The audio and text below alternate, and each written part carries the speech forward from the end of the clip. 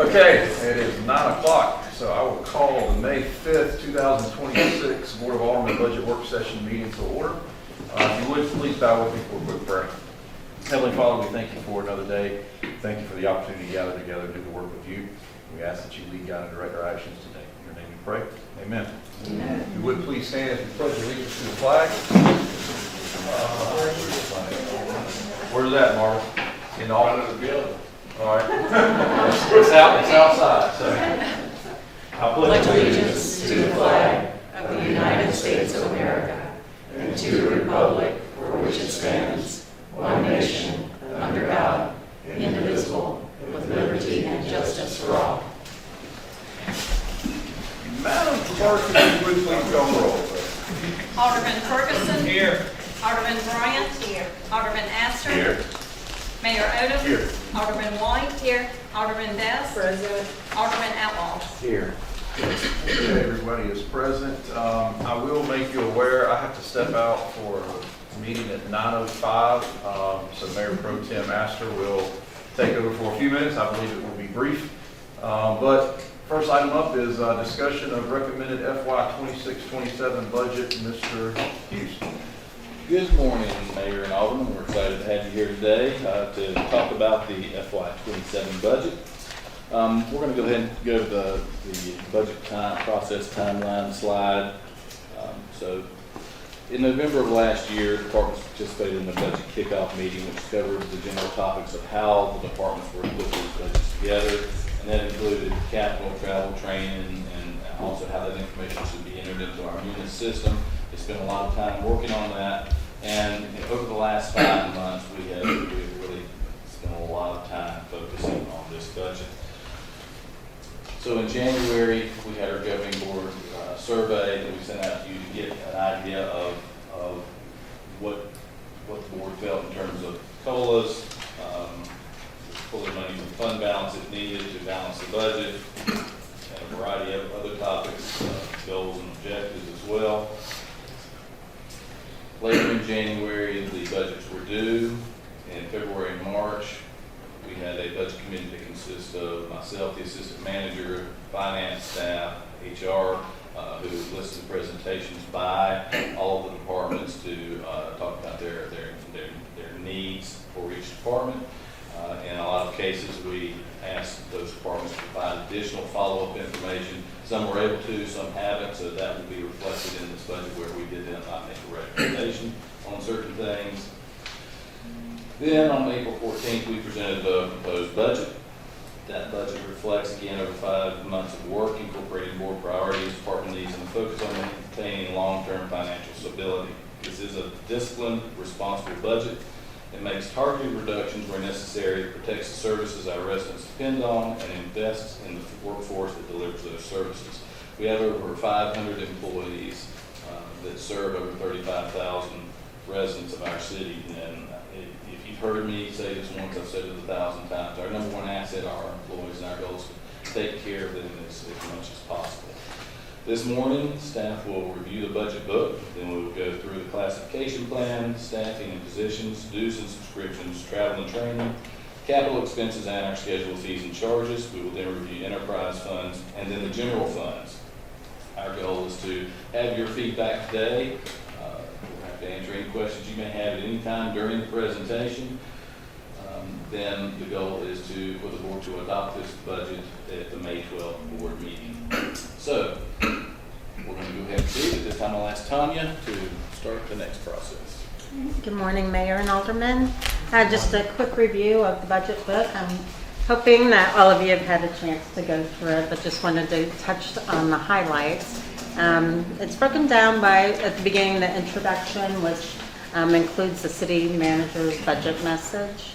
Then we have summary reports, which include some financial reports, again, the staffing positions, dues and subscriptions, travel and training, capital, and there's also an insert in your pocket, too, on capital, and then schedules of fees and changes. Then we'll move into the general and enterprise funds.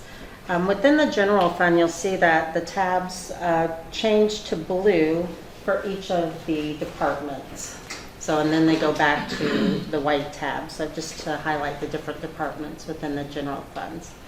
So after we go through those, there are the other funds, and then there's a glossary and acronyms at the end of the book, because there are a lot of acronyms within our budget, so help keep everybody understanding what it is. So understanding the actual report. So if you want, you can turn with me to like page 100, which is the governing board. And so you can see kind of the breakdown. Up at the top there for row 1, that's the column titles. And then the second row is the division number, so like 1010, and the description, governing board.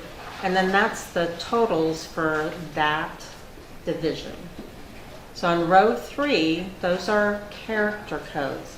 So like 6-1 is personnel services, 6-2 are the benefits, and so on. So each of those gray rows describes the categories, and then summarizes or totals each of those categories. And below that in the white area are the account descriptions and then the account numbers. And so each of those have the totals for, again, what the columns are: 2025 actual expenses, 2026 actuals as of the date that we ran these reports, which was April 6th. The current year's revised budget, which does include any POs that were rolled or any changes that we've made this year. And then the city manager's recommended budget for 2027. So the percent change over on the right-hand side is not a reflection of the change from this current year's adopted budget and next year's recommended budget. It is a percent change from the revised budget to the city manager. So sometimes you'll actually see a decrease, but again, we're looking the revised to the current year recommended. So just take into consideration that that's not adopted to adopted, the percentage of change.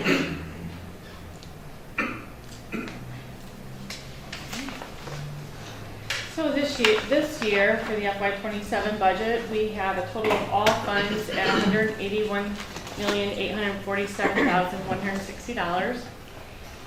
Starting at the top right, the general fund consisting of 29% with $52,238,420. 3% for the general fund debt service fund. That's a new fund this year, so that together for general fund is 32%. Water fund at 9% with $15.9 million. Sewer fund at 9% with $17 million. Electric fund, $75.6 million, that's 41% of those funds. And solid waste is $5.5 million, consisting of 3%, and then the other funds at $10.6 million with 6%. So we'll be spending most of our time today, I'm sure, looking through the electric and the general funds, the two largest portions. This tab, labeled summary reports, consists of budget summary comparison reports. Wait, I'm in the wrong spot. No? Not here. I am, okay. Sorry. So starting on page 13 of the book, our summary tab starts our summary reports. And it's the white summary report tab, and it compares the budget summary for FY27 to the FY26 adopted and gives you that increase or decrease based on those two. So we're comparing more apples to apples with that. And then, as you can see, we've got a 9.3% increase all through the whole 181.81 million. The general fund does show a decrease of 1.4%, which reflects the change of the new debt service fund. So together, what we'll have, if you're going to compare apples to apples and remove the debt out of the FY26, we would have a 5.5% increase. The debt service in the amount of the 4.8 million does include both the current debt and the geo bonds, the future debt.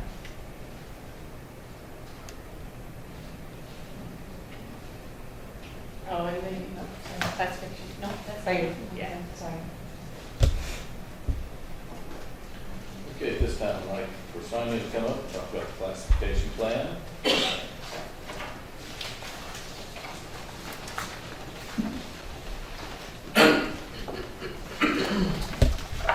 Good morning. Morning. I'm just going to walk you through the classification pay plan that's been proposed for FY '27.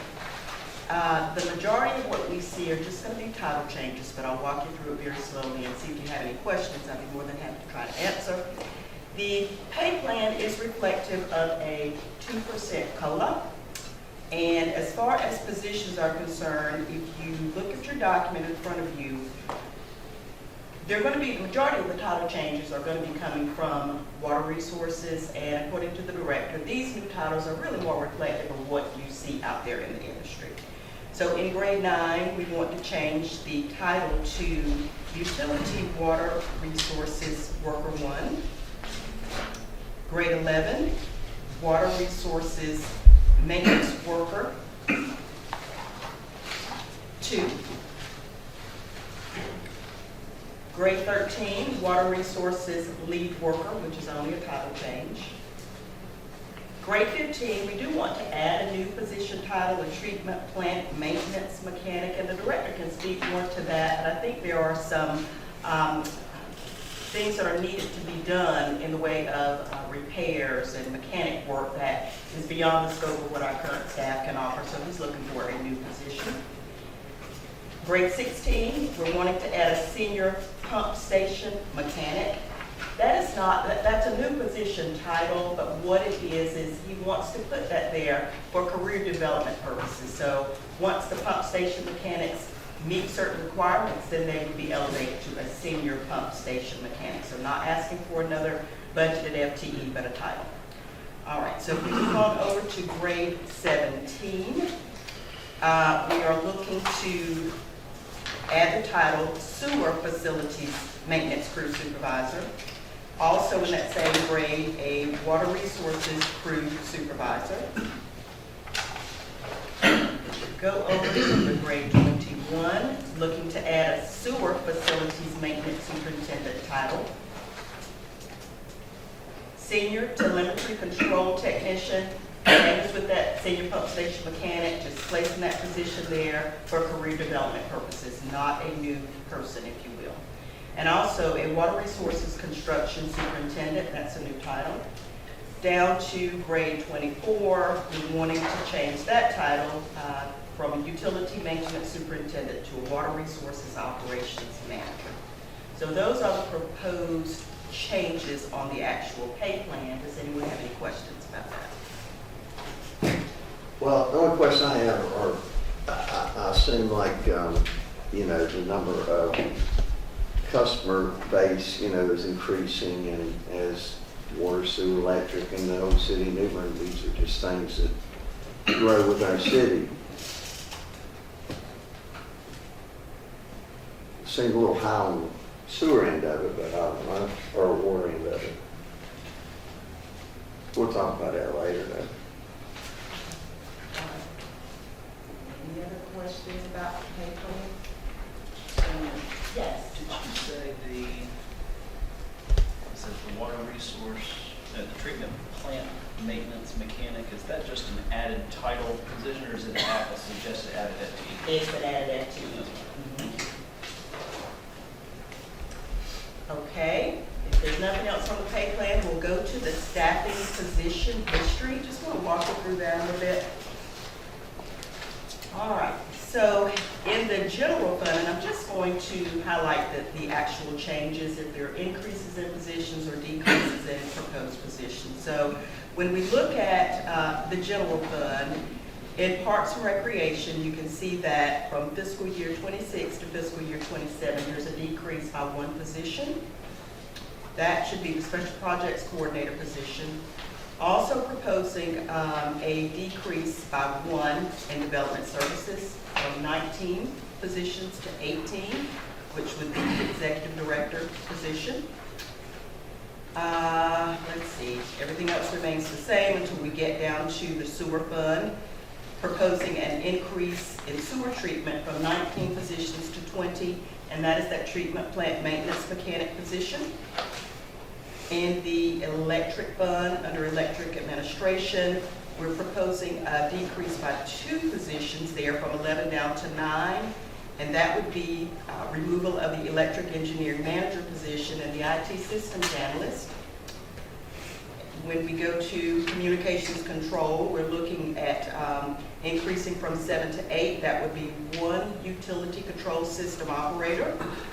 In the utility business office from 15 to 16, that will be 1 billing services representative. Customer payment services from 11 to 13, that will be an increase of 2 positions. 1 is a customer service representative and 1 is a payment services representative. And then in the MPO fund, decrease by 2 positions for the 2 positions that are in that particular fund. Any questions there? All right, so I want to talk real quick about, there were several positions that were requested, but not all of them were recommended, and I want to walk through that just a bit as well. All right, so in the general fund, information technology requested 1 IT network support analyst, and that position was not recommended in the budget. The finance department requested 1 accounting and administrative coordinator position, and that one was not recommended. The police requested a real-time crime center analyst. That one was not recommended. And GIS requested the GIS tech position, and that one was not recommended. Sewer fund, we've talked about this position. The treatment plant maintenance mechanic position was requested, and it was recommended. In the electric fund, the director requested 2 utility control system operators, and the recommendation was to fund 1 position. In utility billing, there's a billing services representative position. 1 was requested, 1 was recommended. Customer service representative, 1 was requested, 1 recommended, and the same for payment services representative, 1 was requested and 1 was recommended. All right. So in addition, there were some reclassifications that were requested, and when we're talking about reclassifications, we're saying that the functions and the scope of the functions in those particular positions have evolved such that they really need to be changed from 1 grade to another. So that's what the reclassifications are. So in Parks and Recreation, the request was to reclassify 1 position, an office assistant 3, to an administrative assistant. That is recommended. In Public Works, we're requesting to reclassify 1 office assistant 3 to an administrative assistant. That is recommended as well. The Public Works Streets Division recommended the reclassification of 1 equipment operator 1 to a lead equipment operator 2. That's recommended. Also, the reclassification of 1 equipment operator 2 to a lead equipment operator 2. That was recommended. And this is actually a move from one division to another. They want to move the lead equipment operator 1 position, 1 of those, over to stormwater from streets. And then in stormwater, they want to move a maintenance construction worker from, move it to streets from stormwater. And in the electric fund, communications control, there are 5 reclassifications that were recommended. 5 people feel that 1 particular job class. They recommended to reclassify from a grade 11 to a 13, and that was not recommended.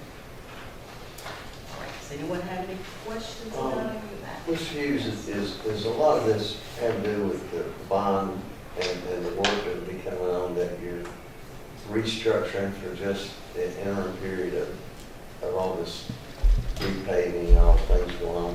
Does that have anything to do with what you're doing? No, sir, it does not. What we've seen with the majority of positions requested, electric utility, and we'll talk about that shortly, but the bond does not have an impact on the electric utility.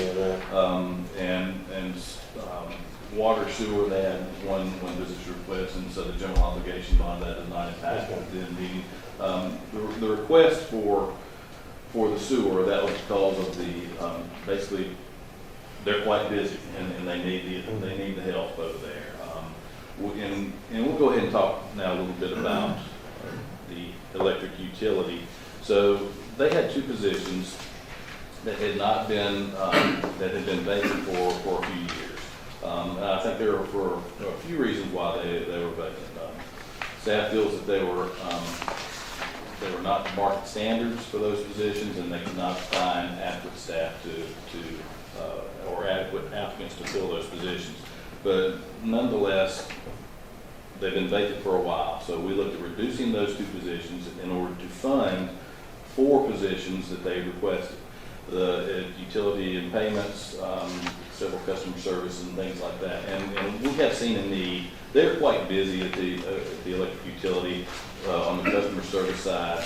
Support that 100%. Charlie and I have had some conversations about utility control. I did propose one of those positions. We've had some conversations internally, and we've looked at a 24-hour schedule for 2 people. The big concern that staff has is basically for the safety portion of it. When you're at a facility by yourself at night, you don't have a backup right there with you. I do support, I do support 2 utility control positions to be added to that, but I cannot justify the other positions at this time. I sent you something from Baker Tilly, and we're going to talk about that shortly, but they did evaluate our classification plan, and in their comments, our classification plan that was done in 2022 is still ahead of the other classification plans we see, so it's hard to justify changing that. The electric utility director does have some recommendations on adjusting grades for several positions. I can't recommend that at this time, especially based on what Baker Tilly has told me. However, if this board wants to give direction to look at the electric utility and do a classification study for that department, we're happy to do that. So that's just for your information on that. Any questions that you may have on positions? Yeah, I was just wondering, with the accounting and administrative coordinator, what was the reason for not filling that position? Right, so This person was like, Kim's department has been using temp service. that's right. And so it all comes down to dollars, especially in general fund. We just don't have the funds without doing a tax increase or substantially cutting something from another department. So I had conversations on this position as well. They have budgeted, and Kim's going to be able to help me with this, in temporary services enough to just about fund a full-time position. So I had no problem with funding a full-time position for this, and I believe she's using an additional $5,000 that they'd have to come up with in the existing budget without having to do an amendment on that. So I do support that position. Okay, and then the last thing I want to highlight, I think the manager provided you with a vacancy report. It was as of 4/22 of 2026. I do just want to mention, without going through all of this, I'll answer any questions, but this is a moving target. So what you may have before you it has changed, most likely has changed. For instance, on the fire specialist positions that we indicated were vacant, we have extended conditional offers of employment, and those 3 individuals are going through the background phase as we speak. Of course, police officers, it is a moving target. So it could have been 5 vacancies, now it may be 6. So just want to make sure that we understand that this is not just standing still. These are positions that we are currently working to fill. And some of them, again, offers have been extended. I'd be happy to answer any questions you have about it.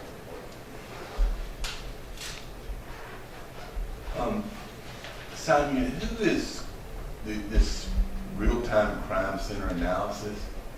Who is currently doing that job? Or is this a new?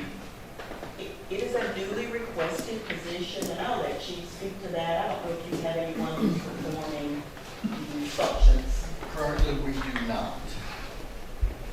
And what would this position, what would this person do?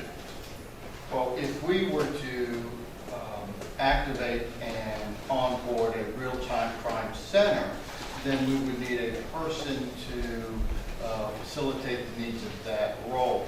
We would also have a backup person who would be our crime analyst that would also assist in that real-time crime center.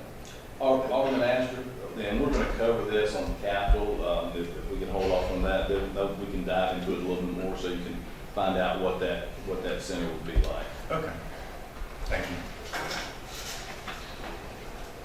Thank you. All right, any questions on staffing and positions at this time? Just a quick question. I'm just trying to find it. The MPO obviously is going away. The financial impact was, if I remember correctly, around $300,000. Was there a net loss, a net gain for us? And So the majority of that was funded by grants, by state and federal grants. And so staff will be able to pull up exactly how much that impacted us. I'm just curious, like, I think that there was some out-of-pocket expense to the city for that, but I'm curious of how much was that amount and where did it fall? Because I know it's in the general fund, but I'm just curious what that dollar amount is. And it's no rush whenever you. Okay. So it is allocated currently, the city's share under special appropriations. We added a separate account. It's metropolitan planning. Oregon, it's 16,500. And I know it was, the city's share was greater than that in previous years. So we're saving. We are saving money right now with the county taking over as the lead planning agency. Also, that also means our finance department does not have to manage those grants or do the payroll or any of that stuff. So it's going to be definitely savings across the board. Were there any allocations that got divvied up to that division, like HR or finance? Did they pay any portion? They were not, they were excluded from that. Okay, thank you. Foster, on this accounting and administrative coordinator, did you say that was being currently filled with temporary services now? We currently there's a temporary person doing that, so I am recommending we fill that as a full-time position and just zero out the temporary services line item. I might be a little off. It says position not recommended at this time. Has that changed now? It has changed, yes. Based So on you are recommending? I am recommending, just as I'm recommending the one additional utility control operator. Okay, thank you. You said you needed $5,000 to do that? Yeah, I'm going to put Take our our overtime contingency? budget, out of our overtime budget, because Okay. it should help reduce the overtime costs within the department. Okay. If you need some more, let me know. I'll give you some suggestions. Not money, just suggestions. No, I'll give you some, no, yeah, not money, but I'll give you suggestions on where you can find that money. What would your suggestion be? One would be the facade grant for $10,000. I'm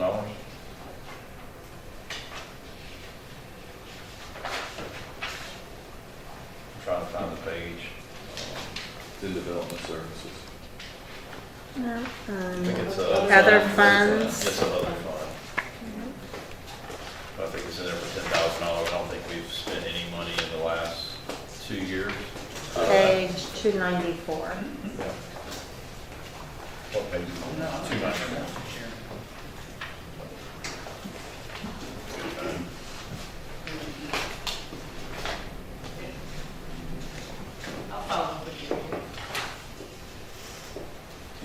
I'm not sure when the last time we did provide anything. That was my question. And the biggest issue with that is being able to put a restriction on a property if we're providing $5,000-$10,000 for a facade improvement, having something to say that within 3 years or 5 years, whatever the payback was on that, that we're guaranteed that that improvement's going to be there.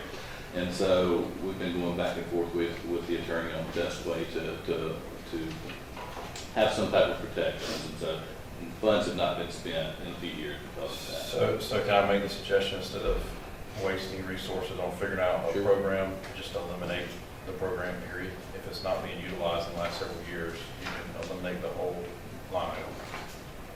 How does the board feel about that? Which line item are you talking about? Page 294, 294. 294? What would the consequences be of eliminating it, sponsor? Well, we have not funded anything in a couple of years, so it's not going to have an impact. Also, Swiss Bear does offer a facade improvement program in the general area that this program affects.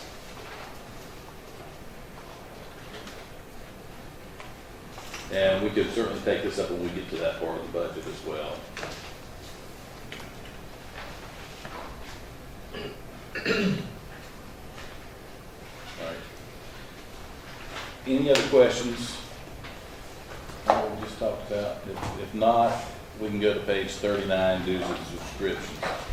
So dues and subscriptions, each department has memberships and they use tools out of these subscriptions and dues to operate efficiently, stay compliant with state and federal guidelines affecting city operations, and great training and resources. And so we'll kind of go down the list of general fund and then hit the enterprise funds on where those memberships are. Under the general fund, you'll see the memberships that we currently have. The FY 27 budget recommendation for the general fund is $86,288. And the FY 26 budget, that is a reduction of about $12,000. The main thing we're seeing off that is our withdrawal from the council government membership is affected with that. Then when we get to the water fund, recommendation for the dollar amount for the memberships, $8,990. This is a 13% reduction from the current budget year. For the sewer fund, the amount is $32,481, which reflects a 2.3% reduction over the current year. And the electric fund, which is $108,916, which reflects a 13.9% increase, mainly because of the electricity's annual dues increase. I'll hold my comments. So all total dues and subscriptions, this year's budget amount is $238,645, which reflects an overall 1.2% decrease over the current budget year. Any questions on dues and subscriptions?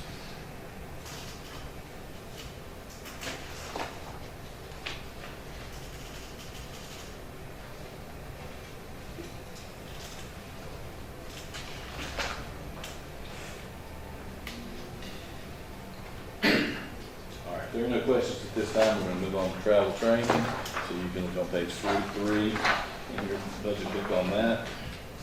And so we're going to break it down again. General fund. General fund's projected budget for travel and training is $209,939. That's a 0.9% decrease over the current budget year.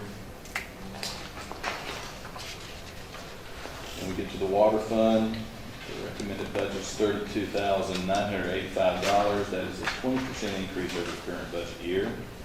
With the sewer fund, that's $27,002. That is a 22% decrease over the current budget year. With the electric fund, $216,369. That's an 11.9% increase over the current budget year. And then solid waste, that is flat from the previous year, which is $2,880. So overall budgeted for travel and training, $532,833 for all funds. This reflects a 2.5% increase over the previous year. And so just several of you have been here for several years. This budget has consistently been cut down over the last 4 years. We have seen instances where with travel and training, a lot of the organizations have increased their amounts for those schools and things, and so that is reflected in this budget. If you have any questions from any particular department on why they need these, we're happy to bring those department heads up here to explain those.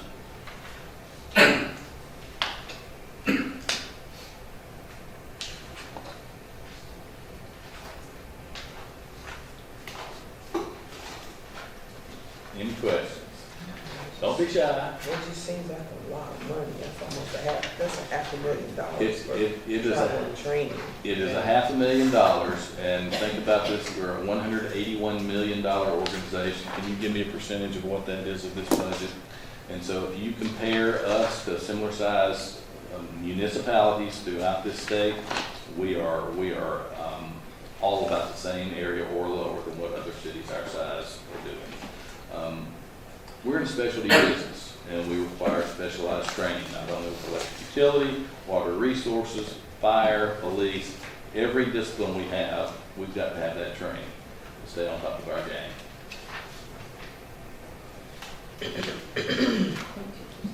0.2% of the entire budget is dedicated to the training.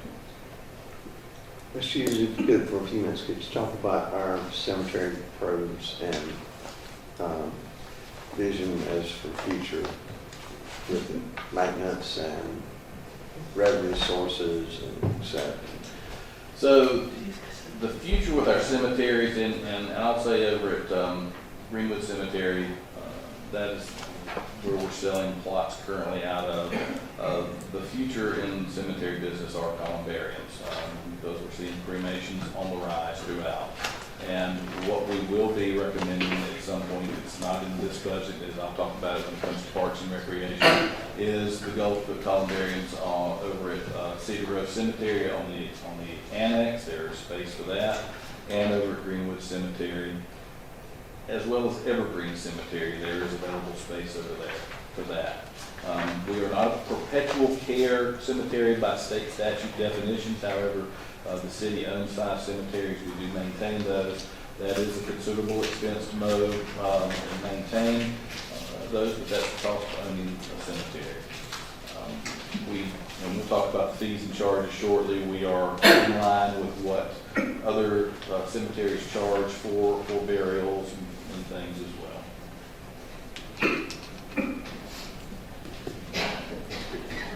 This isn't really a question, it's more of a comment on travel and training. And I had asked this earlier, and I wasn't gonna say anything until I got the email yesterday from Baker Tilly about my question differentiating a COLA for certain classifications of employee, and I got an entire memo on morale. And so my question becomes, when we look at training and we have folks going out of state for various trainings, I mean, I practice across the state in North Carolina local governments, and the training I go to is in Chapel Hill to stay up to date on those changes. When I look at some of the out-of-state training, that leads me to wonder, what is that doing for morale? This is a very large budget for training. Now, I do recognize that it's, what did you say, 0.2% of it? That's correct. And so I can understand that in the grand scheme of things, but to the extent we can prioritize in-state training, I think that not only will that cut down on costs, but that makes more sense and can be explained to not just other staff members, but also to citizens when they look at this budget and start to ask these kind of questions. I think that I can ask the department head to come up here as well. And I believe in this, the majority of training that you see is held in North Carolina or surrounding communities. When you see travel outside of this area, it's because it's for specialized training that is not offered in our area, or training that staff needed to go to is not offered at the time that's conducive for them. For example, I'll pick on mine, the annual Carolina payroll conference in Myrtle Beach. That's not offered here in North Carolina. That's North Carolina, South Carolina, at that destination, and it's annually. We want that. We want them to be trained in that. Yeah. so She pay gives the checks. updates, yeah, changes that are coming.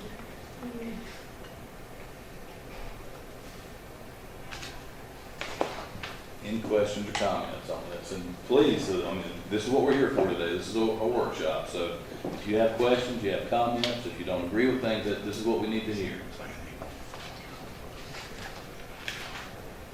Always in city government, when grant opportunities are available, particularly Golden Leaf and things like that, there are quite a few organizations that are involved in our city that actually have a positive effect on the ad valorem tax base of, $4.5 billion in ad valorem value, I believe. Do you see, as far as for the ensuing year, any possibilities of grant assistance or grant writing, be it in-house or through individual freelance, that the city itself, through the general fund or through ability to procure grants, funding for assistance and support of the many volunteer groups that are helping, particularly in the inner city, to restore minimum property standards and safety sanitary conditions for our residents? So what I can tell you is right now, we're managing 24 grants in the city. We're constantly looking for grants to apply for that fit within our model. And if there are grants such as that, we're happy to apply for those. As you know, the city partners with a variety of groups for a variety of reasons. So yes, if there are things available like that and it works out, we're happy to partner. I didn't know if, particularly if under one umbrella, the city could, particularly through Golden Leaf or something, similar to many volunteer groups that are involved in our city, and more effectively procure grant funding, particularly through like Golden Leaf or something like that. And it all depends on what Golden Leaf has grants available for, what criteria that is, and we can certainly look at that. Foster, Kim, in the future, I don't want to be too burdensome, but how difficult would it be to notate which one of these are required? We can certainly do that. Because obviously I know, especially with fire, I know there's a lot of things that are required, but I know that looking at some of these, I'm going to guess that there's not requirements on these. I think it would be helpful in the future for future boards and for us next year in the budget process to see what's required versus what is a nice to have. Yes, sir, we sure can. Mayor, I would refine that to what items, and again, I'm just building on that, are state mandate, federal mandate, or if they are trade association mandates, et cetera. To just say something's required, there's, Yeah. I would put Alderman Ferguson, Yeah, I'm just shaking my head. No, I agree. I think when it comes to the required, it's if you need it for your license or certification, or if it's federal and state mandate, is what I'm assuming that's what you're talking about by required. Yep, correct. So, I mean, I know there's quite a bit, and I think that in law enforcement, you go through multiple different trainings, and while it might not be required for everyone to be CIT trained, a state requirement, I know that is required for other accreditations and is a good idea for crisis intervention training for certain officers. So, those types of trainings, while not required, strongly recommended because it's dealing with, the outward-facing law enforcement activities in the city. Those types, while not required, that's to me the piece that we're looking at. Do you fund those? Do you not fund those? If that's what you're getting at, Alderman.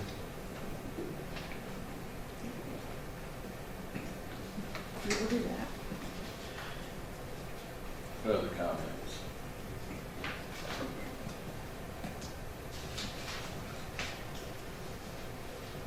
I understand that. Now, I agree with the mayor on looking at what's required.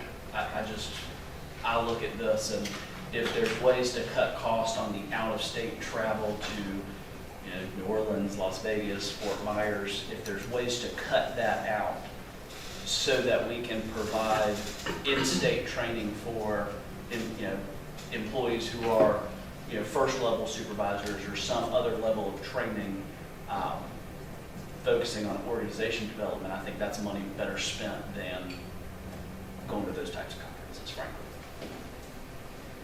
More of a comment. Nothing for this budget, but I do think just moving forward, that to me would be a priority. And then just related, how much effort can we make as a city to host trainings? And We do host trainings quite often, especially most recently we hosted for them for the School of Government. Last year, League of Municipalities, we hosted, so yes, whenever we get an opportunity, we have to tout Newbern, and this is a good area for training. to be. area for training. Matter of fact, some of the Aldermen attended the training here in Newbern. Some of the national resources is too large. I don't think we have capacity. for Sure. that.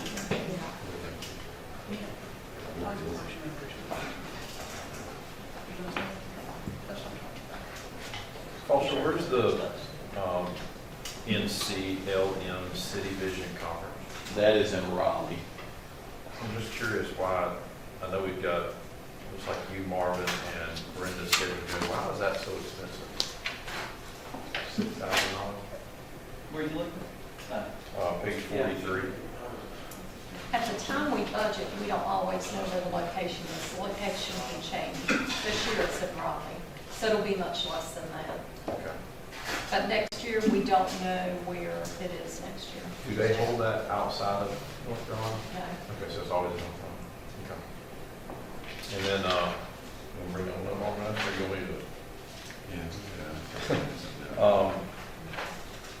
I know it's something that they really like to participate in, but the $10,000 for the line workers rodeo, what's the benefit to our paying electric customers who have had multiple rate increases over the last several years for our linemen to go to a rodeo?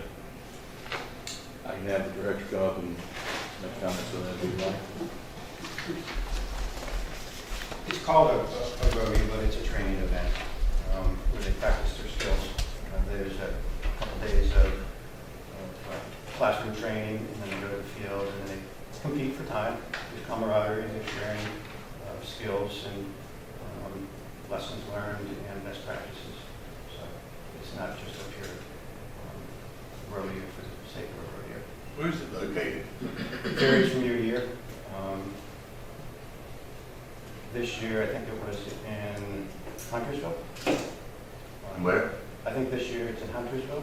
Okay. Next year, I don't know where it's going to be. And on this basic lineman school, third class electric ground workers for $14,000, how many people would that training, how many people go to that training? Just depends how much turnover I have. I don't know how many groundmen that I lose and have to start retraining. So this is like a required training for new employees? Correct, if you get the groundman credentials. And it's a budget. I don't know if I'm going to have to train one groundman this year or if I'm going to have to train 3 groundmen this year. It all depends on time. That's why you will see, and especially the electric utility, they have a large budget. Just like Charlie said, you don't know if they have turnover, if they need to have those funds in place just in case. If they don't need it, they don't use it. Correct. And those, don't go anywhere. And those trainings for the linemen is different, levels required for certain certifications. Can you talk a little bit about that? Correct. You start off with unskilled, entitled groundman, and then you have to complete the groundman's qualification training to go to third class. And there's school book training, and then there's field training, a number of hours performing training, and supervisors has to sign up on it. And that same progress goes then for third class, same type of situation, second class, and then first class. And then If we were able to have a program with the community college to train to provide these kind of classes, is that looking at just as like an unskilled and fill that need, or would it also include some of those upper levels? Well, the school would have to make a decision on what they want to do. There's some classes out there that you'll hire somebody that hasn't completed groundman training, but has gone through a 6-month orientation school, of course, in Jacksonville. So they know some basic hand tools, they've gotten up on a pole, they can, they know what they're getting into. We're starting off coming to us with some basic familiarity, and then the level of education goes beyond that. So if community college were to teach that, they would need to make a decision on what program they want to teach. They want to teach it from traveling through journeyman, or do they want to teach an introductory 6 months course? Does that make sense? Yeah. What are you seeing as the biggest need for the trainings you have budgeted for? The biggest need? It's all important, the OSHA's, everybody's got to do that. That's safety, number one, always. And then the skill level qualifications, our through ground and through journeyman, and also various skill level trainings throughout the organization for different positions, both as leadership training, supervisory training. People find themselves in supervisory positions, and we have an obligation to try to help them understand what being a supervisor means and give them some of those skill sets that go along with it. So just continuing professional education, professional development needs to be consistent. Thank you. Last question for you, Charlie, on things like that, on leadership, employee development, is that something that you as the department head determine, or is that something that HR figures? The department head and among staff, correct. We have those conversations frequently. What somebody may need for professional development and whether or not that's even available. Okay.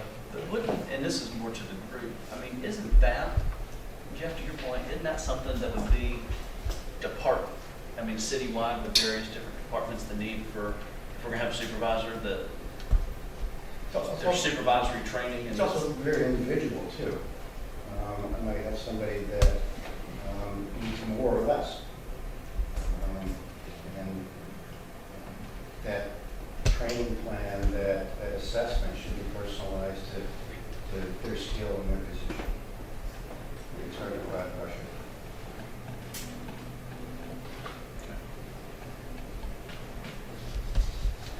And the city does offer standardized trainings for entry-level supervisors and things like that. We have a robust, I believe it's maybe with the league, that we have a video series and things like that we work through on a variety of trainings. But each department does have its own needs, and each department is unique. And in certain instances, you can't compare them all to the same, and especially with the supervision aspect, because some are citizen-facing departments, some are not. So there's a variety of factors.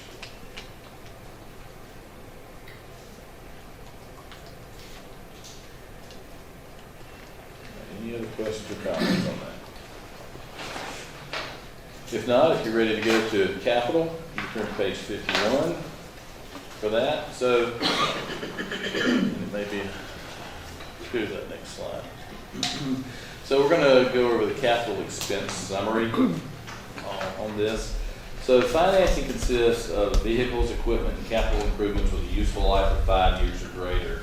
The Government Finance Officers Association best practice is to pay cash for all operating capital and to only finance longer useful life equipment and infrastructure. This ensures the asset is still in service during the repayment period rather than leaving future taxpayers responsible for the debt of an asset no longer in use. When it's feasible, the city does pay cash for these items. Traditionally, every year we do finance. For example, which we're going to talk about in a moment, police cars. We finance those for a 5-year period.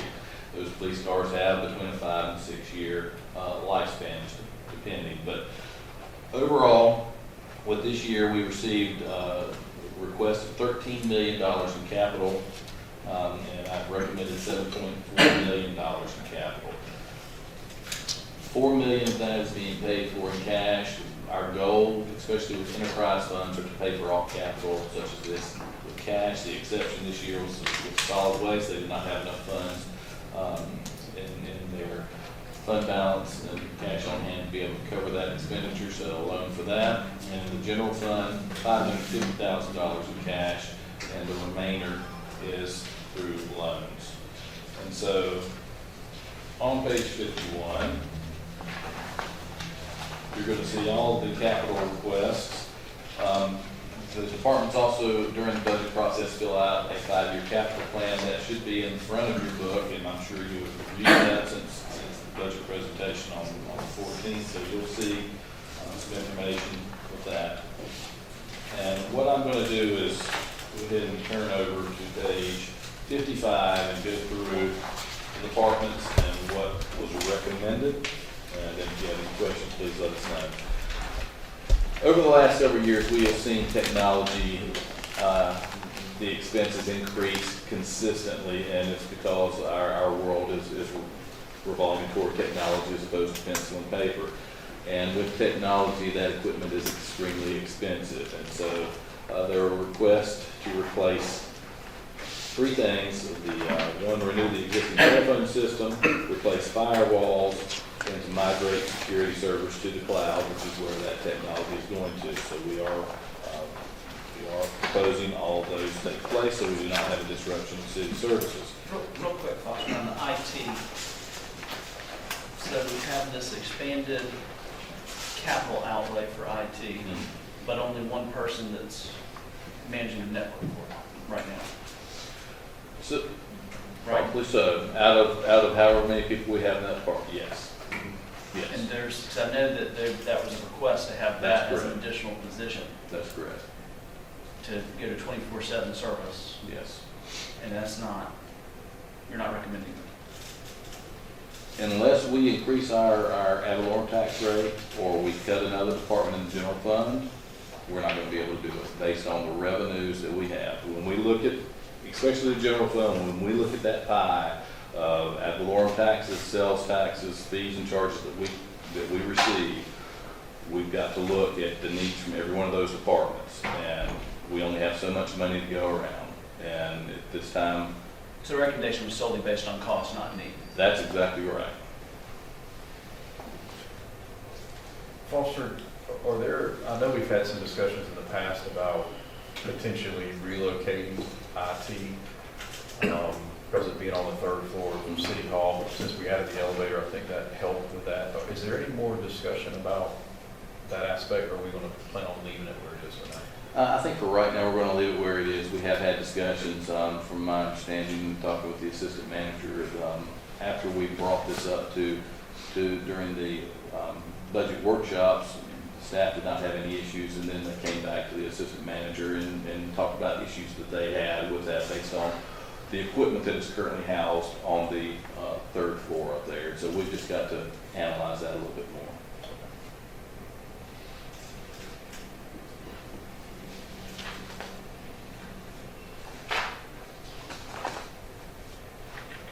Any other questions on technology? Okay. So in PD, we are recommending the replacement of 9 leased vehicles, 1 motorcycle, a live scan system which captures fingerprints. We are not recommending the real-time crime center. The cost for the crime center is $62,200. I think that this is cutting edge on where things are going. However, what we didn't have is, one, it was going to take another position, and we didn't receive information on when that position would be manning those cameras to make an impact. And so we needed it to be a little bit more fleshed out. Again, when we're looking at funding, public safety currently takes up 49% of the general fund budget, and so we just didn't see this being a top priority. We did recommend the AST mobile vehicle barriers. We kind of got spoiled this past year borrowing these things from Morehead City. They're easy to set up. It's a one-person operation. And so you'll see a picture of that where staff can put those out at entrances to help prevent vehicles from crashing through there. We did not recommend the $229,000 SWAT van. We did not recommend the pedestrian barriers in the amount of $18,623. The main reason we did not recommend that is because that requires work on part of Public Works having to come out as well to bring those barriers out, fill them up with water, drain those things, and restore them at the end. So it's not just a, hey, let's put it out. It takes a lot more, and we didn't really see a need in that. We currently have things set up with, we have concrete barriers. We also have some water barriers that we use from time to time as well, based on the need. How many of those would be utilized downtown? The pedestrian barriers? Well, I think it's going to all depend on what the event is. The reason I've asked, I think I shared with you in the past, a few years ago, Greenville, South Carolina, their downtown, they close the streets off frequently. And they have these bases that are at ground level, and then you screw the barrier on, you're gonna close the street, and it's very easy to install, and it falls within the MSD boundaries. So that's the reason I'm asking if there's a true need for that. That's a tangible item that would be, I think, beneficial for safety. I don't know how it compares to this pricing, but. Well, to be honest with you, we've talked with the public works quite a bit on the bollards that basically are in the ground, that you press a button and they pop up. We like those more, and that may be something that comes to the MSD at some point. Yeah, I'm being a little more frugal though, because you can go screw them in when you need them versus a button that raises them up and down. So. Moving on, police, they requested phase 2 of their shelving project, and so did not recommend that at this time. They recommended the Symphony console system, did not recommend this, and this is lower on their priority list. Any questions on police? This is not for police, but a general request moving forward with the budget, just like the training showing the required. If we can see how department heads rank the capital request. I know we have it in the, it took me a while to figure out, we have it in the separate spreadsheet, but when you're compiling the capital improvement, it could be added to it. It's in order of rank. It is too, in order. right? Okay. Yes.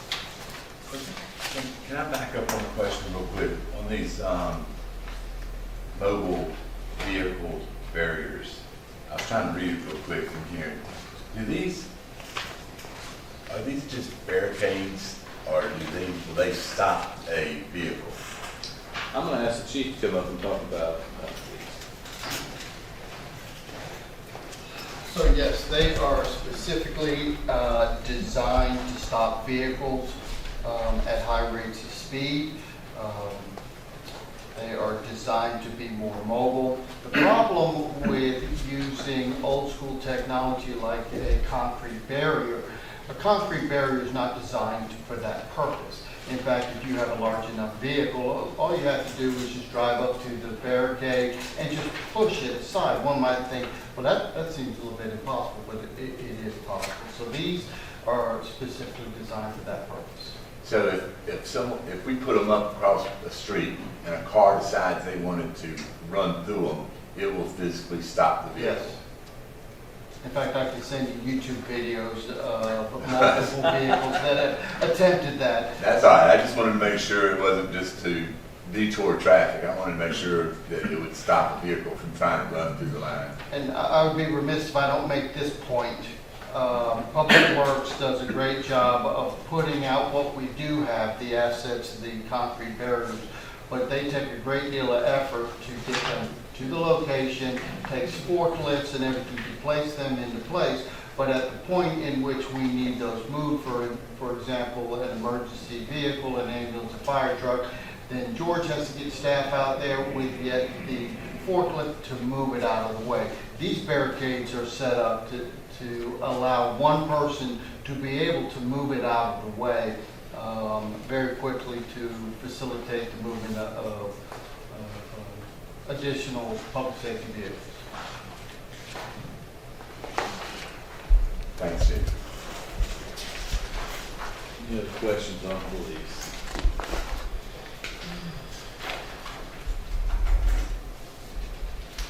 All right, moving on to fire. We did recommend self-contained breathing apparatus.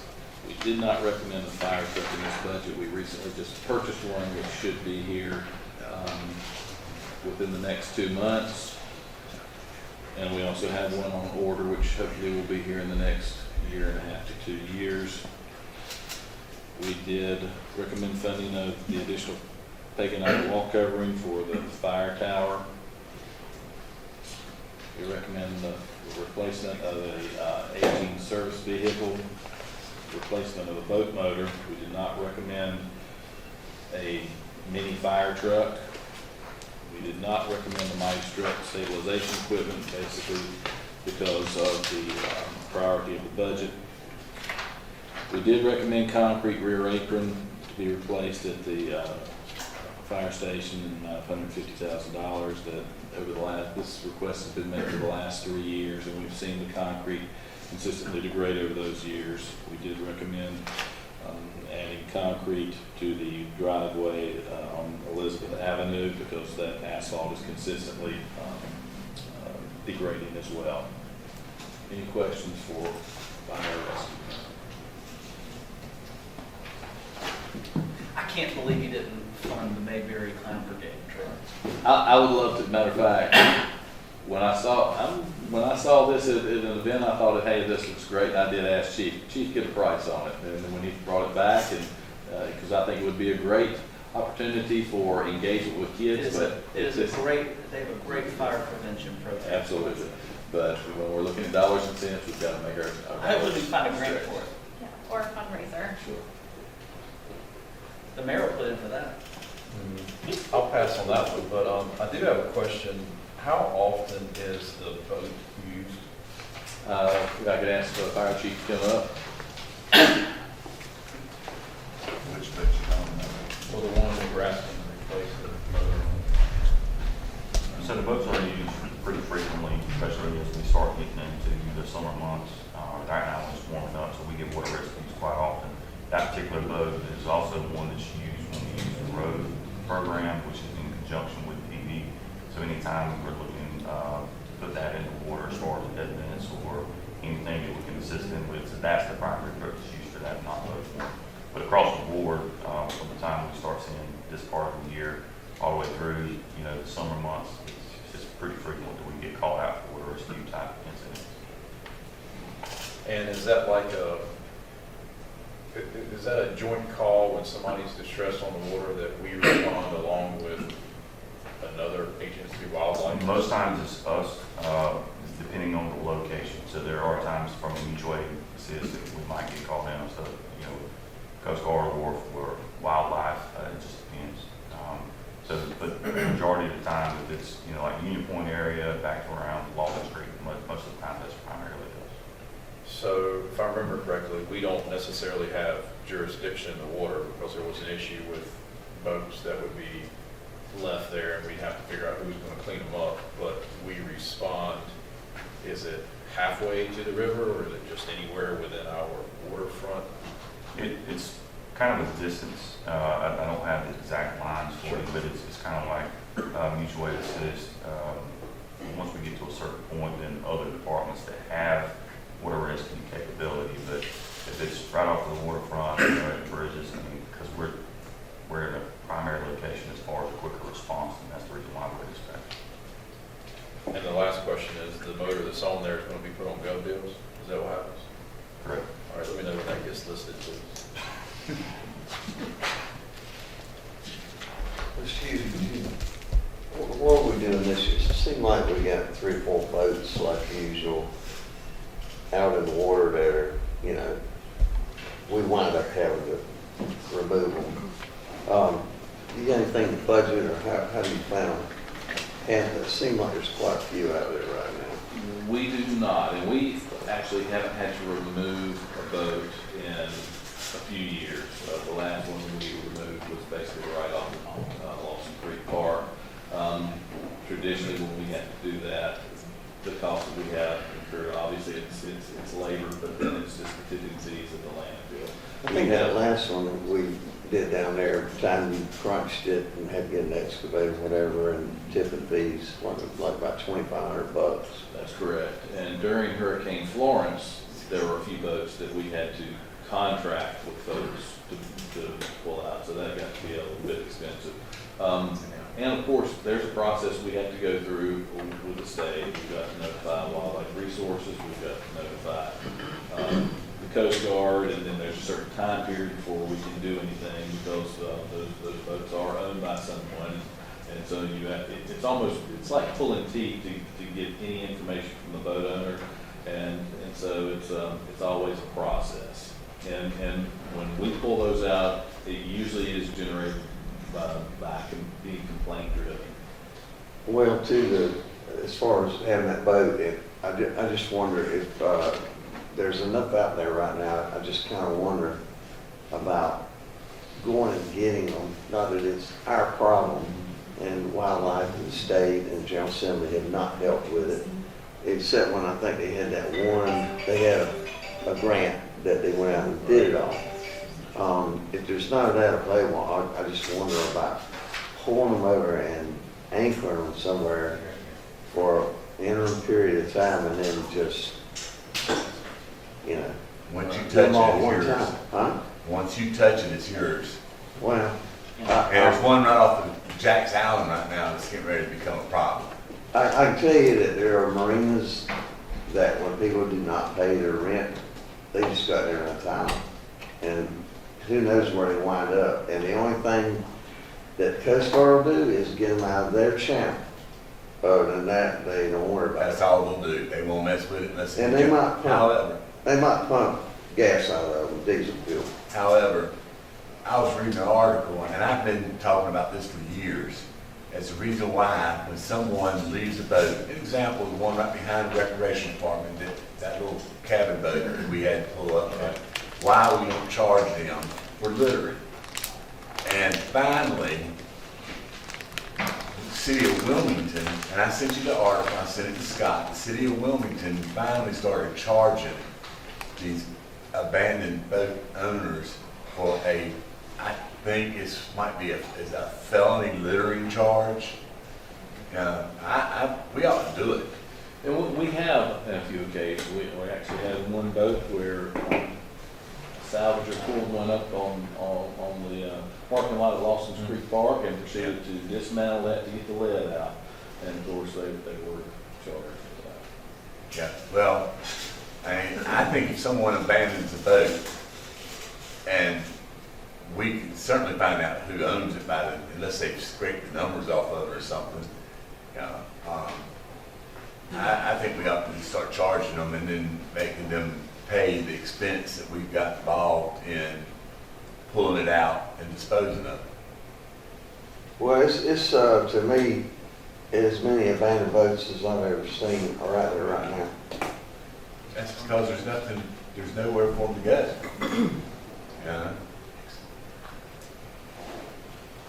So we can certainly look at the boats that are out there and see if Wildlife Resources has tagged them with any notifications. We can give you an update on that.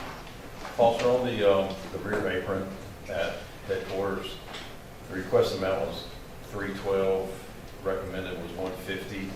How are you getting the project completed for that project? It will most likely be in 2 phases on the concrete.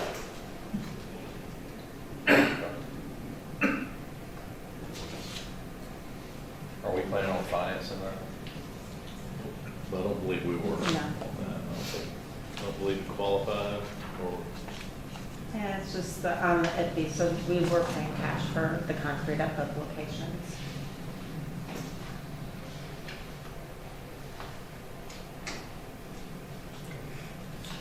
All right, if there are no other questions on fire, we'll move to Parks and Recreation. So Parks and Recreation did put for columbarium in their budget when we pressed for additional information about the design and actual cost. This is just a placeholder, so we are not recommending this. We do see this coming up though, and once we get accurate costs, it may be in the form of a budget amendment at some point. Obviously, something like this it will pay for itself over time. So, with a little pressure and expedite that, we've been talking about this for years, I think. At least 3 years. Alderman was the mayor when we talked about it. So when can we put a deadline to say, because this is one of those expenses that actually generates revenue, unlike almost everything else here. So can we try to get authority to get that in? We are planning on having a a summer retreat, so we can have some information for that retreat, and that'll be one of the items that we'll put on. Okay. Yes, sir. Mayor, to your point, that and several other things that are revenue producing, I just wonder about bundling them, if we had to get LGC approval or not. And just, you know, particularly we're gonna have to talk about electric and some things there. And bundle these things and pay for them on 5 or 10 years, whatever, and knowing that the revenue stream is gonna be there, for these items that we've talked about for years doing. Well, is there a threshold on what you have to go to LGC for?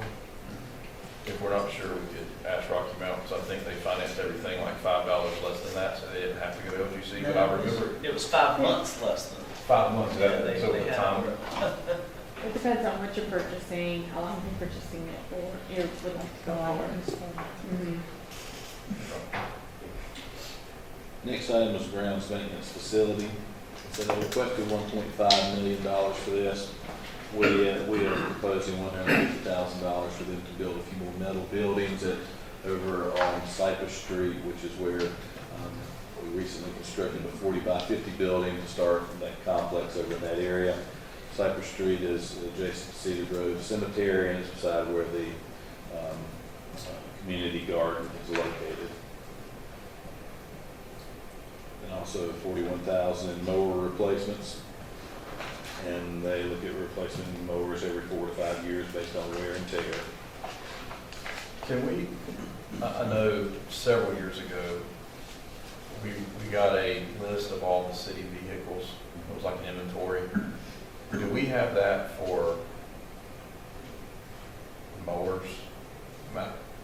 The reason I'm asking is that maybe I've just been doing this long enough it runs together, but it seems like every year we're replacing mowers. And I'm just curious, how many do we have? Are we now on a cycle like we are with police cruisers where we're replacing when we need to? Because it seems like 3 mowers a year. I mean, how many do we have? I guess that's a good question. How many do we have in the city? Lawnmowers. I don't see Kerry in here. I think Parks and Recreation may have about 12 mowers. Okay. Water Resources has mowers. Public Works has mowers. There may be 25 mowers throughout the city. Each of those departments have certain areas that they do mow. And of course, the replacement on definitely mowers is, they're pretty much worn out units when departments request them. Why does every department have its own mowing staff? Why don't we just have a department that's a seasonal department or whatever to mow for the whole city?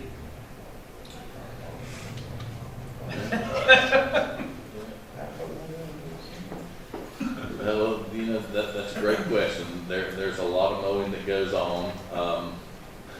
And I mentioned the 3 departments that do that. We'd have to study it, to be honest with you. You gotta be careful who cuts the cemeteries, we know that. Yeah, We contracted cemeteries a few years ago, and then, so that is done in-house, yes. And it's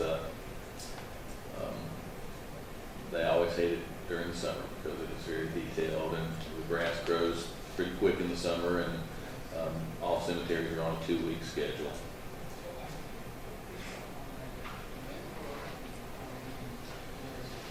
Let's see here, they also made a recommendation for park paving for the Lawson Creek boat launch and the loop around Jack's Island. We did not approve that. They're currently getting ready to do some upgrades to the boat launch beside the soccer field at Lawson Creek. That'll be done this budget year. When are they doing that? When? It's either scheduled before or after Memorial Day. So they're trying to avoid any fishing tournaments and things like that. The launch will most likely be closed for about 5 days. So it won't be both launches, it'll just be that one. Let's use over at Lawson Creek. You remember several years ago, I believe you were Parks and Recs director, when we built that split block building, or was that before your time? That was before me, the restrooms, yes, sir. We're just, you know, I don't feel like we've ever utilized that building like maybe we could and should. I know when we originally talked about that building, we even talked about leasing it out and letting somebody provide some hot dogs and hamburgers for daily or events, whatever. Have you thought any more about better utilization of that building? So that building is used. There are a lot of soccer games that go on there. When the soccer groups use that, they request to use the concession stand as well. So it is used for that. When Parks and Recreation has events over there, they use it as well for that. So Well, here again, there was a guy years ago, had a hot dog stand out there by where Parks and Rec's office is. And it was very popular. A lot of people stopped by there. And I think that's where some of us on the board at the time got the idea of, not necessarily trying to compete against private enterprise, but, to get more use of the park and folks enjoying the ambiance and amenities of that park. So that's kind of where we were going when we built that building. And I don't know if you say if you're satisfied, yeah, and then of course the director has the opportunity to contract with food trucks or vendors to operate for certain periods of time in any of our parks, and so. Well, I mean, at that time, that was really actually before the proliferation of food trucks, as to where, I think that's why we kind of got off of that idea, is because food trucks came in. So it really all just depends. I mean, we have allowed food trucks to operate at Union Point Park, and while their goal may be to do it for the entire summer, it usually fizzles out after literally a week or two when they're not seeing constant crowds all day long, every day, with the exception of, an interactivity. Okay, there was also a request for park shelter upgrades. We did not recommend that, pushing that off for a year. At Stanley Recreation Center, there was a request for fitness cycles. We did not recommend that. They actually have some funds in this year's budget, so that's going to be purchased this year. What is the maintenance facility?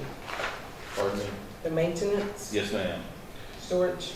So that will be over on Cypress Street, near Cedar Grove Cemetery. We recently built a 40 by 50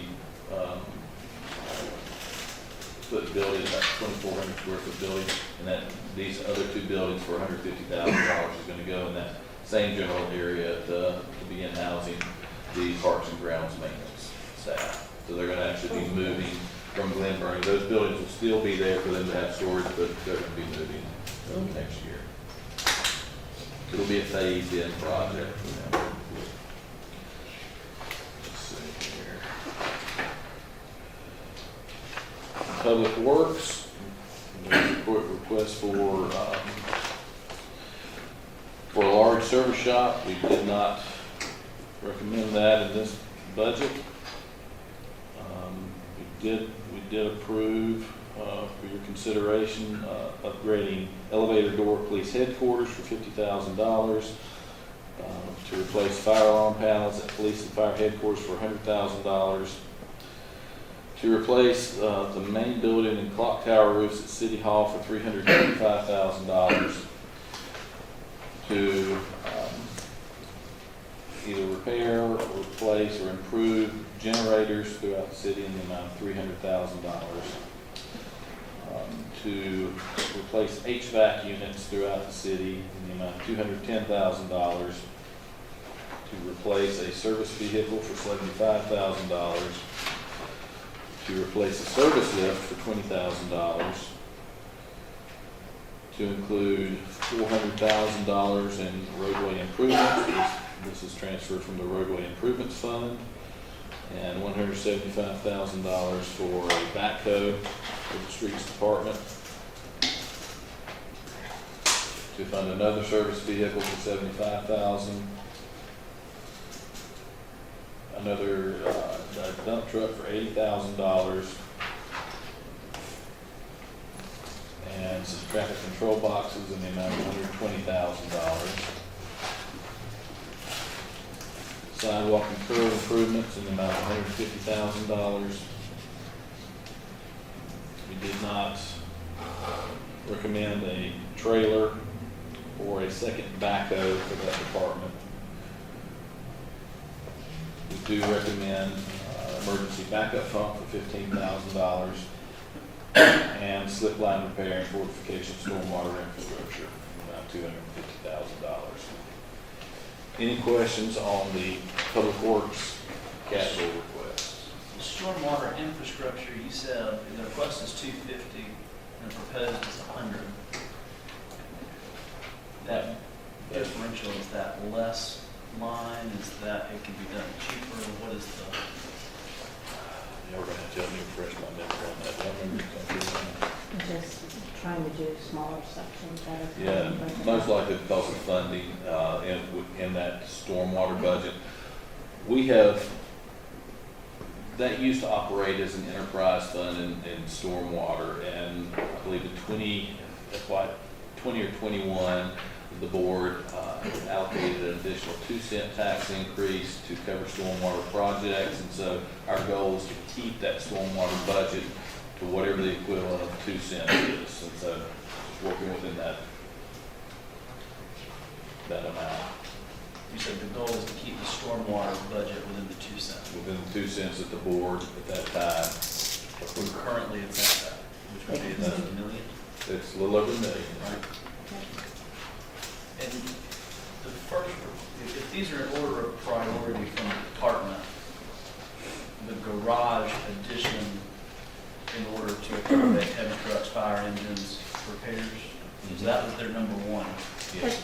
Well, I'm sorry. It's in order by division. So the garage, that was their only request. So it is the garage's number one, But not the but department. streets may have ranked, higher, but it was the only request from the garage. So we had to look at the overall, what the overall capital was. This is the first year, I believe, on the capital plan that they requested an outside building like this, and so, hopefully we'll be able to fund that in the future year. Foster's obviously a big expense for the city hall roof. When was the last time that was replaced? George, do you have that information? I believe there were repairs or some asphalt shingles done to it after one of the prior hurricanes. I know there were repairs done after Florence, but the asphalt shingles, the way they're hung on some of the pitch of those roofs isn't sufficient for what we currently have. And so what is recommended is the simulated slate that is on the annex. Matches wind load, is actually lighter than the asphalt shingle itself, so we'll get a longer life out of these and hopefully not have to replace them for at least 50, 75 years.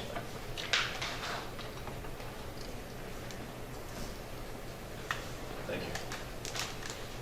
George, I don't know if it's because of the integrity of the lateral strips or what, but after that roof got replaced, it was no time, there were 4 or 5 shingles flew off. And I don't know, when you're doing that new product, if they could go in there and, improve the integrity of what those shingles are being anchored to. I don't know if it's called, y'all be putting 5 tacks to a shingle and they were putting 3, I don't know. A lot of it, when you get to a certain pitch on an asphalt shingle, it actually exceeds what the manufacturer specifies, and the weight of it will actually pull through the nails on it. So depending on the application, there are ways to do asphalt if you try to use additional adhesive, but it's a different application process. The longer term integrity of the building, I believe the building would have a higher long-term value, lower maintenance, interior-wise, especially since we continue to do upgrades inside to have a better roof system on it. What in the world is the pitch of that roof? Do you have a clue? There's some sections that are over 12 foot. I mean, there's some steep sections on it. biggest problem you got, and I know at City Hall and Mayor knows about it, is that one wall that we continue to have where portraits are on. We're gonna talk about HPC today, or we're gonna stick to the budget, because that could be. Well, if we could fixed. just get that non-permeable, transparent coating approved, that's. Yeah, when HPC updates the guidelines that they're working on, when they allow us to be able to use that clear sealer, Yeah, then we could fix that problem. yes.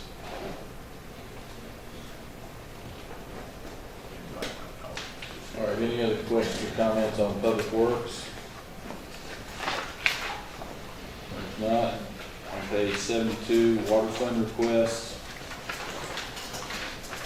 So we have recommended $55,000 for rehabilitation of wells and water treatment plant equipment, $55,000 for vehicle replacement, $20,000 for mower replacement, $350,000 for water system improvements, $140,000 for dump truck replacement, $136,000 for additional fleet replacement. That makes 2 trucks. $100,000 for sewer treatment repairs and upgrades. $20,000 for aging utility vehicle. $450,000 for various sewer system improvements. $250,000 for sewer pump station rehabilitation, and $136,000 for sewer system maintenance. That's another vehicle replacement, 2 vehicle replacements. So the thing about Jordan and his department, when he has a vehicle, he will wear it out until the wheels fall off on pretty much everything. And as you see, the majority of those things have 12 years or 200,000 miles on those, so they're ragged when they're finished. The water and sewer funds both have robust days of cash on hand, and so funding those projects in cash is not an issue. Is that 136 for one vehicle? There's 2 vehicles, 2 vehicles. Also, I know that there's different types of lawnmowers, but the one for Parks and Grounds, they requested 3 for $41,000, and the one for water treatment is 1 at $20,000. Now, I'm sure there's a difference in the type of them, but I guess my question for that is, are we buying them off state contract, and are we getting like the same brand from the same dealer so we can get the best deal that we're buying? I just don't want us to buy one mower from one place and 2 from another. So I think the mowers going to depend on the need for the department. They are purchased on state contract. Yes, they are, and finance works with the departments on that. I don't see Carrie here. She could talk more about their requirements on why they like, I believe, the John Deere mowers. Jordan, if you want to make any comments about that. Mayor, I will just quick comment. That one is a very large one used for some of our bigger spaces and the acreage at the water treatment plants and the acreage around the waste treatment plant. You get into mowing some of the stuff that Carrie's group does, right of ways, median islands, things like that. A smaller, more compact mower is probably the way to go. So we do purchase them off state contract. They are somewhat uniform, but the size is very based on the need. And if you can get better pricing than state contract, they can't charge you more than that, but they can charge you less. So obviously, I think if you buy more, you'll probably get a better deal.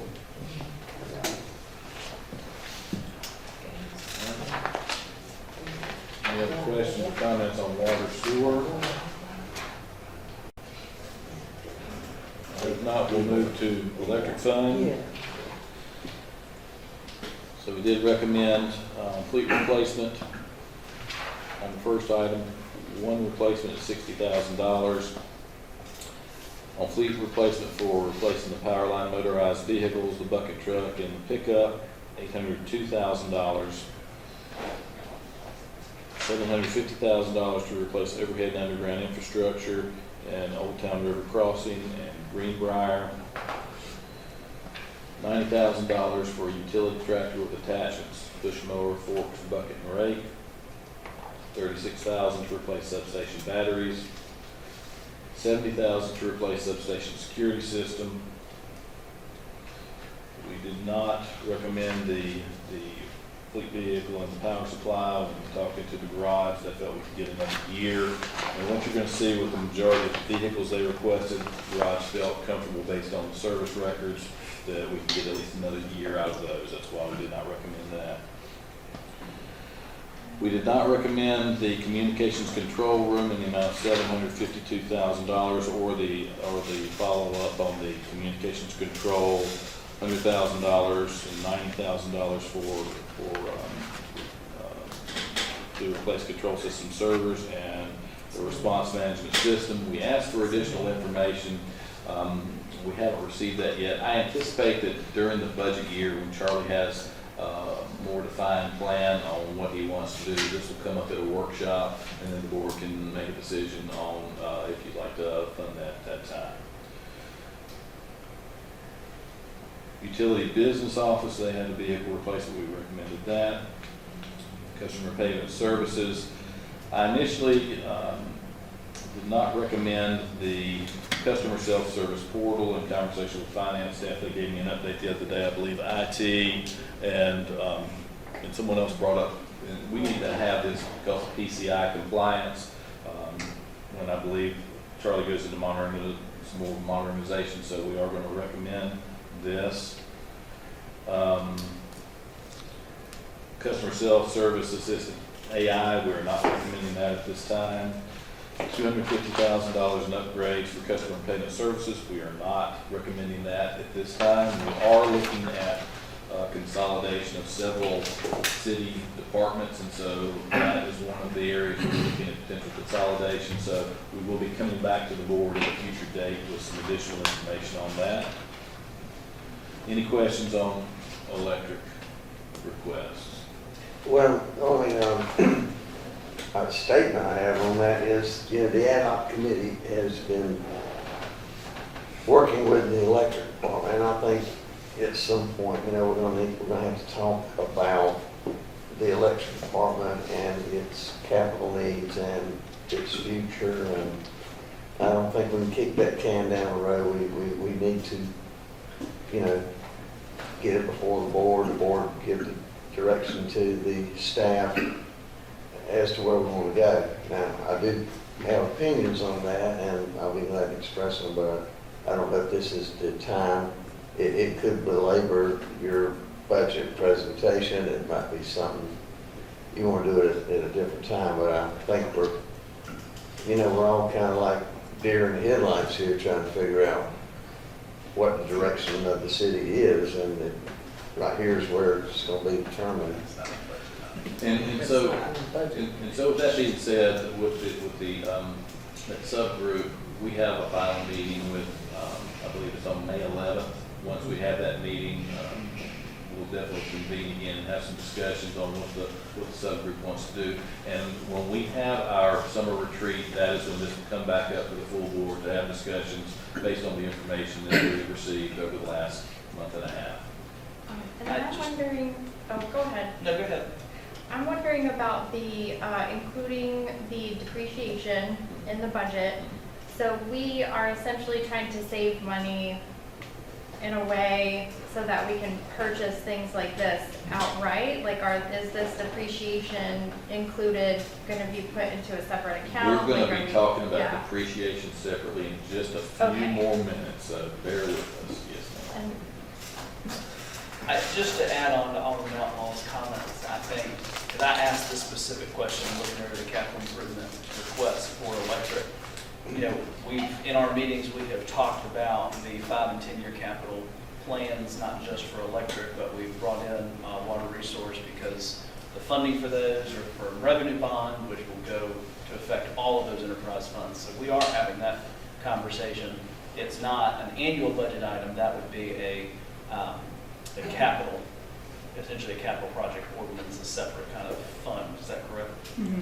So just as an update for everyone, we will come in our summer retreat to talk through that as separate from the budget, or the annual budget, rather.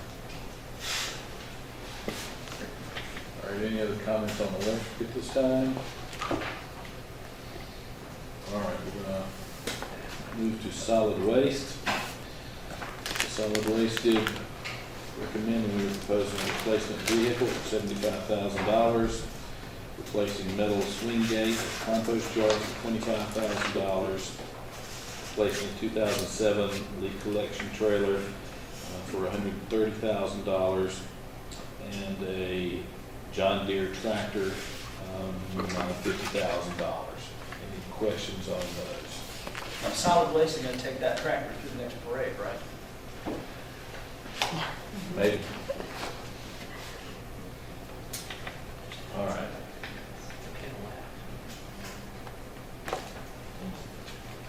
If there are no questions, we're going to go ahead and move into fees and charges. So we've had several recommendations by departments, and I believe Tanya's going to cover this. All right, so we'll just go through it section by section, and it's on page 81 in your book. There are no changes to administrative, cemeteries, or fire. Nothing in parking as well. So the first changes recommended are in section 5, Parks and Recreation. Under adult sports leagues for co-ed softball, just changing, adding $475 for non-resident.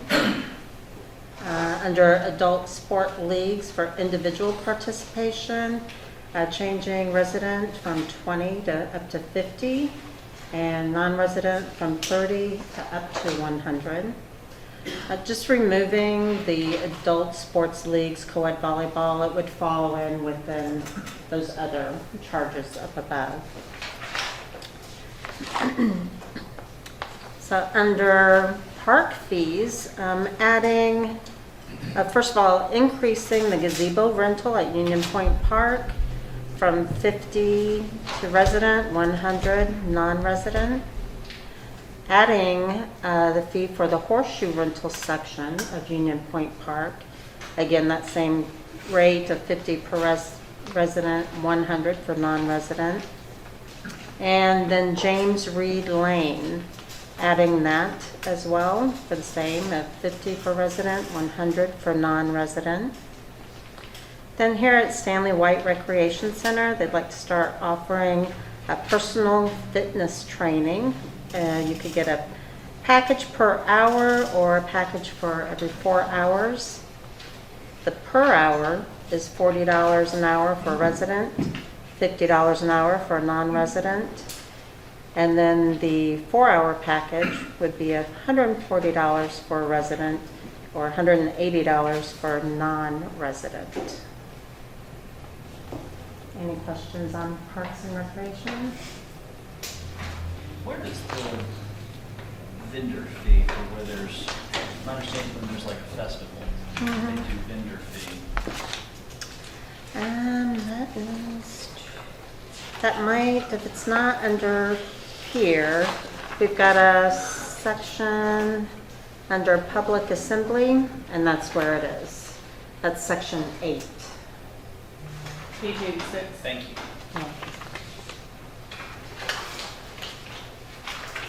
Do we really charge $50 an hour for horseshoe rental? Is that way I'm reading that? Oh, not the horseshoe rental. I'm thinking, and Carrie is here, you're talking about the horseshoe section of Union Point Park. We're going over the fees and schedules. So we added horseshoe rental, Union Point Park, $50 an hour for resident, 100. Are you talking about the horseshoes? The actual pavement, no, the horseshoe shape of Union Point Park. We've had fees identified for all other sections, but as people continue to rent Union Point so frequently, and they're wanting the whole park, or they're wanting to close the horseshoe to do a 5K, we felt like we needed to actually have a fee in there. Oh, I'm fine with that. I just thought we were paying, somebody was paying $50 an hour for horseshoe. No, we're just trying to make sure we can capture everything. I got you. Do what? Should we rename that? Horseshoe shape, horseshoe section. definitely update that language. Are they actually paying anything for course use? Okay. All right, we'll update that language. All right. Is there anything else on Parks and Recreation? Okay. So move on to Development Services, adding a few fees here. Historic preservation, basic fee of $25. Initial zoning for annexed properties, $750. And a replacement subdivision sign fee of $75. What is the historic preservation basic fee? So, Jessica's not here, but Robert's here. Maybe he can answer for that. The basic fee is essentially a minor works COA. So we have a basic fee of proposed 25 and then minor work of 75. The basic fee, I'm sorry, the basic fee would be for anything such as replacement in kind. I'm not honestly sure why we have a basic fee when pretty much everything is covered with the minor work COA and major work COA and tree removal permits.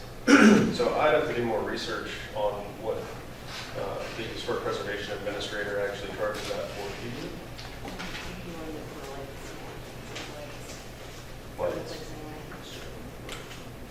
Okay. So very small projects like replacing a light fixture on a front porch. Oh, my goodness. And you gotta get a permit for that? If you Well, do a light fixture, and that's not included under a minor COA? Well, it could be put under a minor works COA, but the process for a minor works is more intensive than just doing something like a basic fee. So the idea is you have these small projects that really don't rise to the level of minor work, but then the process to get the approval, give a smaller fee to do that. Correct. Okay, thank you. You good with that? They're adding that? That's- No, I assume just cut that. Okay. That would be mine. That's your motion? I want to verify that, because my question becomes, if you're doing a light fixture on a front porch, are they charging you $75 for a minor work?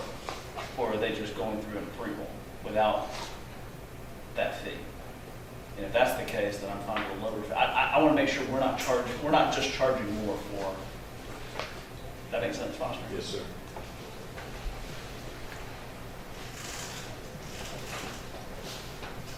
I mean, I'm fine to remove that. So, Well, what's the after the fact fee? The after the fact fee would be for any person who does work on their house without getting a permit. And that falls in line with what basic building and trade permits do as well for inspections. Because a lot of this is involving electricians, correct? With that? no, When you was talking about replacing the light fixture, that's involving an electrician, correct? Correct. That would also require an electrical permit. Right, all right. I'm gonna find out more about that and flag that, but just know that I may make a motion here soon to eliminate that from the fee structure. Does anyone have any strong opposition to that? I think you may just want to find out the after the fact minor fee, which is already there. Never mind. The basic fee, you can fix that. That would help.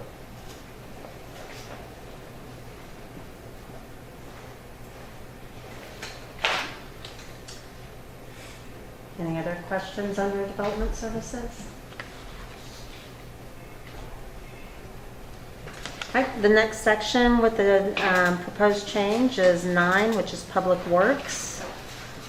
Changing the permit for driveway reinspection from $20 to $45. I'm sorry. I'm gonna go back to public. I'm Sorry. so sorry. The cleaning fee, and this is more just, if maybe the department wants to talk about it, but I've seen at least 3 instances where you have a new business come into a place that's already operating, and they're operating an outdoor, and where they have got to go back and get another special use permit.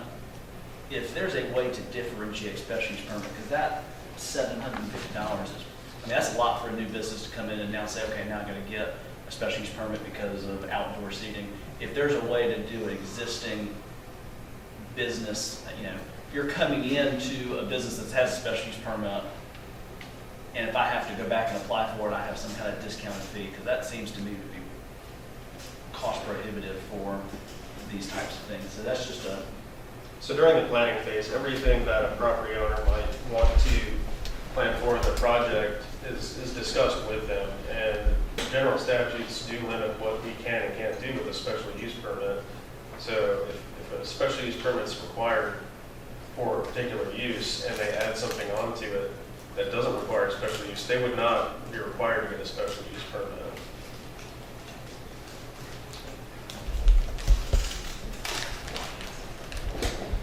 I'll follow up on that after this.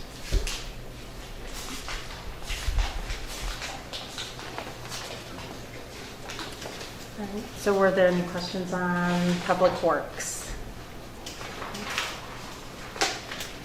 So we'll move to refuse, section 10.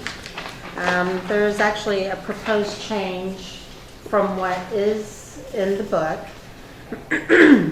At the point when we were proposing this budget, the tipping fees we budgeted for at $1 increase.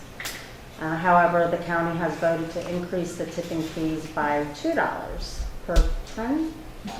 So in that instance, we've had to adjust our fees somewhat, and you'll see an adjustment to their overall budget in solid waste as well. So initially, we were proposing to increase the 65-gallon cart for a one-time-a-week service to $20, and you'll see below, we're now asking for an increase of to $20.25. Then you'll see the dumpster services as well. They'll have slight increases from the initial proposed amount.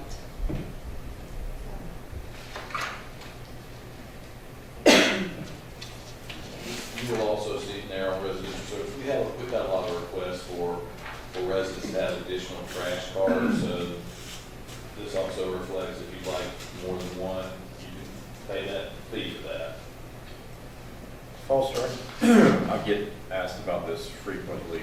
There's a lot of confusion with people when they get a City of New Bern utility bill that has refuse pickup, and then they get a GFL bill. Can someone explain to me the two different bills? Yes, sir. We'll have George come up.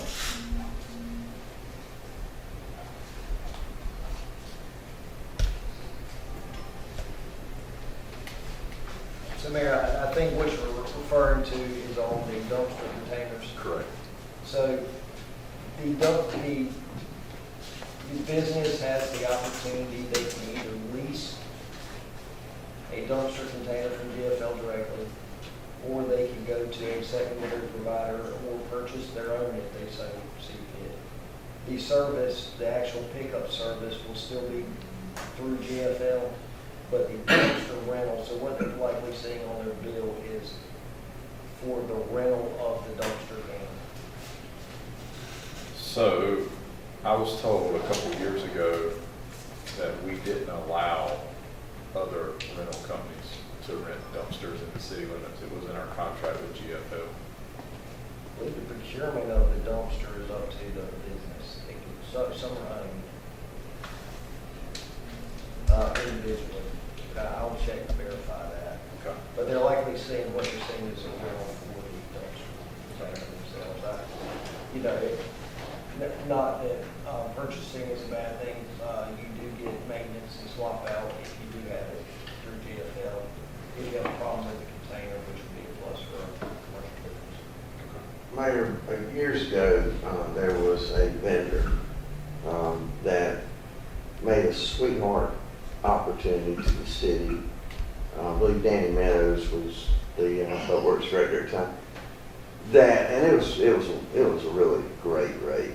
If we would agree to preclude any other vendors from operating in the city, that they would give us this really great rate. And I just really thought that was a tremendous restraint of trade. And there were a lot of small companies that were doing that, and there were particularly homeowners or businesses that like the private, you know, container people that were not under contract with us. So best I know in City of Newbern, until I'm corrected, I thought that other private carriers, one's down Pamco and there's one out toward Riverbend, could, you know, come into the city and not be precluded or restrained from operating. I just know that a couple years ago, a local business had GFL. They had a new rental company come in and drop the new, not the car, but the actual dumpster itself. And GFL called and said you couldn't do that, and that company had to switch back to GFL. Well, I'll verify. I can verify. I know that like firsthand. yeah. So, Now, the other types, when we're talking about front load, Yes. front load dumpsters on. So roll-offs, there is no limitation who can provide a roll-off within the city of Newbern. So any vendor from any county, if you have, say, construction type dumpsters, these roll-offs that are picked up with a roll-off truck, they can be, you can utilize them when you want. We have several different companies working within the city that provide those to different contractors for construction. Well, this particular outfit wants us to forbid that type of trade within the city. And I don't think it's, but Mayor, is that what you're talking about? yeah, I'm talking about the front load kind of, yeah. Okay. Thank you, George.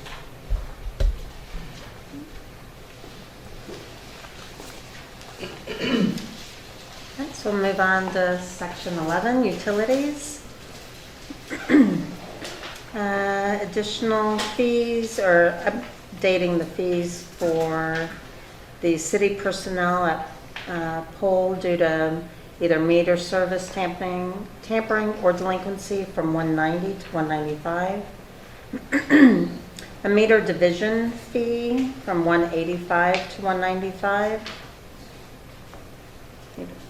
The meter change-out fee. The meter division fee for meter tampering investigation from 480 to 495. Meter test for meters less than 5 years old from 90 to 95. Changing the extra facilities charge to see customer service policy. 100% of the extra facility charge or 2% of the extra facility charge per month, the 5-year minimum, or until facilities are removed. An additional poll from 420 to 430. The OH extension beyond 2 pole spans from 130 per foot to 135 per foot. The UG line extension beyond 300 feet from $9.20 per foot to $9.50 per foot. The conversion of service from $875 to $900. Underground service length from $10 to $11. Cost per linear foot, $10 to $11. And second trip to site from $375 to $390. One question, what requires an additional pole? Charlie can answer. Is that your service pole in your lot, on your property? Correct. For the additional? Correct. So what do you mean by additional poles? Like if that one rots out or something? No, if it's beyond 300 feet, Okay, 300 feet. then there's an additional pole required. The cost up to 300 feet is recovered in the rate. Okay. So the additional fee is to recover the additional distance that we have to travel based on where they want to set service. Okay. All right, thank you. If I'm understanding it correctly. Thank you.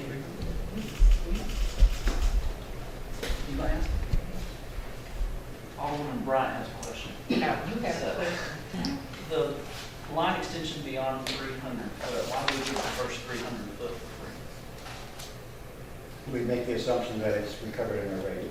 Is that an accurate assumption? It's fair, yes. Thank you. This a new service? Is that like for a new Yes, service? overhead. Okay, okay. Yes. Thank you.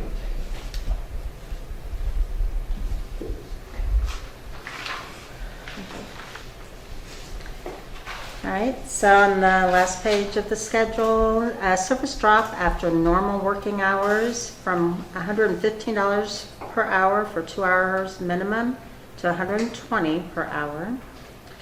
And then they have a convenience fee for online payment set at $5, but they've been changing some of the providers, so it may vary. So we are just changing that schedule to fee set by online payment provider and may vary. So. Any further questions on section 11? Just since we're not charging the fee, is there a reason why we put that on our schedule fee for the online payment? Maybe, I would think, just for transparency, yeah, it is not charged by us. It is the provider that is charging that. That is. It's an annual administration fee that went from $300 to $1,600. Okay. Haven't gotten there. So that's for sewer pre-treatment? Inflation.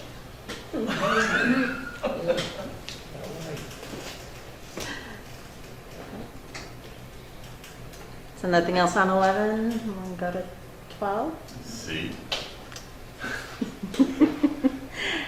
I knew that was next.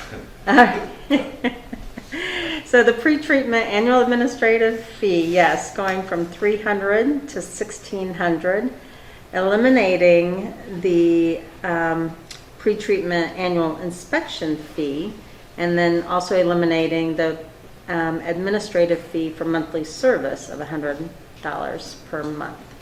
And if you have questions, Jordan is here, would love to answer them. Real quickly, basically just for administrative efficiency, if you look at the totals of those, we had basically all those together added up to $1,600 per year for industrial customer.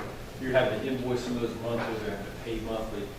And basically, at the industry's request, we could streamline the administration of that. Now it'd be one single bill that goes out once a year. Saves us some effort in sending out invoices and billing, saves them some money in processing the payments, so just to clean up some admin work. Makes sense, thank you. Any other questions on section 12? All right, so the last change is credit card processing surcharge. If you notice in our budget, specifically electrics and is the greatest expense, and then we do have a pretty high expense in development services. They are the ones who receive the most credit cards for payments. That is up to $300,000 a year for electric. So we are making the decision to pass on that fee to the customers. So that the fee would not be charged for somebody using a debit card or a prepaid charge card or ACH payments. It is strictly a 3% charge to cover the processing cards for credit cards. So that would be accepted anywhere within the city that is using that specific type of credit card terminal, which is at our CAPS office. We've got one unit which we rarely use upstairs in the finance office. A fire station does, but there's a small amount as well, and then development services. So it would be offset some of those costs and be a considerable savings. So is that going to save $300,000? Yeah, almost. That we will still have a small processing fee, but it'll be a significant amount, maybe, not even a fourth of that. Maybe 50,000 for electric. So it wouldn't eliminate it, but it would greatly reduce. How much of a difference was it utilizing the American Express and not the other three? Because I know once they changed that system, you couldn't use American Express any longer with this system. That I don't know. not able to provide that That was answer a right now. 3%, and with the consideration of like American Express 4%. I know it costs more to use that, but that's almost. Marvin's trying to get those points. Right. And I think that's why businesses have gone to using the cards more, individuals, because they're trying to rack up the points that they get for using the card. And then we're eating that cost. Can I Yeah. Come on up. make a point of clarification? Correct me if I'm wrong, but those fees that are being charged are not exclusive to the electric. They're split up amongst all the enterprise service funds that the customers pay. Right, so it is in, yes, it is in the CAPS budget, but the other enterprise funds, Electric is being Pay. reimbursed for that, correct? electric is being charged, but the water, sewer, and solid waste are charged a portion of CAPS budget. So they are paying a part of that, so, for shared services, yeah.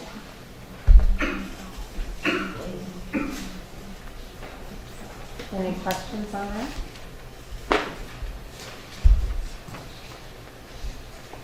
All right, so that concludes. Before we move on from the fees, I did get confirmation about the historic preservation basic fee. It would be if I needed information today, I can happily do it, or if I can just if we can give general consensus. All we need is general direction. I would ask this board to remove that additional fee, the historic preservation basic fee of $25. Does everybody agree with that? I agree. Say again? To remove the $25 fee that Alderman was talking about earlier? For HPC? HPC. Okay. And The basic fee, that $25 is an additional fee. It's not to lessen a fee that we're charging folks. So it's an additional, my understanding is it's an additional fee for them to do something slightly below minor works. And see if these property owners trying to comply with our guidelines, and now we're gonna say you can pay $25 on top of doing this, so.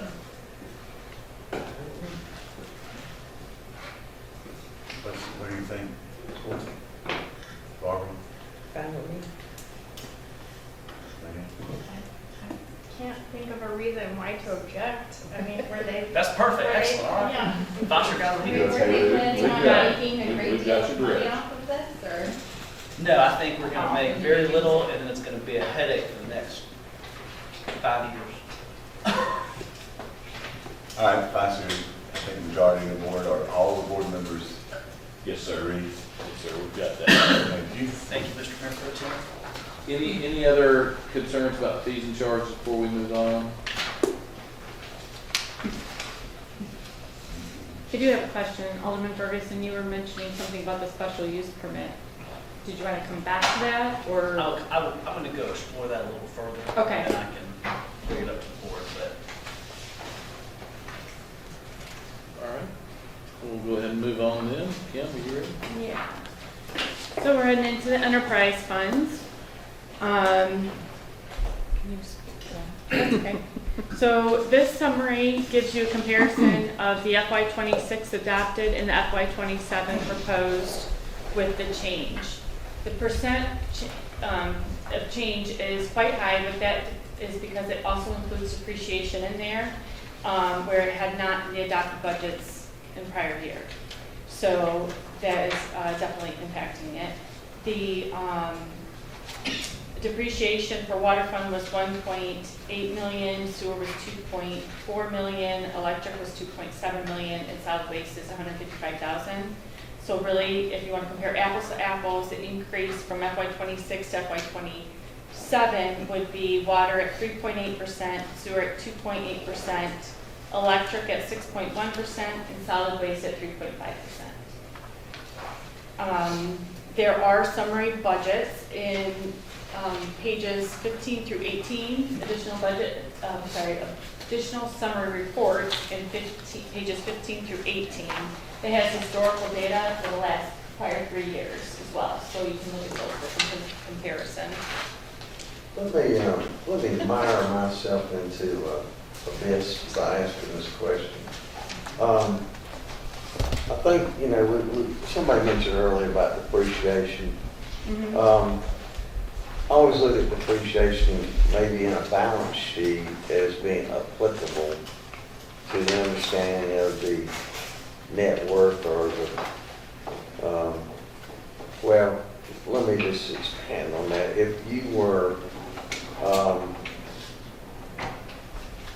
overzealous in your depreciation, you would tend to potentially, possibly put a hardship on rate users, but you would improve the potential of bond performance as far as bond rating, that you are showing the true value of the assets. Is that fair?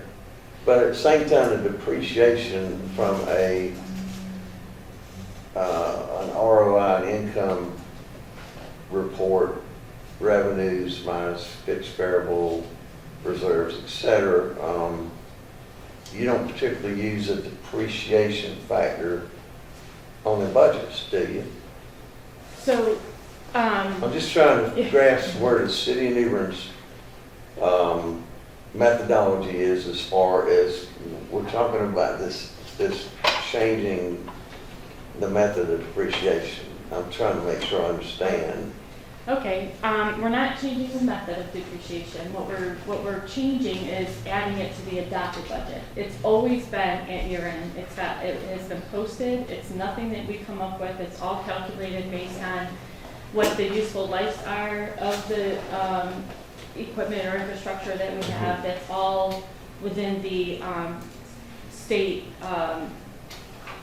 manual for this, and then that calculation is done based on the purchase price, and it tells us what our annual depreciation is for that. Straight line. Right, so we end up getting that and posting it at the end of the year when we close out the fiscal year. In the past, we have always had enough to budget for it because they have been under budget, at least since I've been here. And if not, then we would adjust it in that final budget amendment. But I don't think that's been the case necessarily. I feel like there was enough at the end of the year, if I remember correctly, to cover that as a whole. We are now getting tighter with our budgets.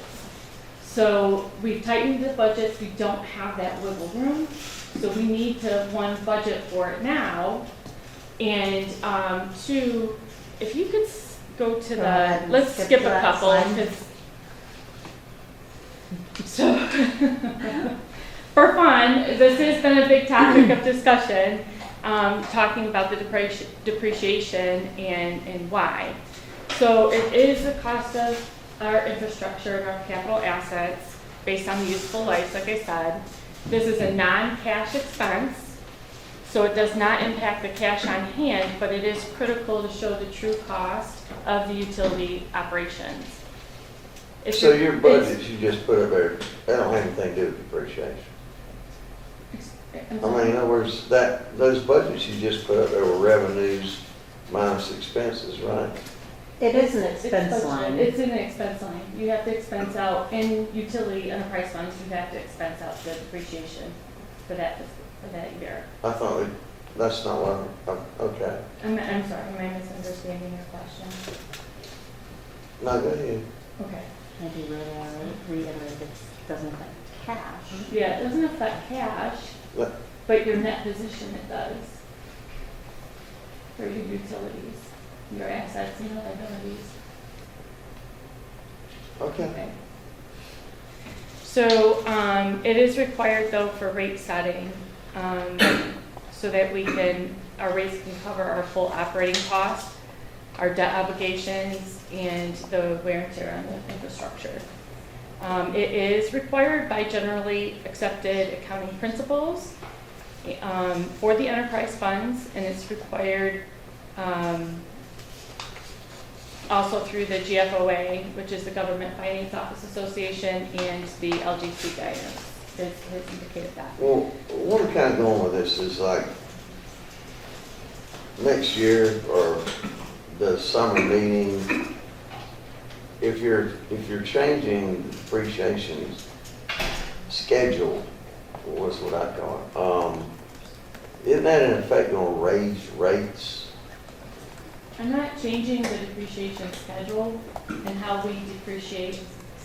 What I'm doing is including it in the budget. It was never included in the original budget. But to include in the but it budget, to needs me, to would be. mean that if Charlie's department is saying that the cost of a kilowatt was 9 cents, and now this depreciation change is 9.5 cents, then that, to me, means somebody's gonna get a 0.5% rate increase. So we have, we pull right from the system, we can set a future date to figure out what our depreciation will be, so we can capture that. It's an estimate, but it's very close.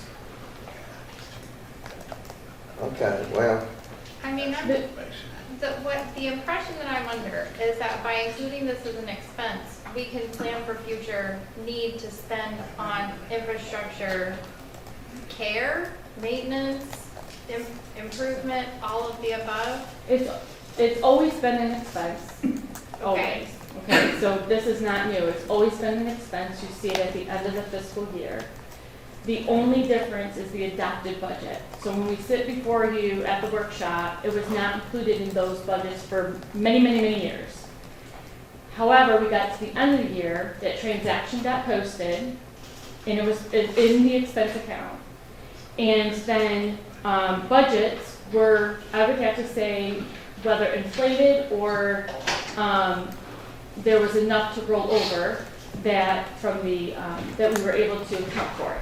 So they didn't have to really come back Yeah, and do an do a amendment. final budget amendment. you did an amendment, you did an amendment. Yes, we did one, but I'm not 100% sure that it was always including that. 'cause we So always you're not have- anticipating doing this many budget amendments? You're not planning on having as many budget amendments this way, is that But correct? this really doesn't affect the budget amendments necessarily. It would reduce the budget amendment at the end of FY '27 because our budgets are tighter. Mhm. We don't, if I didn't include this, we wouldn't have enough for that, so I wouldn't have to have that. But also, when we're looking at getting these feasibility studies done, and we need to do the rate study, they need to include this with what we're looking at for FY '27. So, because it is part of the cost to do service, is to capture so that your rates will capture the full expense. And when they're looking at historical data, they've always gotten it because it's, again, at the end of the year, it gets posted. But moving forward, when they're looking looking ahead and trying to estimate our rates, it wasn't part of that original budget. Well, is everything in the city straight line? Yes, It's not accelerated? I mean, because some assets are gonna, the age life of them are different, mhm, but straight line, right? mhm. So yes and no, Alderman White, just kind of, if you have your rate set right to cover that, then it is anticipated you would be Well, budgeting appropriately for your future infrastructure as well. what I don't really understand is, we have transformers and things that are way past their useful life, and we're still using them, so, I don't quite understand sometimes, it's depreciated out 10 or 20 years ago, but we're still using it. Then it's not included in the calculation of the depreciation. If it's been fully depreciated, it's not part of that expense number. Okay.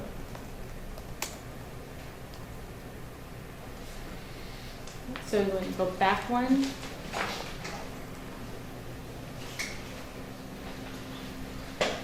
So this is the enterprise funds based on the expense categories with salaries and benefits, operating, depreciation, capital, debt, and shared service transfers, and transfer to fund balance. Comparing again the FY '26 adopted with the FY '27. Although capital has 29.6% increase, it's only consisting of an $881,750 change. The biggest two, again, are the operating cost with the 4.9, almost 5 million, and then the depreciation with 7 million. And this is the total for all enterprise funds. So how does that affect rates, how does that affect rates? Water, sewer, electric? When they do the rate studies, they include that as an anticipated expense, and they did do that with this last rate study, and I think they did with the one before as well. Because again, they have historical data, so then they just estimate the future. They, for future years.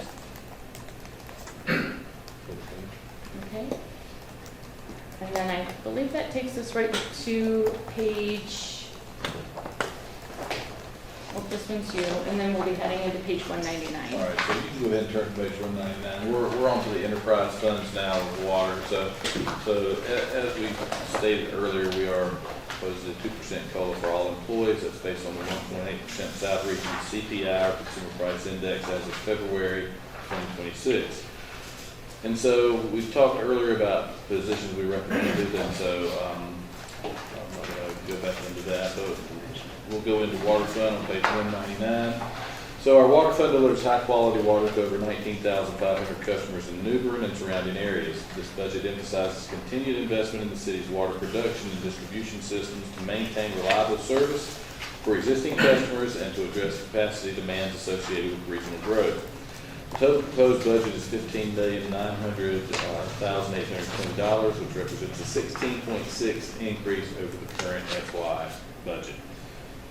I'm happy to answer any questions you may have on the water fund budget. And our policy for days cash on hand for water is? Currently it is at 240 days. So what's a day of cash on hand for the water fund?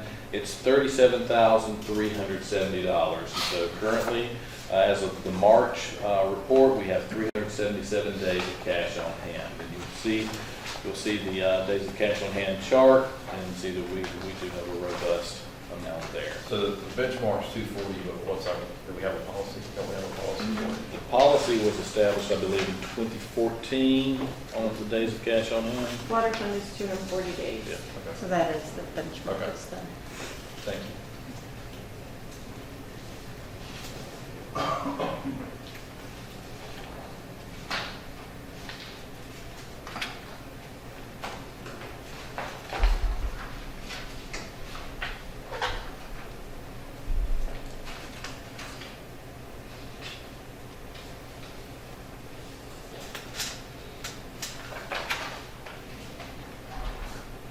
Any questions on the water fund?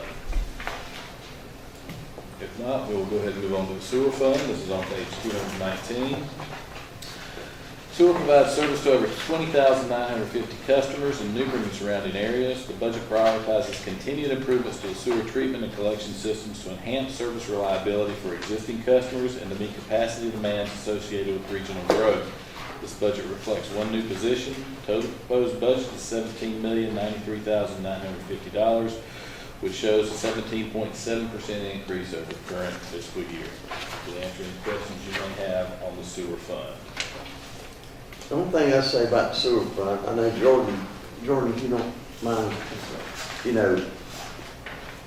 Judgment Day is not here this year, but, what's coming up the road, I want us to be ahead of the game, that we don't just all of a sudden have when we have to make a certain increase for SOC purposes, the 6.5 million. Yes, sir.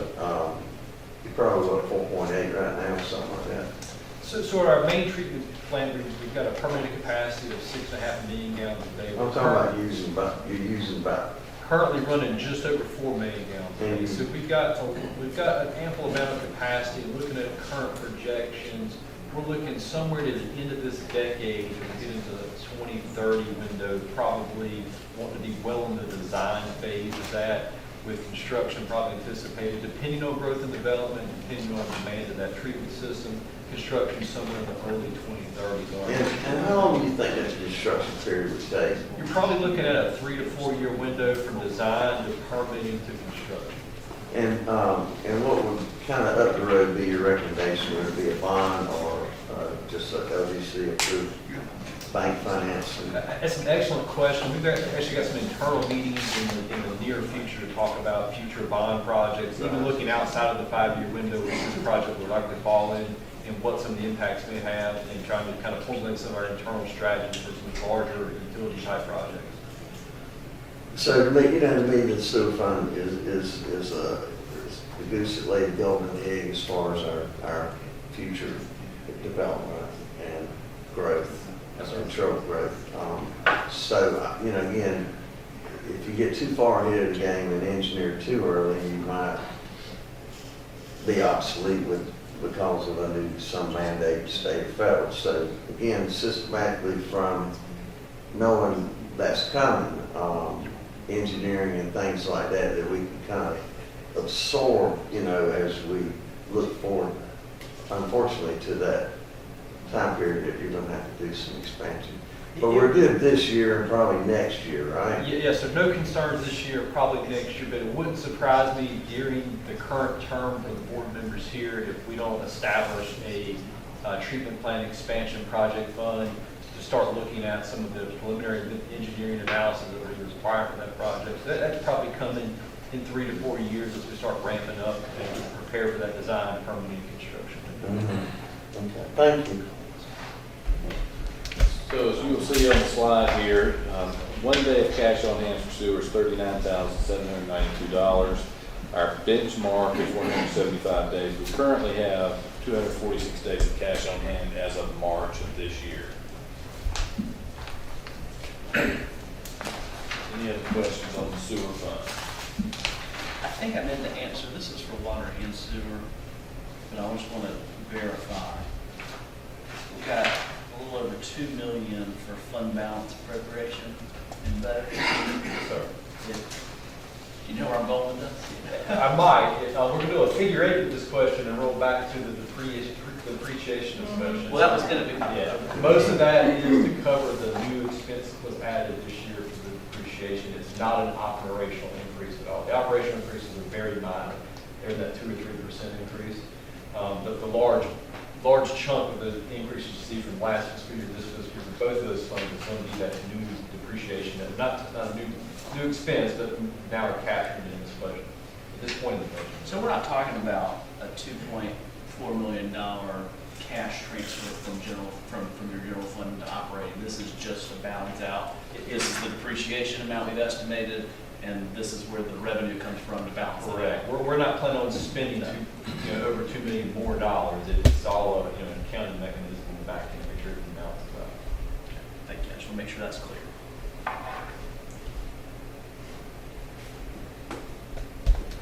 Any other questions or comments on sewer? All right, if not, we'll move to the electric fund on page 239. The electric provides service to approximately 26,000 residential, commercial, and industrial customers. This department holds the Reliable Public Power Provider certification, and they're designated as a smart energy provider. This budget reflects an additional 5 new.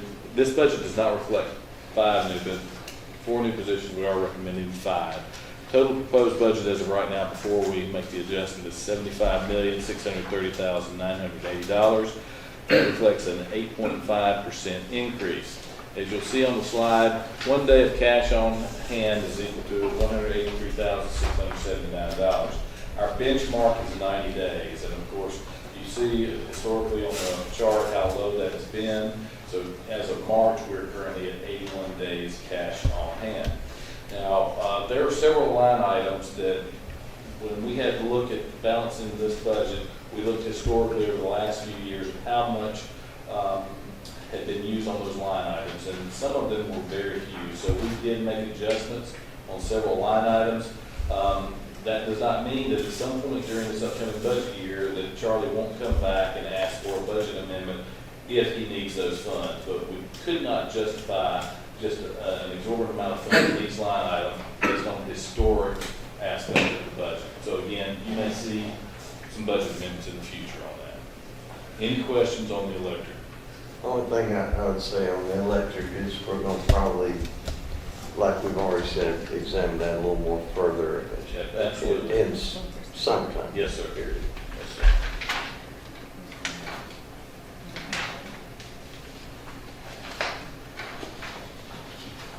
I believe we got an email with some concerns about operational needs based on the current budget. Can Charlie speak to that? Sure, absolutely. If he's prepared to speak to that. Charlie had some concerns about this budget, so I will share that with the board if you'd like to talk about this. So. Thank you. Regarding personnel, I strongly want to keep the engineering manager position. I know I've had difficulty funding it, or to staffing it in the past. It's constrained by our pay grades. But it's really key to attrition and succession planning with the organization. So I'd like to leave it funded. Maybe I'll get lucky, lock his opportunity in preparation, and find the right person for that, to fill that position, and start having them bring benefit to the utility. I do have a person in mind, but I'd like to keep that funded if at all possible. How long has that been vacant? Probably 3 years-ish, somewhere in that range. Since January 2023.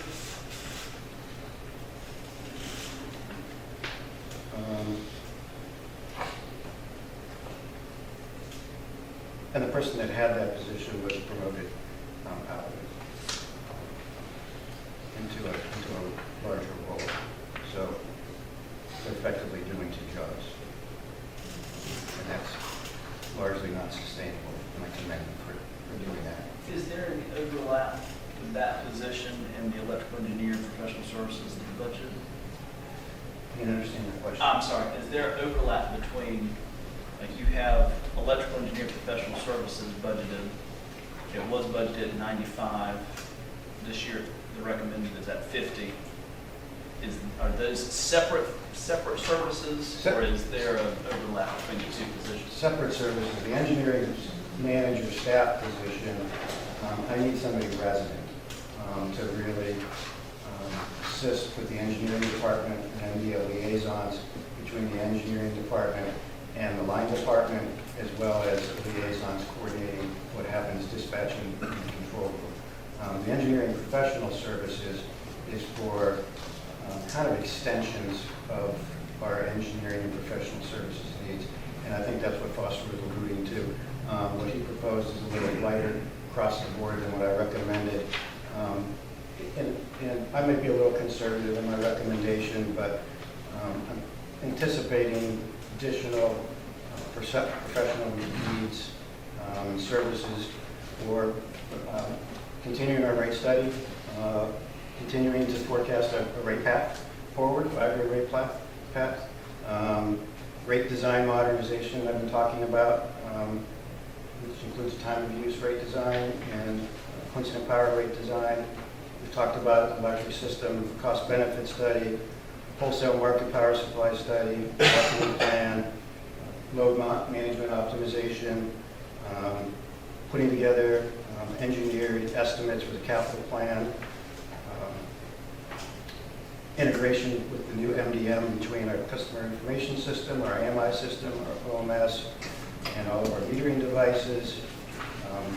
Due to our capacity issues, I have some coordination issues that need to be revisited in system protection and control, and day-to-day customization of our Hanson customer information system as customer needs arise, and customizing docs and billing services, services. So just a handful of pressures on the utility that I could use help with occasionally. My number might be a bit conservative, but that's what I recommend in anticipation of possibly needing to do some of those things as the year evolves. Thank you. Any other questions from the board?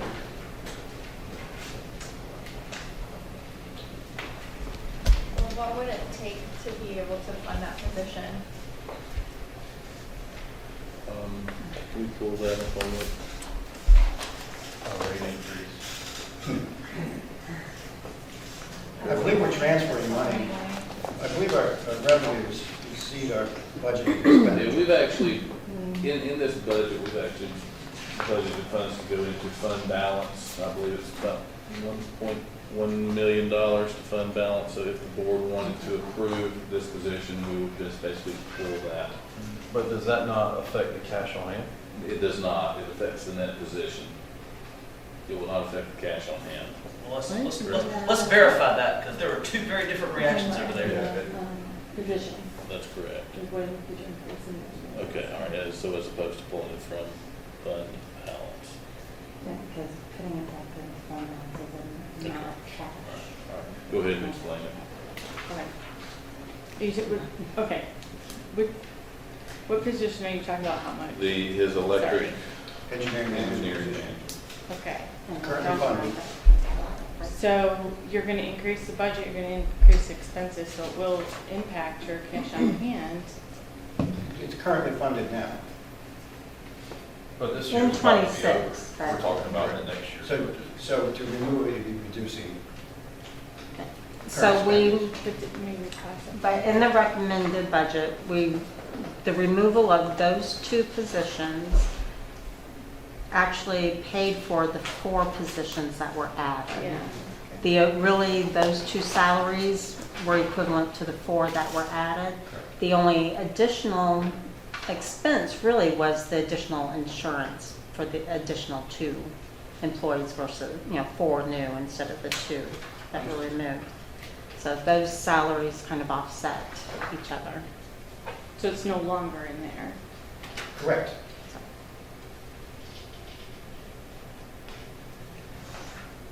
And what was the recommended salary for engineering management versus a different engineering management or something else? The classification plan, if you want to pull that up and show what that grade is.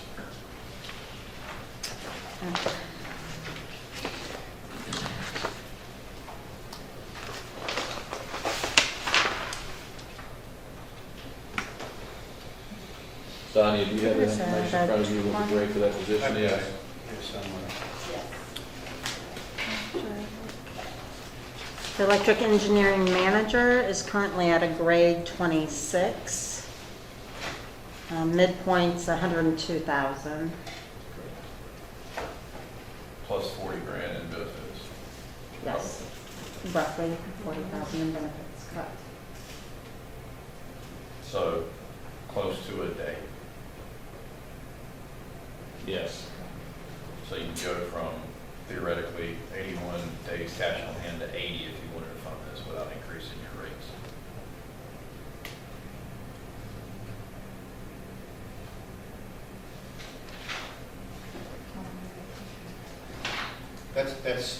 That's static. That's not current projections.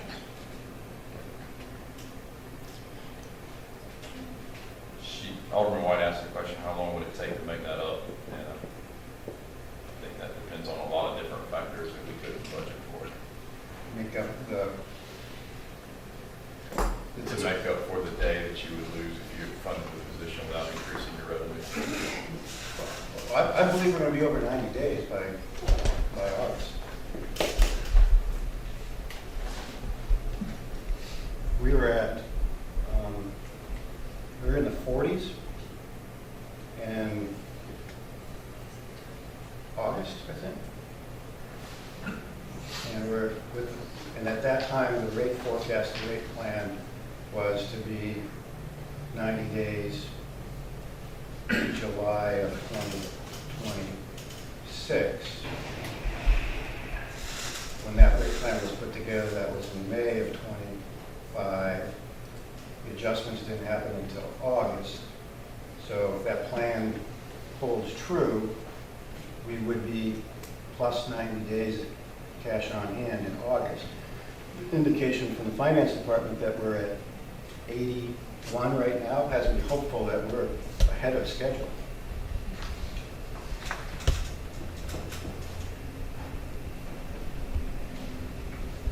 I know, Charlie, when we're talking about fund balance and days on hand, that can vary seasonally just depending on consumption, right? Correct, depending on when you calculate it. Well, we're calculating based on the budget. Right. What's budgeted, not actually what's an expense, otherwise you'd see this all over the place. So, I mean, I would think it'd be 90 days sometime in the summer. I believe it will be. But has staff not asked us to change that to 120 days or After reaching the We, 90. we want to meet our policy, 90 days cash on hand, and the goal is to start growing that. We don't want to set a new policy until we're actually at 120. That's the goal over the next few years to get to that point. Realizing the fact that most likely this board is going to, well, you're definitely going to be discussing a revenue bond for substantial improvements to the electric utility. That discussion is going to come up this summer, and those projects could be occurring in the next year or two. So a lot of expenses coming, and so those costs will be passed along to the consumer.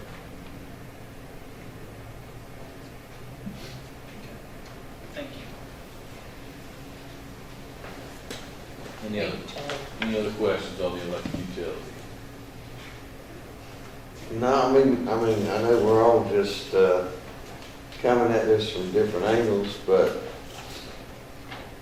if I don't like gas down in the western end of town, I just go to the eastern end of town and get my gas, and this whole model is just what it is. I've already, come to a conclusion from 60 days ago that we're not going to do one of these NTE private source generation things like Kings Mountain. That's just not going to happen. So, it's a one-on-one with Duke. It's a continuation in the Kempa, or get out of it. And I don't think that's a reasonable expectation. So I'm boiling myself down to a one-on-one with Duke myself. That I have to think about this whole idea of selling the asset. Would I assume have to be legally approved by a referendum by the citizens of New Bern? Even though I don't know the amount, I'd say 30% of our electric department, our customers don't live in the city, so they would not be voting on that. So there's all these things out here. So, again, I'm trying to get all the distortion and the dissonance out of my way as to where we got to go. And we've got an enterprise that we're going to have to continue to respect and provide capital improvements. And, again, from that, the sooner we can all sit down and decide this 5-year plan. I think the first year is pretty good safe harbor at 13 million and at 20. Somebody else is paying, we're not. We're going to pay about 7.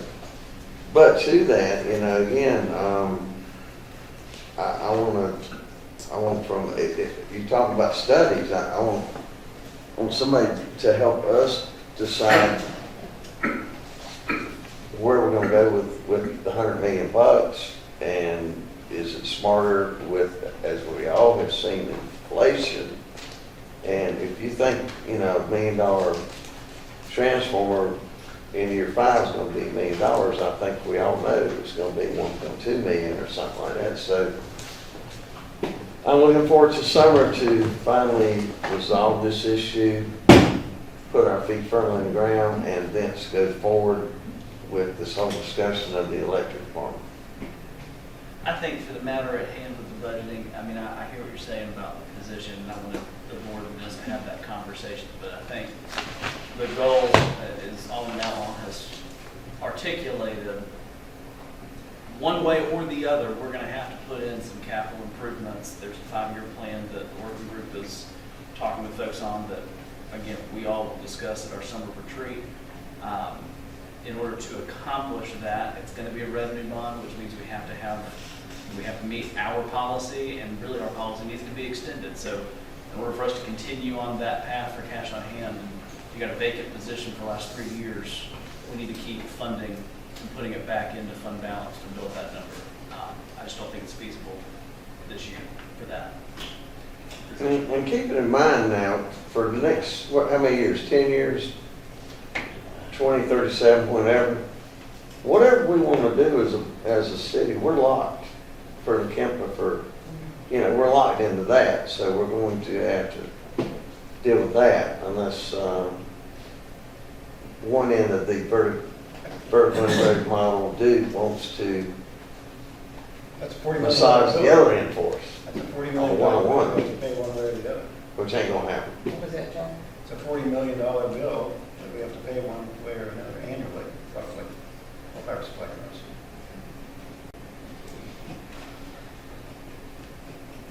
Okay, any other questions on the electric? All right, go.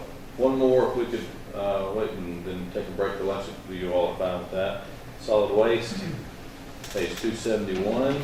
Excuse me, did we complete this process of this position? Of how the board felt about So this position? it's not in the budget, so the board wants to add some money to make a motion to add that position. Why can't we do this? It's been 2.5 years since he's been able to find somebody. Why don't, if he finds somebody, why don't he come back to this board and then we'll fund it? Didn't you just say that he has a person in mind? Well, it's been Or did I misunderstand? I thought you said you had a person in mind for this position. I do have somebody in mind. There's no promises, no guarantees. I think it's difficult for me to talk to a candidate and say I need board approval. Correct. While I'm going back and forth. So, once again, it's the position in my mind is really important to succession planning and attrition in this organization. Staff has been making it work without it. God bless them for it, but I'd like to get lucky and get somebody in that position. If I don't find the right person, we don't spend the money. It's just. So Charlie, how important do you feel that this position is needed for the process that's coming up with all the engagements and communication and the work study, the studies that we're gonna have to do, the meetings we'll do? How important is this person gonna play in that role? Very, Right, very exactly. important, So, yes. and that's why you're requesting this position. Correct. Sonia, how long has it been since this position was advertised? It's been vacant since 23. How long has it been since it's been advertised? We advertised it in November of 2022, and we stopped the advertising in November of 2025. So, just for context, I want you to understand why we're not proposing to fund this. If the board wants to fund this at some point, you are certainly, it's within your purview to do that. If we decide to fund this position and nobody fills the position for 6 months, then we're on the hook for half of that salary. No, it would be budgeted for the entire year. But if we don't actually spend it, or only spend half of it, this is equivalent to 1 day of funding. That it seems like we've been on an upward trajectory. I've been part of organizations that didn't have good succession planning, and it was pretty bad. So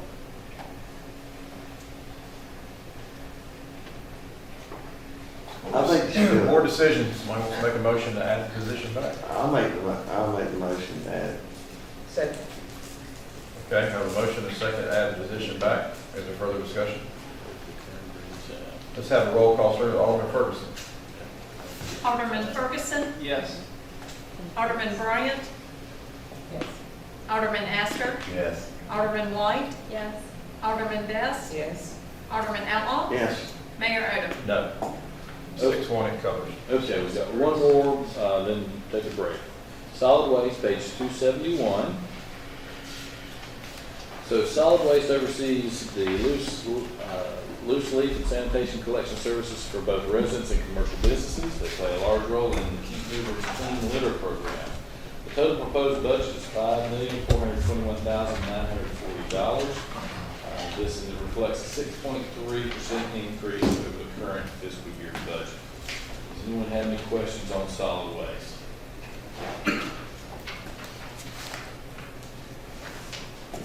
Well, the only question I have on is depreciation, and I guess that's just like all the rest, you get the thing figured in, right? The depreciation. Yeah. Same.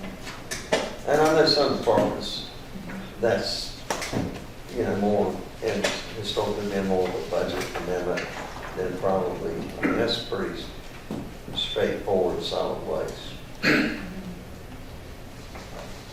Where do we find how much revenue from selling the wood chips?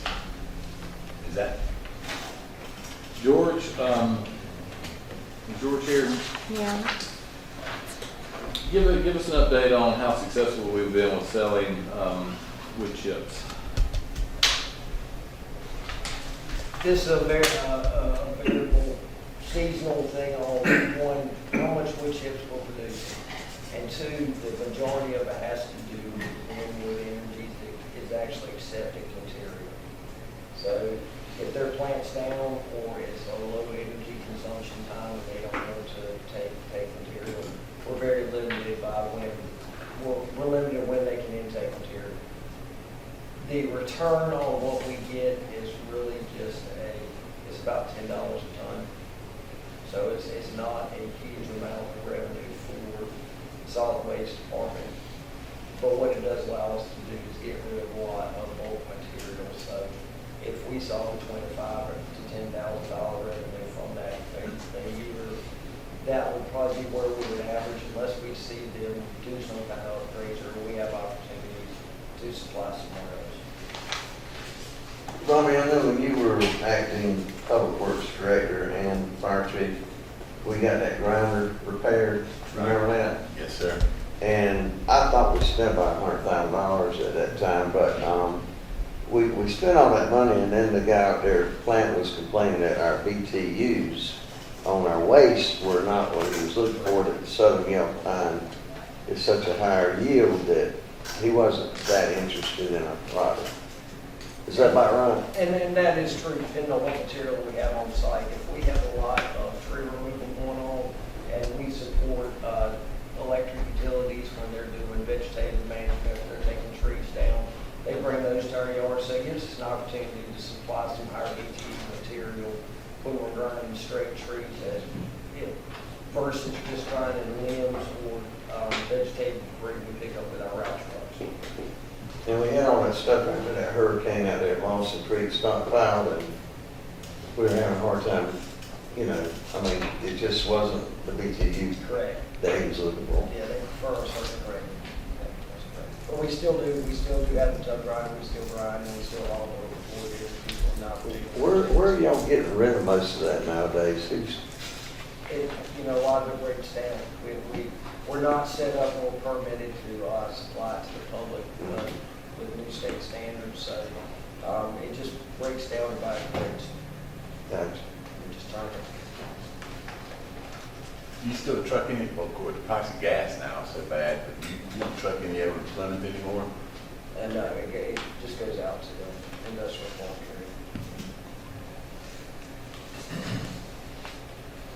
area. Any other questions on solid waste?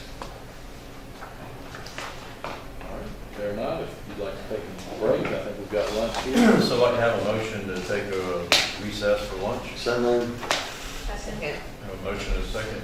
Is there further discussion? Hearing none, all those in favor say aye. Aye. Opposed? Okay. We're in recess. Okay, we are back from lunch, and Mr. Hughes, I'll turn it back over to you. Okay, so after an exciting morning, we're now going to focus our attention on the general fund. Was that your attempt at being funny? All right, so Kim, if you'll go ahead and start us off.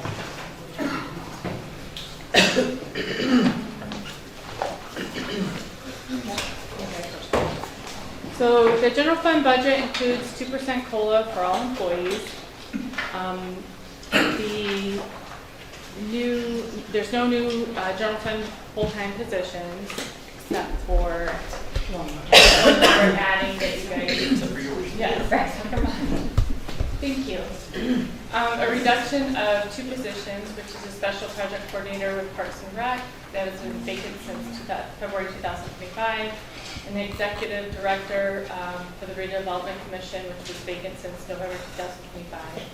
And our fund balance allocation request is for $500,000.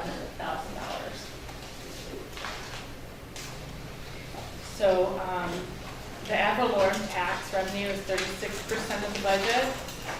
The estimated valuation is $5,470,000,000. And at the 39-cent tax rate, our revenues would be $21,333,000. Assessed property values increased by million, which is $565,500 in additional revenues over last year, just on that 39-cent tax rate. And then, just as a note, every penny is $547,000 in revenue.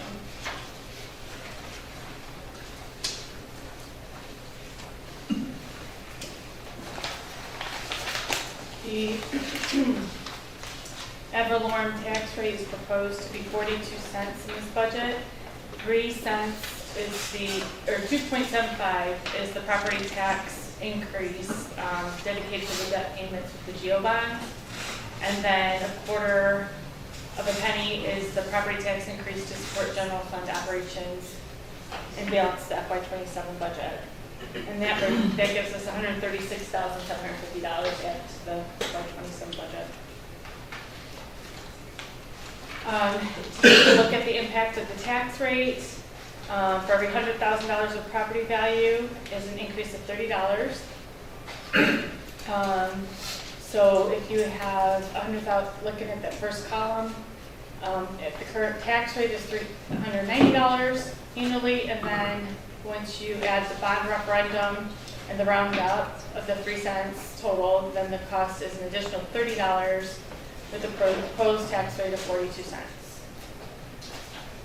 And then when you look at the property value of $200,000, total additional cost would be $60, and for $300,000 property value, it's $90. So the bond referendum amount, that's obviously not all of the bond referendum. So how much left as far as like if we were to just implement all of the bond referendum that was approved, how much would that amount be? We did. Every bit of that. That's all of it? Yeah, that's all of it. So you're it's basically front load. That was the recommendation of bond council based on our conversations. And we're going to have a conversation about the bonds, I believe, for the general fund to give you an idea on where things are. But yes, that's it. So that wasn't the original plan though, right? Because I thought we had talked about. We looked at all doing some some incremental things, but it was really going to be more difficult. Maybe we not do that. It would have been more expensive to do it that way, in a sense that you would have this, it was well over 3 cents, and I want to say almost hit like a 4 cent, Right, yeah. and then it would, go down and value up and go adjust later, but this way it was consistent across the board, and we'd be consistently getting those revenues in. Okay. So, based on the budget, this is how the tax dollars are supporting your community, and we have 38% in public safety personnel, 24% in the other general fund personnel. It's hard to kind of see that actually. And then you've got the 8% debt, 6% capital, 5% supplies and materials, and 2% professional services. We just thought this was a fun slide. 2% stormwater, 2% transfers to other funds. So all stormwater expenses here, including personnel, are within that stormwater category. So that's the full amount for stormwater.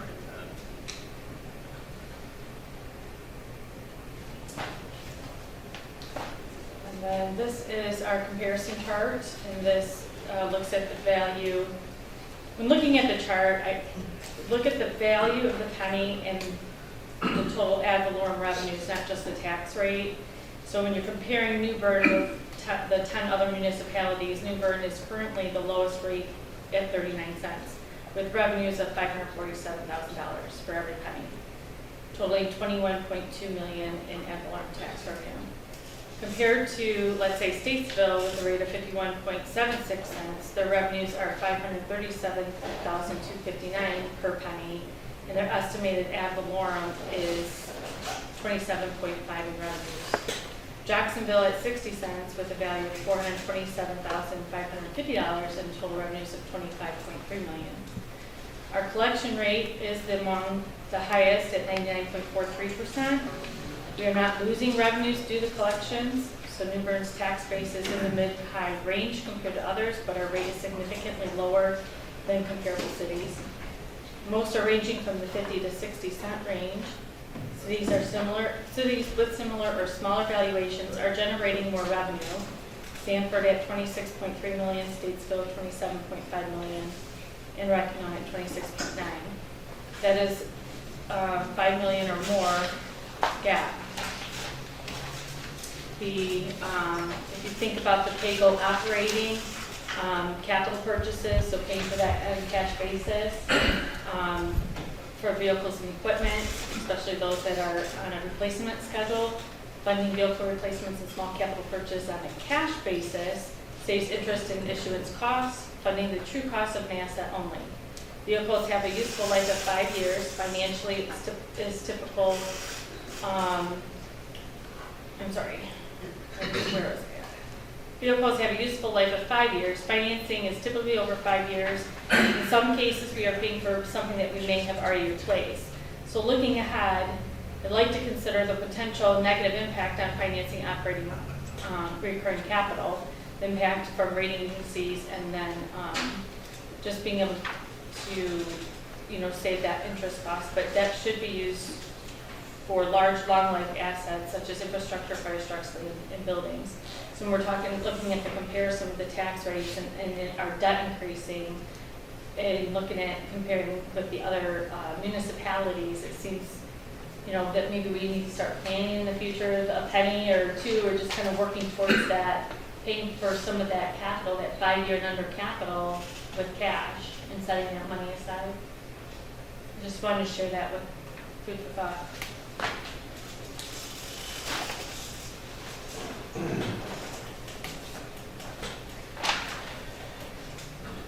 So our sales tax estimated in this budget is at a 5% increase over FY26 actual. I'm sorry, anticipated actual, resulting in $805,000 increase for total FY27 budget of $12.9 million.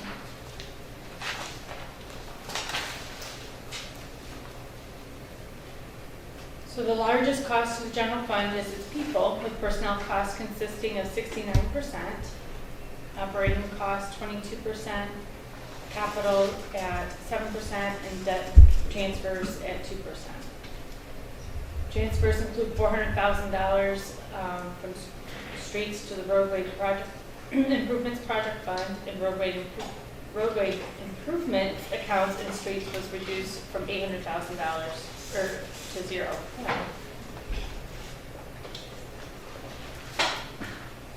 The general fund existing debt payments of $3,336,648 were moved from general fund to the debt fund.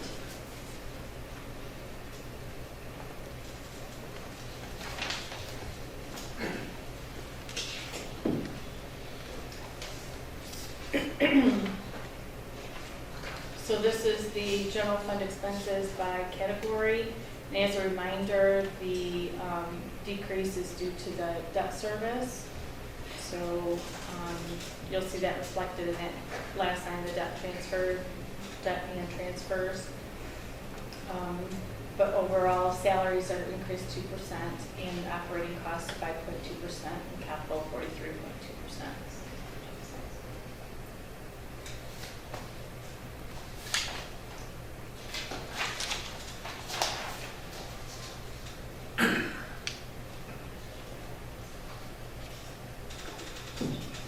So the increases consists of the salaries with $465,000 with 2%, benefits at 3%, $290,000. That includes the longevity and the retirement rate increase. Contracted services, we had an additional ad valorem collection fee from the county, and then the property and vehicle insurance, police contracts, including the body worn cameras, at $324,000 total.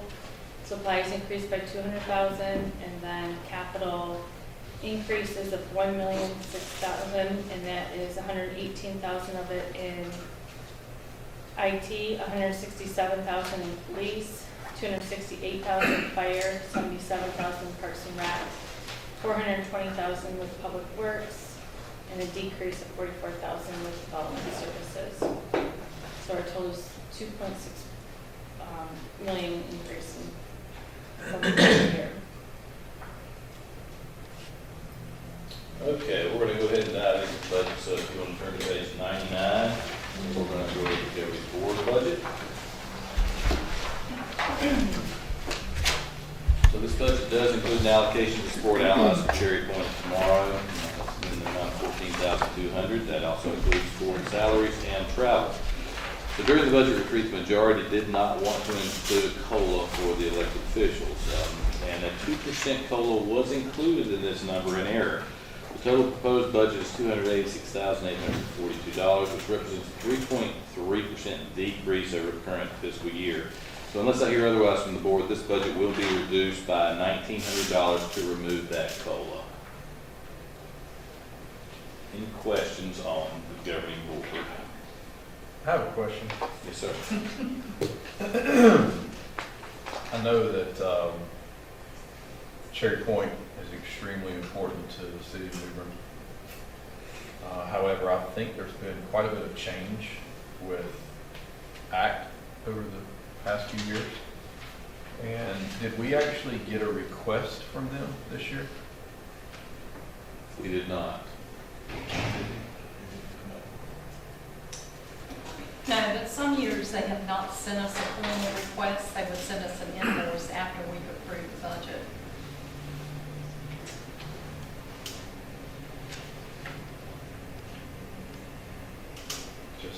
Just bringing it up. That's a $14,200 expense. I think with the changes in BRAC, that's the reason. Alderman Outlaw, you probably remember, I mean, that was the reason ACT was created, right? Oh, yeah. From BRAC, and I've been told that process has changed now, so. There's a lot of worthy causes in our city, in our community. I just think it's one that warrants some discussion, but that's, it may just be me. Are they still active? Yeah. Marvin, are you? Yeah, they're very active. I mean, I think it's the very, I guess the big bonus that we get from it is the amount of personnel that live and I guess patron the city because we've got a lot of people who are part of the base that actually live in the environment. So I guess that's the biggest connection is having that I guess that connection and that understanding that we all work together, I guess.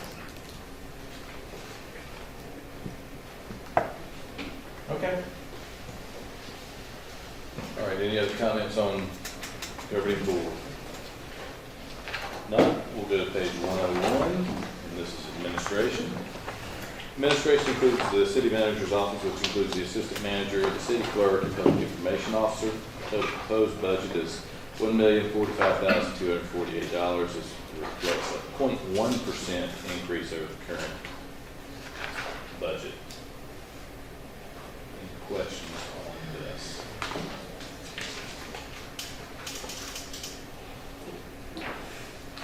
One question about that would be, how do you feel about City Hall itself, and is the building being fully utilized? City Hall is an interesting building. It is a big building, but it's not conducive to a lot of offices. That's the number one thing. I would love to be able to pull another department or something in there, but we're gonna have to do a lot of remodeling of course, that's how City Hall was built. It was originally a post office and several other things over the years, but it's going to take a lot to do construction on that. Currently, admin and IT are in there. IT is on the 3rd floor. Second floor is pretty much used up with the courtroom, the board meeting room. We've actually got 2 meeting rooms up there now, the mayor's office, and then downstairs we are getting ready to move the clerk to another office closer to the back where everyone else is. Bigger office for the Okay. Are we going to do something with, I still, this is one of those regrets that I have of decisions I've made in the past, and that was supporting the elevator when we didn't fully do it the way it should have been done. You currently walk in to the new elevator annex, and you're greeted by an elevator door and a wall, and some 8.5 by 11 signs that have arrows pointing you to this maze. And I just feel like there's 2 things I think that the board needs to address. Is that going to be the new main entrance of City Hall? And if it is, then we need to figure out how people are greeted, whether it's a TV, whether it's a computer, whether it's a person. Or a series of historical artifacts put on the wall. Well, I'm talking about something there to greet somebody when they walk in versus a sign that points them in different directions. And now Brenda keeps that door shut because if not, people would just peruse right through her office. It's very clunky in how you walk through there, and I think that needs to be addressed. That's one issue. The second issue, I know we put some security upgrades, but the one on the second floor doesn't work. Like, it's always unlocked. Unless you tell me that there's facial recognition and when it sees me, it automatically unlocks, because it's always unlocked. At least before, there was a key that it stayed locked, but I think some of those upgrades probably need to be looked at. So. We will. Basically, the upgrades we made, those doors should be locked because you've got the ability to press a button. The clerk, the public information officer, and the admin all can see basically who's at that. At any of those doors, it can buzz people in. So second floor is always unlocked. Always. Just so y'all know. It doesn't bother me, but we got other staff there that, I think we need to have a little bit more security.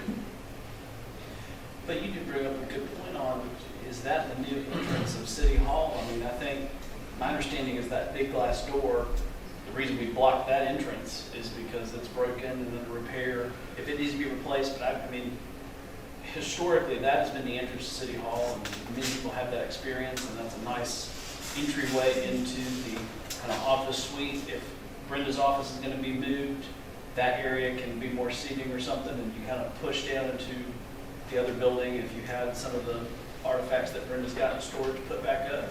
I mean, I would like to see that opening, like that entrance, to be utilized, because that is the historic grand entrance of City Hall.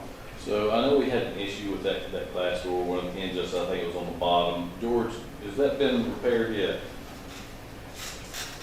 They have got the hinge pin base plate replaced, but they've got to work on the actual crash bar lock mechanism now, so it will swing back and forth, but it's a lock mechanism that they're out there. So, We are in the process of having it repaired. and of course, one of the issues with a door like that, it's an extremely old door, you can't get parts readily available, that's why that has been closed, but, yeah. And once they finish their repairs, I'm happy to reopen it again.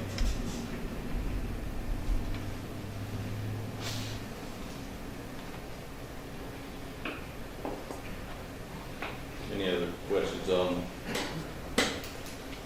admin? All right, if not, we'll go to legal, page 106. So we contract with Davis Hartman and Wright for citywide legal services. This budget is adjusted every other year based on changes on the consumer price index. This budget reflects an increase this year of $19,072. We've got a handout for you that the attorney has provided for you to review. And this is sister city legal service comparison on the first page on what our sister cities are paying and the services that are being offered by that legal counsel. And then you'll also see a chart of the legal fees and how they all compare as well. I can answer any questions if you have any.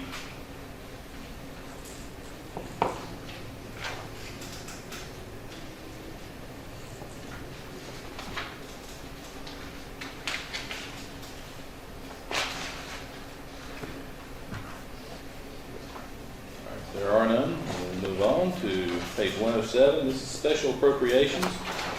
Funding for various organizations, initiatives, and expenditures that benefit the city are included in this, and this includes a $75,000 allocation to the Newbern-Craven County Public Library, $15,158 to the Craven 100 Alliance, $75,000 for special projects that may arise during the year that the board may consider, $3,500 for discretionary funding, and that's $500 for the mayor and the aldermen each.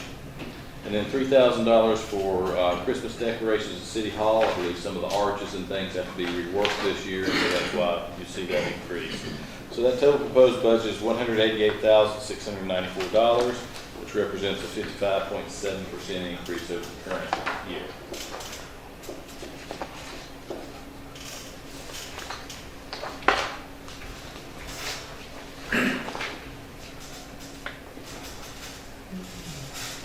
So do we have a contract with the library?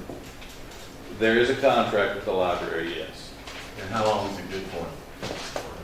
I don't think it had an ending date, and I believe, Brenda, what date was that contract executed? It's been, It was in the late 1980s,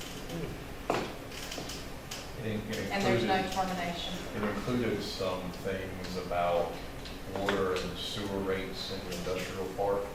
So it was a multi-part agreement that probably should be revisited at some point. Because I'm not sure that the industrial park stuff is really anymore. Jordan's gone, but I know we talked about it a couple years ago.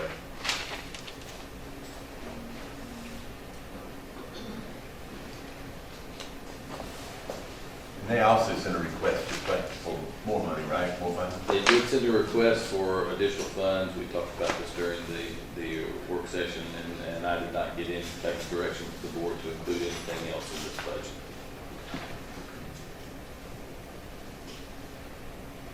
Do they ever supply us with their financial resources, like their funding sources? They've never offered any of that information to us. Never? Yes. Yeah, we get it. What is the percentage that we give them of their budget? I can get back with you on Okay, that. yeah. I'm curious about that. I know it's very small compared to their overall budget Okay. in New Bern Regional, because most of that's funded in the county.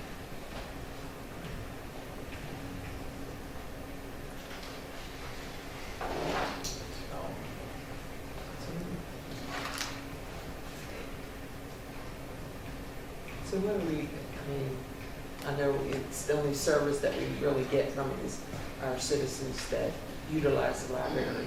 That's basically it, the service that the benefit that we receive from this $75,000? I believe those funds were used to pay for periodicals and things like that, books and things.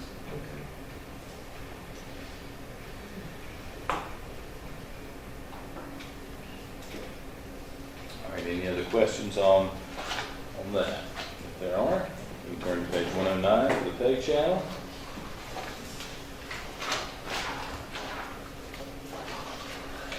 Pay channel, that is programming for C3 TV. Total proposed budget this year is $51,437, which is a decrease of 53.2% over the current budget year due to flooding we had in City Hall a year ago. We pretty much have all brand new equipment in there now, so don't expect to have any issues finding what to knock on anytime soon with the PEG channel. Any questions on the PEG channel? The original idea of that pay channel was prior to Facebook, and we, again, some cities actually, and I don't remember what they get now, but back then, based on the cable bill, there was a tax that municipalities like Wilmington and Washington and others, Greenville, we went after it I think one city, just to meet the minimum requirements for the second channel, was putting 8 hours of stationary programming, i.e.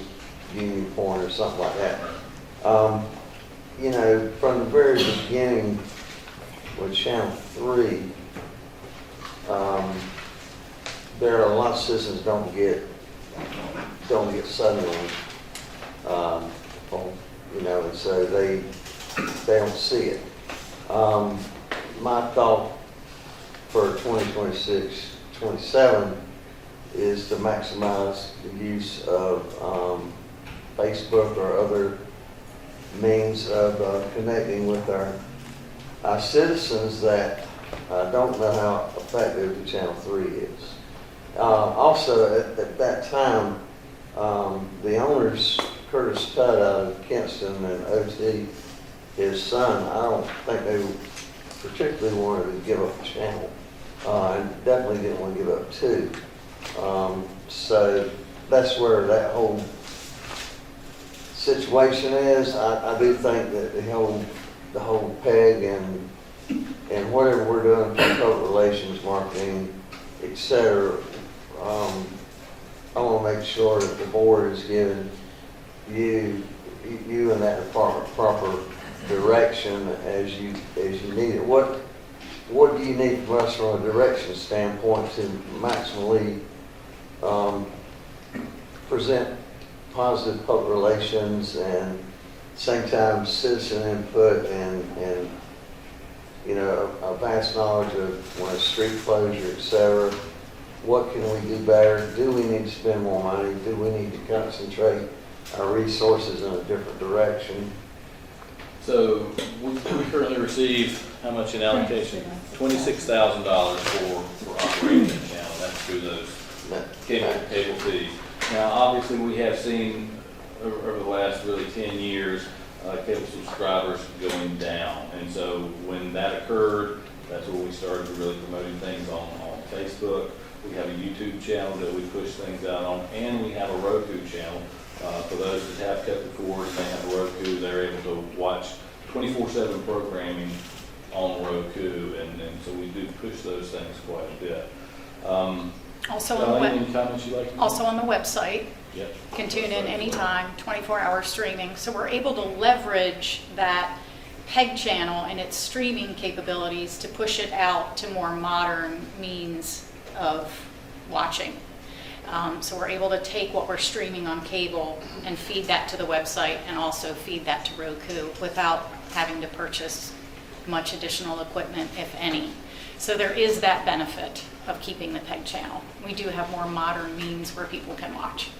And for communications with our citizens as well, we've got newborn alerts where we send notifications out on a regular basis for whatever the incident may include as well. And we use that quite a bit, newborn alerts. I remember initially with PEG Channel, we were providing programming and we had certain history programs, et cetera. Are we doing any of that now? A lot of those became outdated.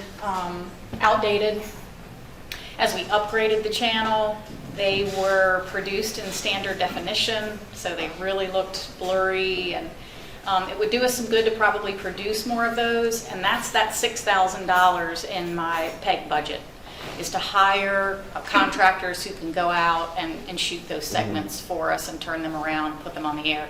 If we do produce something in-house, the This Week from City Hall interviews that you all do about different community events that are going on, they automatically go on the PEG channel as well as YouTube, Facebook. So we're really trying to spread the love whenever we receive fresh content to make sure it gets out amongst all those channels. And so do you feel like the city is doing an adequate job of like in a weather event or power interruption, et cetera, or other things we could be doing we're not doing to advise our prize citizens? I think we're getting more bang for our buck out of Facebook than any other medium that we have because it's readily available for anyone. The majority of folks do have that. You could talk a little bit about any of the other apps we may have. I would say New Bern Alerts is growing very fast. Roughly 10% or more of our population is subscribed. Now, I say that purely based on numbers. Can you subscribe if you're outside the city limits of New Bern? Yes, you can. But New Bern Alerts is growing very quickly. Those subscriptions, you have 14 different categories you can sign up for. So you can receive as little or as much information from the city of New Bern as you want. We have, probably a dozen or more administrators of that software across the city. So Parks and Recreation is probably the second heaviest user of it next to me. So a lot of their summer camps and different activities, city events that they have going on, they'll use New Bern Alerts as well. And I get good feedback on that too. People say, you don't bother me a lot, and that's what I like. I hear 14 categories, and I think you're going to be sending me 8 to 10 texts every day. They said they've been pleased with what they've subscribed for and the amount of messages they get from us. I know this segues into something you'll probably cover later, but our website, I wouldn't say is the easiest. I've seen worse and I've seen better. Being able to navigate our website. Some things, development services and all that's pretty cut and dry. You just go right into it. Other folks on board might have comments about that website. We are working on a website refresh with our website provider. Foster and I are on that committee. We are currently looking at the site map for the new website. So we have updates and a communications portal set up with Revise. We're thinking June, July, the new website will be ready. But we've looked at a lot of other cities and kind of how they've put together their websites to look for things that we like, things we think that are more user-friendly and customer-friendly than what we have now. And the company we're with, every 4 years, you get a free website refresh. Now, that does not include any new technology you want to add to the site. So we did pay for sound search, and we also paid for the chatbot that we have implemented. And I thought there was one more. Foster, do you remember? So we did pay for those two new technology advances, but the rest is a free tech refresh. Website refresh. One of the things that we are reviewing right now, how many Facebook pages do we have citywide? We have 10 social media accounts. I would say probably 5 or 6 are Facebook pages. So we're looking at consolidating several of those. There are certain departments, I'll give you an example, Parks and Recreation, they promote a lot of special events. They have a huge following. The city's page, it has a huge following as well. And so we're evaluating whether or not we need to continue with that many. It's easier to control the message, and we've seen a couple of things from departments that have gone out recently that we weren't aware of, and so that kind of created a dialogue on social media we didn't want to see. So we are reviewing that right now. So probably with the AI version of it, I mean, wouldn't that help consolidate a lot of that, those different Facebook channels? I'm not sure I understand your question. The websites, I mean, the different Facebook. So it wouldn't help, AI wouldn't help do that, but with the AI that we have implemented currently on our website, right.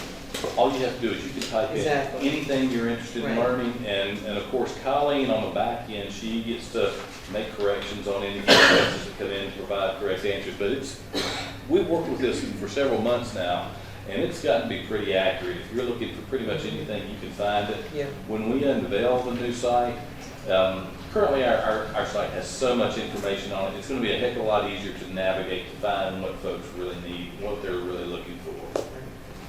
I'm utilizing this. I like it. So. Especially with the new payment portal for public utilities. When we first launched it, those were a lot of the questions. You know, how do I create a new login and things like that. I was doing a fair amount of corrections to some of the questions back in the beginning, but as Foster said, we have so many documents on our website. For example, one of the questions we got, picking on George, was who is the Director of Public Works? And it named a previous employee. So I had to go in and change it to now George Childs, but little things like that. Phone numbers, websites, emails, things like that were all correct. I just had little tweaks here and there.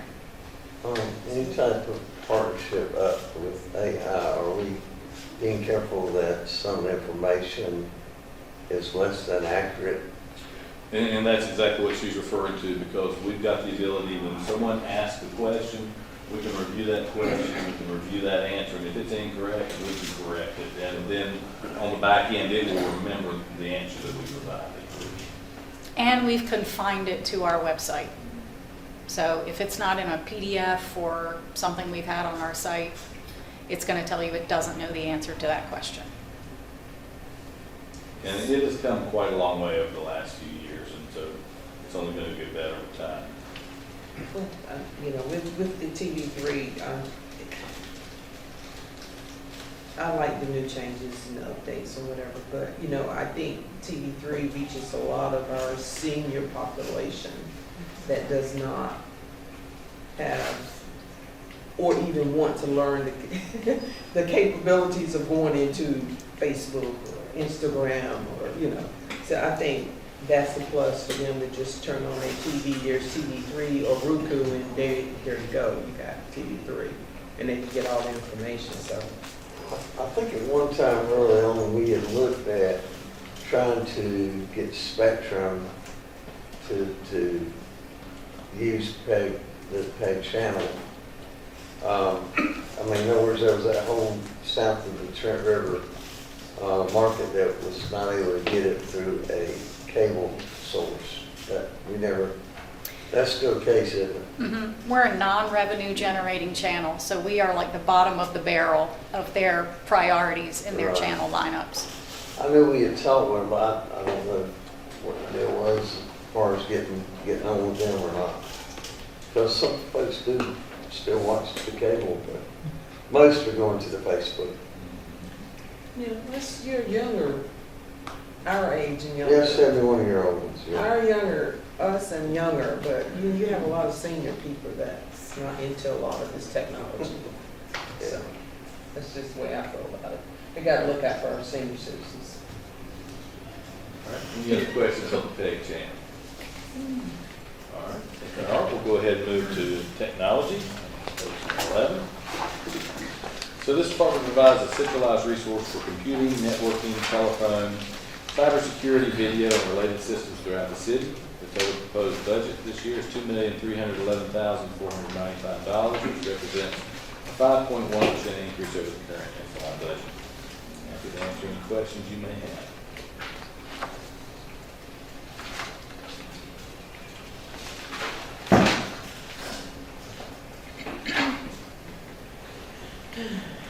No questions?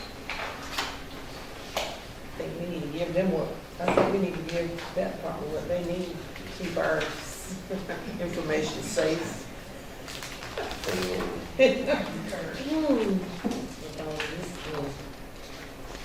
All right, there are no other questions or comments. On to 117 in finance. This department delivers high-quality financial services through sound fiscal management, accountability, and transparency. The department includes accounting and purchasing and warehouse divisions, and is responsible for oversight of $227 million. That includes $181 million annual operating funds, $15 million through 24 different grants, and over $31 million in 20 different project funds. This department is a multi-year Triple Crown winner through the Government Finance Officers Association. The total proposed budget this year is $2,504,772, which includes a 7.9% increase.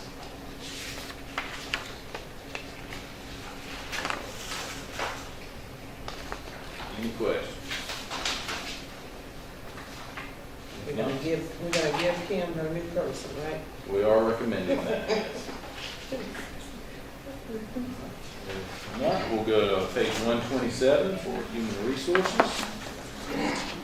This department is responsible for the city's workplace through fair and consistent employment practices, development opportunities, and programs that promote workplace safety and organizational effectiveness. The total proposed budget is $1,350,000. This represents a 2% increase over the current fiscal year.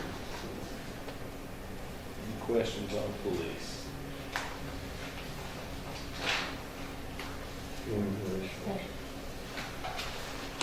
All.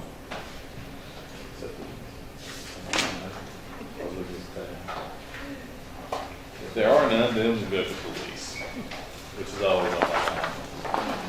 This is page 133.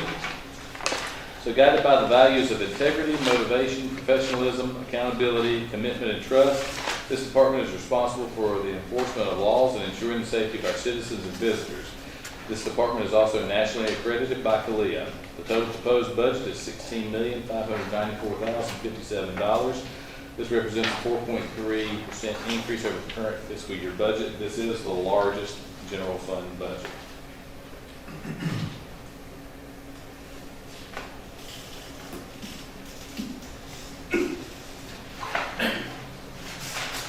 How are we on recruitment at this point? I know at one point we had quite a few vacancies. I think we have some in VLEP, but on the recruitment side, are we seeing an uptick there?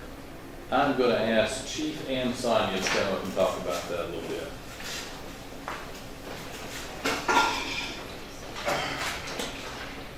So with respect to recruitment, we're doing very well.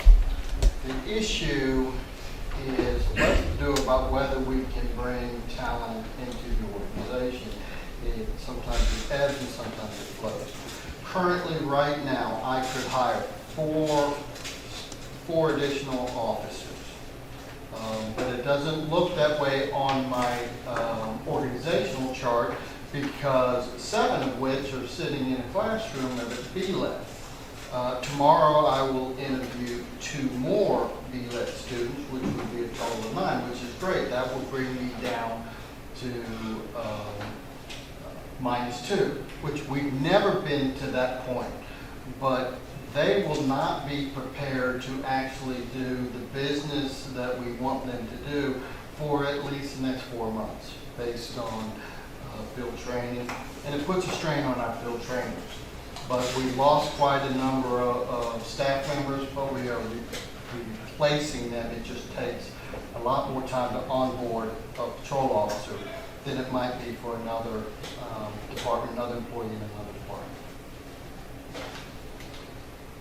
Sonia, anything you'd like to add? No, I don't think so. Like Chief said, it just takes a while and it's a moving target. So we have positions filled and then you have vacancies. So I think at any given time we could have maybe about 5 vacancies. Sometimes it's less, sometimes it's more. So it just depends. We've had several retirements. We do have a few officers who have left to go to state agencies, if you will. So it is a moving target.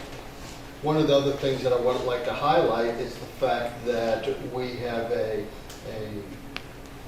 very cogent certified officer program. We are trying to recruit talent that's already out there, that already knows the job, is already doing the job. And so we've been very successful in that. We hired a young lady who was an LAPD officer. She came back incredibly with a lot of wealth and knowledge in our profession. We just have to get her spun up into how we do business here. We hired a person from Houston, Texas. We've hired quite a number of certified officers, and the way we approach that is we want to offer a commensurate salary that merits their skill set. So we believe that we've done a great service to our community and our profession by bringing those talents in, so that we don't start at ground zero. Thank you. Chief, we talked time too about the simulator, and we're going to just stay course on that. The simulator at the time was top-end technology. We will continue to use it. In fact, part of their value to us is they're producing New Bern-specific geographical scenario-based, meaning they're bringing their cameras out, they create the 3D environment in which our officers are going to, which allows them to actually see New Bern areas so that they can integrate with a little bit more, I guess, visual stimuli. What is more upfront technology that we're also using is Meta virtual reality goggles. We have several of those that give us the opportunity to train in the virtual world. It's amazing what that technology can do, and we're harnessing that right now. You have any other questions for police? I'm a little curious about the real-time crime center.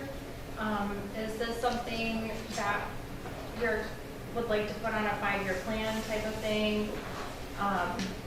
Like how essential is it to your operations to have that? In our industry, the real-time crime center model is the future of law enforcement. Real-time crime center operations, and it really is run through Axon Fusus, which is the parent company that also, we have our body-worn cameras, our in-car cameras, our tasers, they're all integrated into the same system. What the real-time crime center through Fusus allows us is an integrated platform in which we can harness in a one map system all of our, or as many as we can get, all of our surveillance videos, all private surveillance videos, and all of this is voluntary based.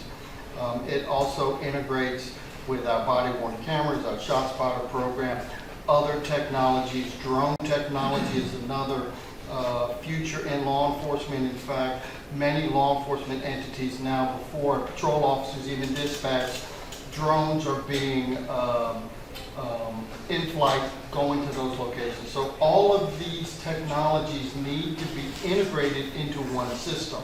The reason why we wanted to bring Real-Time Crime Center is we want to work smarter, not harder, be on the front end of the technological wave, so to speak. And one of the areas of importance is we can bring the technology on board, but if we don't have the staff to actually implement it, we're not getting the best bang for the buck. So to visualize what this would be, is we would have staff that are actually looking at all of the cameras that we have. Currently, those cameras are in our comm system.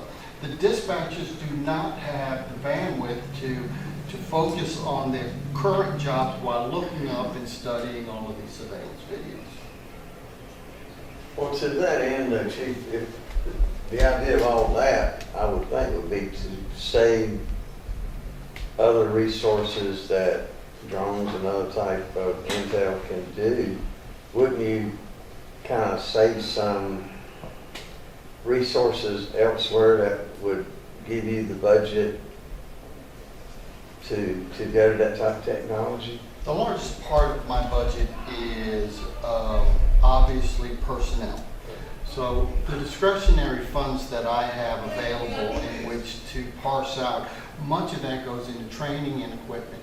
And so we cannot divorce our need to have subject matter expertise, training, and the skill sets needed to do the variety of jobs. The patrol officer you see in a patrol car, they're a jack of all trades. Their training is to triage incidents in real time and then pass those on to the subject matter expertise within forensics and detectives and investigations and all a variety of other areas.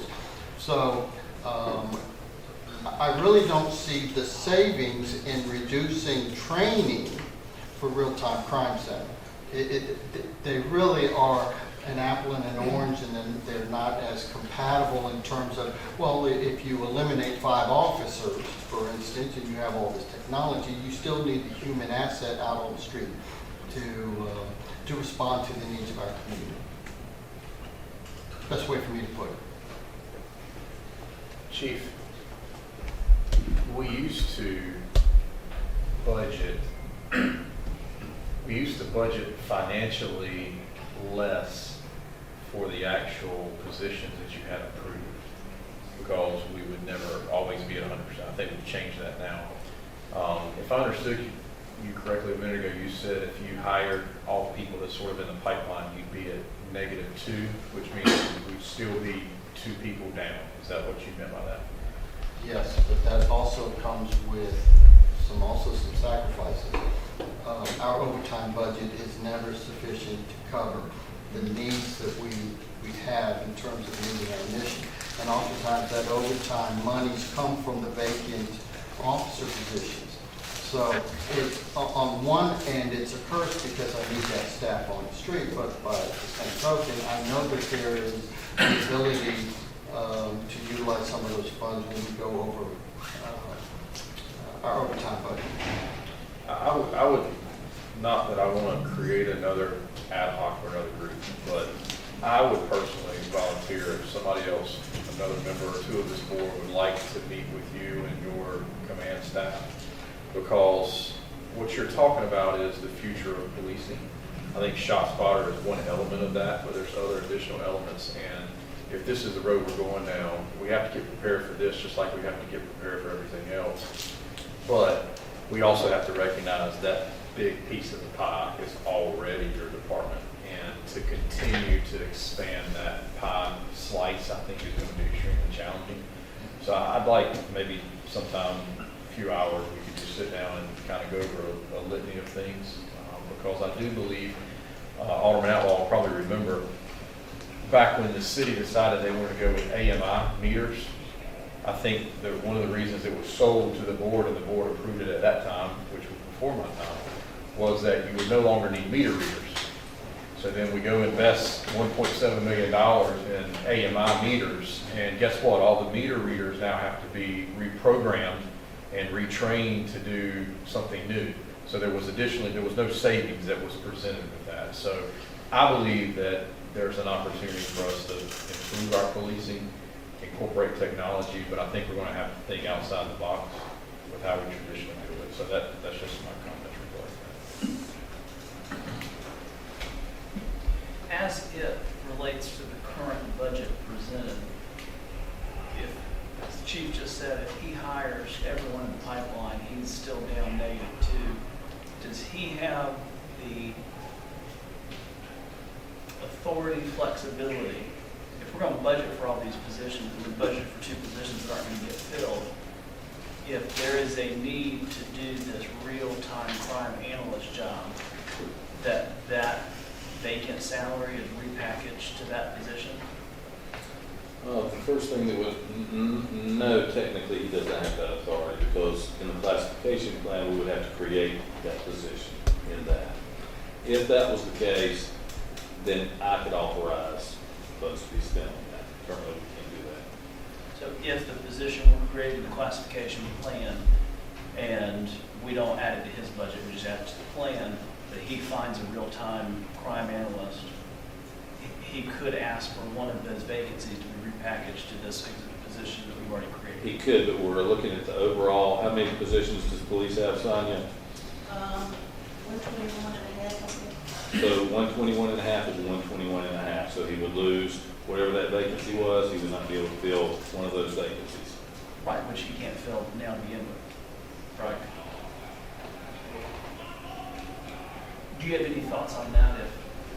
If there was an appetite to create that position to have, so you and Foster have the flexibility, knowing it would lose a position if you found someone? We used that same mentality when we converted a sworn position to a crime analyst position. Our crime analyst was already a sworn officer. Within our industry, crime analysis is a very unique position. In fact, you can get a degree in college in criminal crime analysis.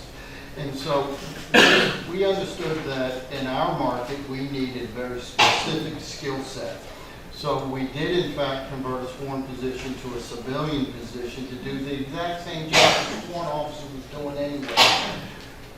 What I fear in this analysis that you're asking me to look in is I would remove a sworn officer that is potentially placed as a vacancy in a billet in our organization to do this job. And that would take a lot more thought process for me before I would be able to give you that answer. Thank you. Any other questions for police? If not, you can turn to page 145. the fire rescue. So this department is committed to protecting the community from fire and life-threatening emergencies while providing high-quality emergency response.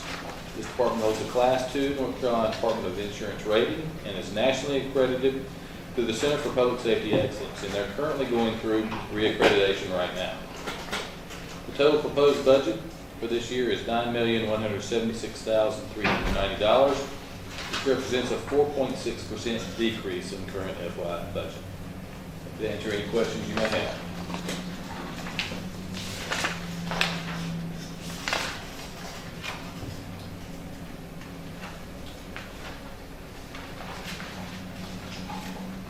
If there are no questions, you can turn to page 153. For Parks and Recreation. This department oversees 26 parks. They also provide a wide variety of special events. They operate 2 recreation centers, a community center, an aquatic center, and 5 city cemeteries. Last year, they received their 3rd national accreditation from the Council for Accreditation of Parks and Recreation Agencies. They have four divisions within that budget. Admin, the budget is $918,389, which represents a 6.8% decrease over the current year. Stanley White Recreation Center is $256,443, which is a 15% increase over the first year.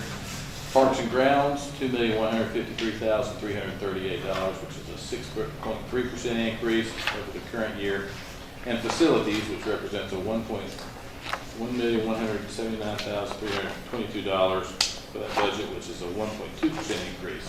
Their total budget is $4,507,492. Overall, a 2.5% increase over the current year. Happy to answer any questions you may have. Have you looked at any potential additional uses of the aquatic center year-round, or any type of fee structure that could justify containment, et cetera? So the big issue with year-round at our aquatic center is the footprint of the actual pool is so small, it's not conducive for, it's not even a 25-yard lap lane. And so when that thing was built in 2010, it was constructed to be able to support a bubble at some point if we wanted to do that. But I think with the exorbitant cost of providing gas to constantly heat that facility, heating the pool, it would not be cost prohibitive for the size facility that it is. So we do look forward to when the bond projects come into play, we're able to expand the outside by, it's really going to be 100% expansion of that facility. But a year-round operation with the current footprint is going to be, that would be quite difficult. And we would not be able to generate adequate revenue to support it.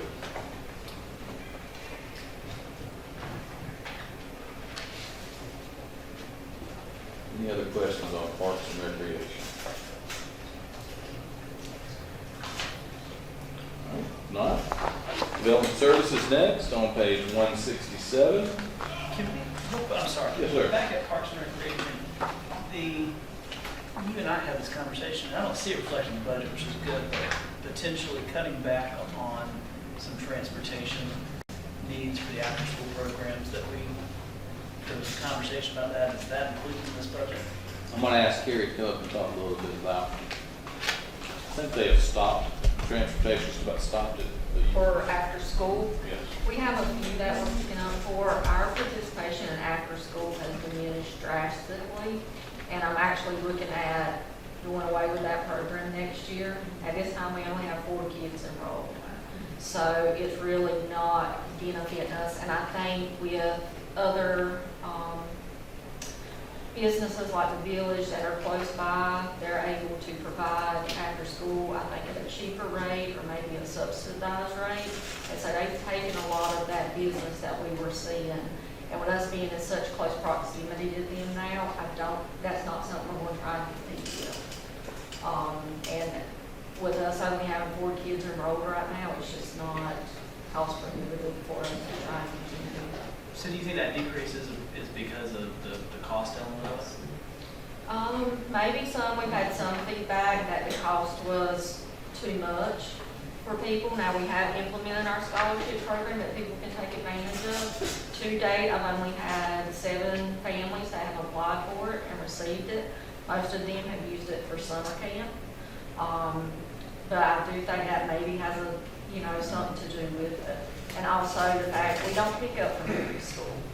We don't go to schools that aren't within the city limits. Gary, what's the cost on the after-school program? It's $60 a week for resident, $120 for non-resident.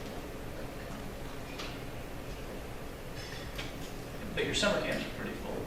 Oh, yeah. The only one I think is not full at this point is the sports camp. Do you have any plan on expanding the full-day summer day camp next year? Currently, it's going to be based on us being able to staff. We've seen issues with summer camp counselors over the years, specifically with what we're paying. We increased it last year. I did have some counselors that we offered positions to this year that said, I can make $16 elsewhere and I don't have to drive using my CDLs. Whereas the most we're paying right now is $15, and that's usually 4 CDL drivers that work during our summer camps. So transportation, we have to make sure we could secure that. Based on the American Camp Counselor Association or Camp Association ratios, we would have to increase our ratios if we go up. Right now for our camps, like say at West Newbern, we are having 30 kids per session. Ratios for that, we're looking at least 4 counselors for that group, and that's the minimum. For it to be a highly qualified camp, the way they consider it, it needs to go beyond the minimum ratios. So we would have to increase counselors, which, like I said, has been hard to secure, especially since the state has mandated that all municipal parks and recreations do fingerprints. We had to start looking and recruiting for those positions in January this year to try and make sure that we have staffing in place by the time camps start in June, because we're seeing a delay because of that fingerprint. So there's a lot of other things along with resources that we would need to put in place. Transportation being a major one. Could you tell us what camps you're currently offering, where they're being held? We have our Bear Lunch Camp we're offering at West Newbern. We're also offering at Pleasant Hill Community Center. Then over here at Stanley White, we have our sports camp, which is 8 weeks. And then we have cooking camp, that's 3 sessions that are 3 weeks each. Thank you. What do we charge you for our camps? 2-week session for our traditional camp is $75 a week for resident, $150 for non-resident. Any other questions for Parks and Recreation?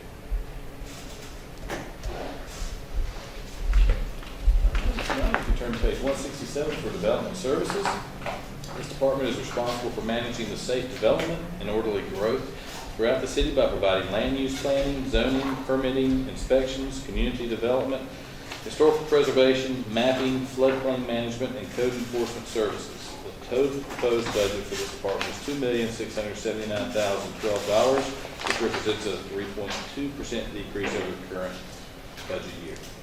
Any questions on development services?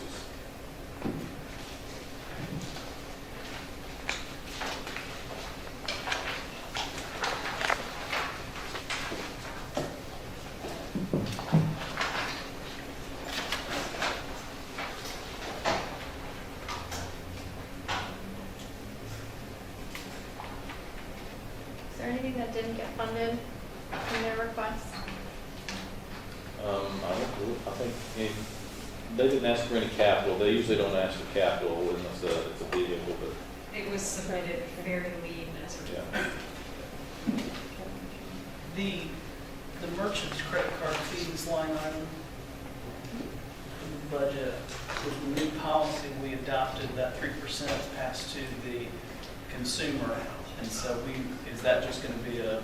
They'll be offset with that revenue. We're not sure how the bank's going to do it, whether but it'll either be offset with the revenue, which is budgeted as well, in the revenue side at the beginning of general fund.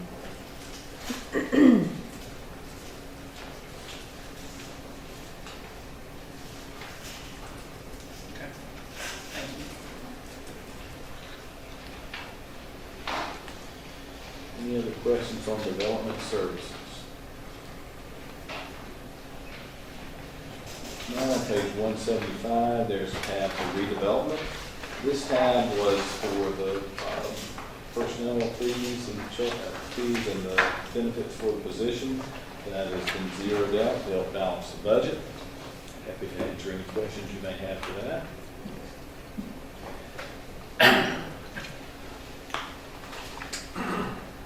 We can utilize the funding in this budget if the redevelopment commission were to decide to hire an executive director. Could the salary come out of their fund? So they do not have the authority to hire their own staff, since that is considered a branch of the city of New Bern that would fall under our human resources policy. However, if you wanted to allocate funds toward contracting, I've had some conversations with a few of you regarding your interest in this. The redevelopment commission could enter into a contract with someone to provide services for that. Well, I've already shared my thoughts with the Development Commission, and I'm in the minority, and that's fine. I do think that if we're going to continue to have that commission and have a joint meeting and do some planning to give some direction to, that they need some staff person. I mean, they do need, if Marvin's going to be the interim director, if we could find a person who could contract, who's got development skills, that would contract on a part-time basis. I think the $200,000 we have allocated for their land acquisition should be flexible enough to repackage that. I don't know if you need authority from this board to say that it can be used for that, but. So during the budget presentation, my comment to the board was that what I recommended was having Marvin to work with that committee and having a staff member from Development Services to help with the day-to-day operations, so that the redevelopment commission would not lose any of their focus or any of their sting. That's my recommendation to the board. If the board would like to do something else, we're happy to get you any information you'd like on that. And Marvin, if you'd like to add any comments, you're welcome to as well. Yeah, no, only thing I would like to say with the funding that you were saying, the 200,000, that board specifically set their own budget, and they did not want to move that money out of that for any purpose except for land purposes or whatever when we had the discussion. So They don't give us that budget. That was their recommendation to the board. Obviously, the board has full control over that budget, but that was their recommendation to you. How much, Kim, how much does redevelopment commission have in their fund balance for their activities absent this 200 annual appropriation? They have approximately $917,000 in their account. I personally do not like the additional 200 a year for redevelopment with a commission that it's not fully staffed, it's not fully appointed. I'm all for it. Obviously, I know this board wants to give them more opportunity and work with them, and that's fine, but they have the funding to do that. I mean. So I want to make sure that we're clear that $200,000 does not come from the general fund at all. That comes from their $917,000. So just authorizing them to be able to do 200 for land acquisition. That's correct. So that comes from funds that, the majority of those funds have come from allocations that previous governing boards had put in that special account. It also comes from some sales of properties and things like that. So there's no funds coming from general fund. The only thing that was coming from general fund was to fund the position itself, which we basically zeroed that out. Okay. Other than the property that they acquired on Walt Bellamy for the 3 houses, what property has the redevelopment commission purchased since they've been in existence? Marvin, you have the only thing I think were the properties were the one behind the Bloomfield, over on Bloomfield, those 2 lots that was initially where we had the house sitting right on the Carter house, I think. I can bid about that now. So at $200,000 is a lot of funding. When over the past 7 years, they purchased just a small amount of property. They've been given quite a few parcels. And correct me if I'm wrong, the county, we went to the county and asked the county to give up some of their property. 10 properties. And we asked for more. Yeah, that's The correct. county said, we're only going to give you this and let's see what you do with it first. That's correct. They So- gave a timeline, I believe it was 5 years for the redevelopment commission to basically do something with those properties. And then they were welcome to entertain additional requests. Where are we in that timeline now? Are we past that 5 years or are we still within it? No, I think we may have about a year or two left. And I'm not sure exactly where we stand on those properties. I know that there are a few properties that could not be developed because they were in flood zone. The redevelopment commission made a recommendation, or staff did, regarding those properties, but I don't think they fully vetted those individual properties, because once they started looking at them, a couple of things could not be developed on there. In the flood zone. I think originally they put that requested $200,000 for land acquisition because they had this Avenues Project program where the intent was to purchase property, but it never came to fruition. So I guess out of the $917,000 that they have, what we're saying is 200,000 of that 917 is available to them at their discretion to acquire property. Is that right? That's correct. So what's the other $717,000? Where does it sit? They can't do anything about it. I'm assuming, correct if I'm wrong, they cannot spend that without this board appropriating that. That's correct. They would have to make that board would have to make a recommendation. It would come in the form of a budget amendment that the board would approve. So if they wanted to, if they really got on the ball and bought a city block and said, well, I need additional money to demo these houses and then build townhomes with the money, that would have to come before this board to appropriate. So what can they do with the $717,000? They can purchase property. Can they not build a house? They could build a house. I think we found out they're most likely to be successful. They're going to have to partner with someone to get that house sold. But yes, they could build a house. They could build a duplex. So I'm confused. So they've got $917,000. 200,000 of that is allocated for property acquisition. Sure. But you're saying that the rest of the 717,000 they can do with whatever they want to? Not without permission from this Board board. approval. It's got to be funded into the budget. Currently, it's in fund balance, so to speak. And so for them to be able to put it in a budget where they can spend it, there's got to be a budget amendment that this board has to approve. So the only thing that they have the authority to do right now is acquire property up to 200,000. That's correct. Anything else other than that, if it requires spending money whatsoever, it has to come before this board. That's correct, unless it was specifically budgeted in all. Again, if we're going to continue on with the redevelopment commission, which it sounds like the majority of this board wants to do, then I think that 200 appropriation needs to be opened up for more flexibility. They can hire you can find a part-time consultant to act as director that has some development background. If they decide, yeah, we're going to go build a house, we're going to partner with Habitat to build this house, give them that flexibility so it's not just land acquisition. Is that what you're saying?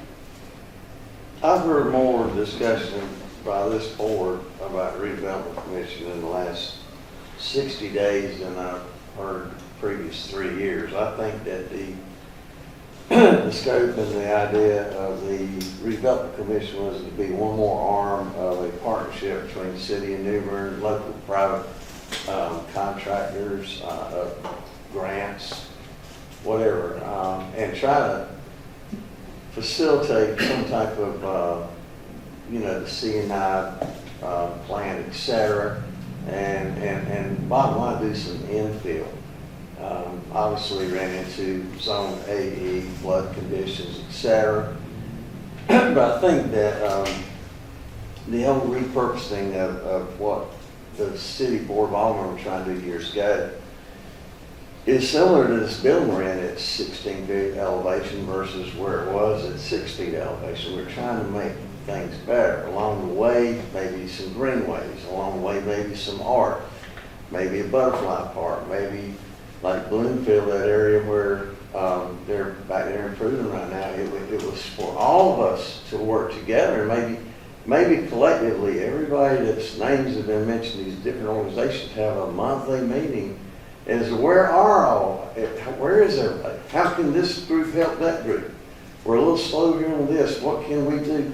Can we go to the county but the bottom line, the biggest thing besides the fact none of us have talked to the last 60 days is the fact that legally a lot of these properties that are imploding and then finally getting torn down, et cetera, are things that are held up by an attorney in Trenton who cherry-picked a bunch of condemnated pieces of property, and he processed and got paid to clear the title to get rid of a certain number of them, and the tough ones are sitting back there with 27 heirs that are yet to be cleared and cleaned up to where they can be conveyed. So again, I'm just glad to hear all this discussion. I hope it will continue for another 60 days, and maybe all of us will get together, which brings me back to the ad hoc group associated with this Board of Aldermen to work with the commissioners and try to get the thing back on track. I think everybody for the first year or two,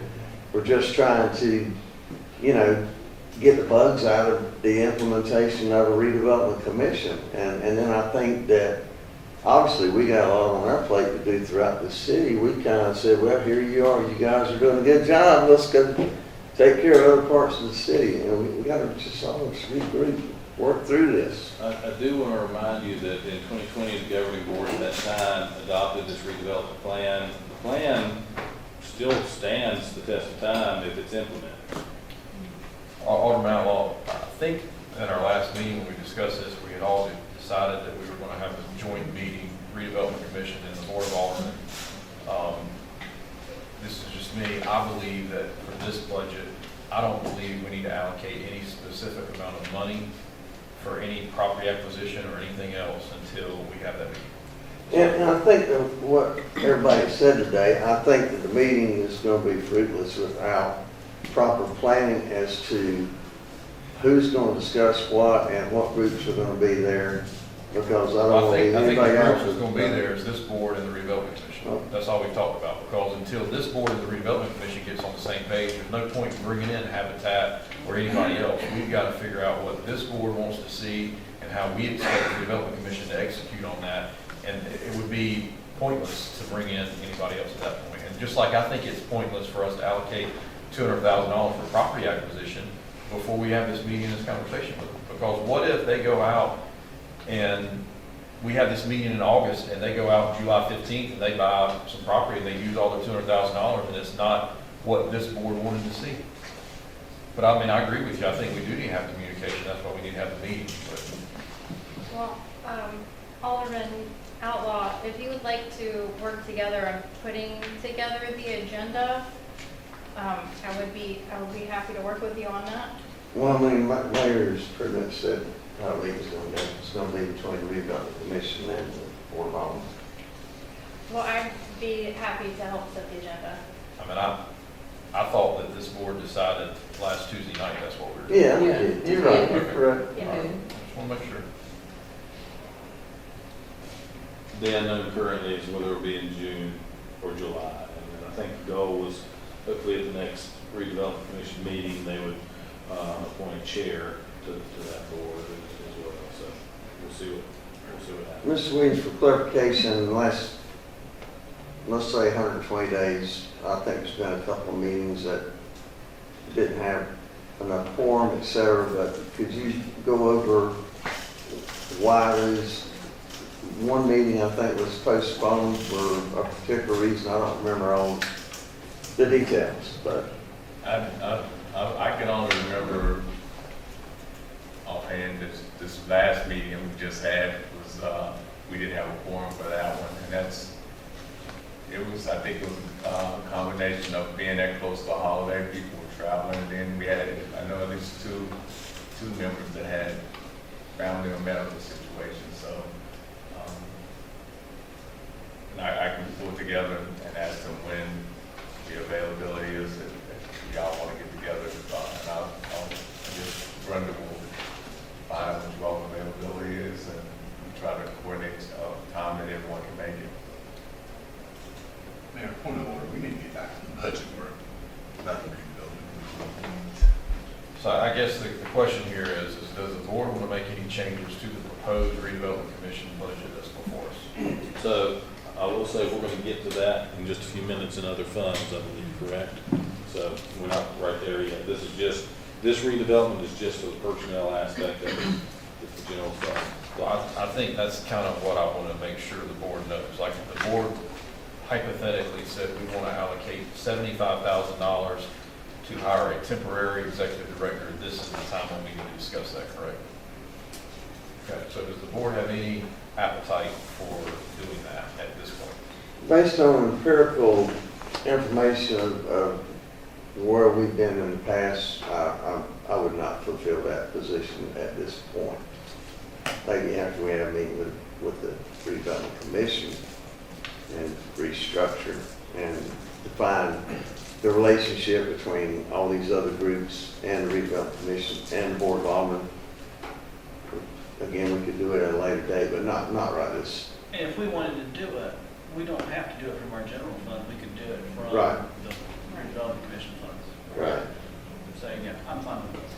And again, some of that, Mayor, as I recall, they had to have some funding source from the inception, and that's where that $900,000. We sold the Carolina Avenue property to the Housing Authority 300. and seeded that Yeah. redevelopment. All right, so if there are no more comments or questions on redevelopment, if we'd like to go to Public Works on page 177. Public Works consists of 7 different divisions: administration, insurance, fleet maintenance, public buildings and maintenance, streets, stormwater, and solid waste. The total proposed budget for this department is $10,945,993. This represents a 7.6% increase of the current year. Any questions on Public Works?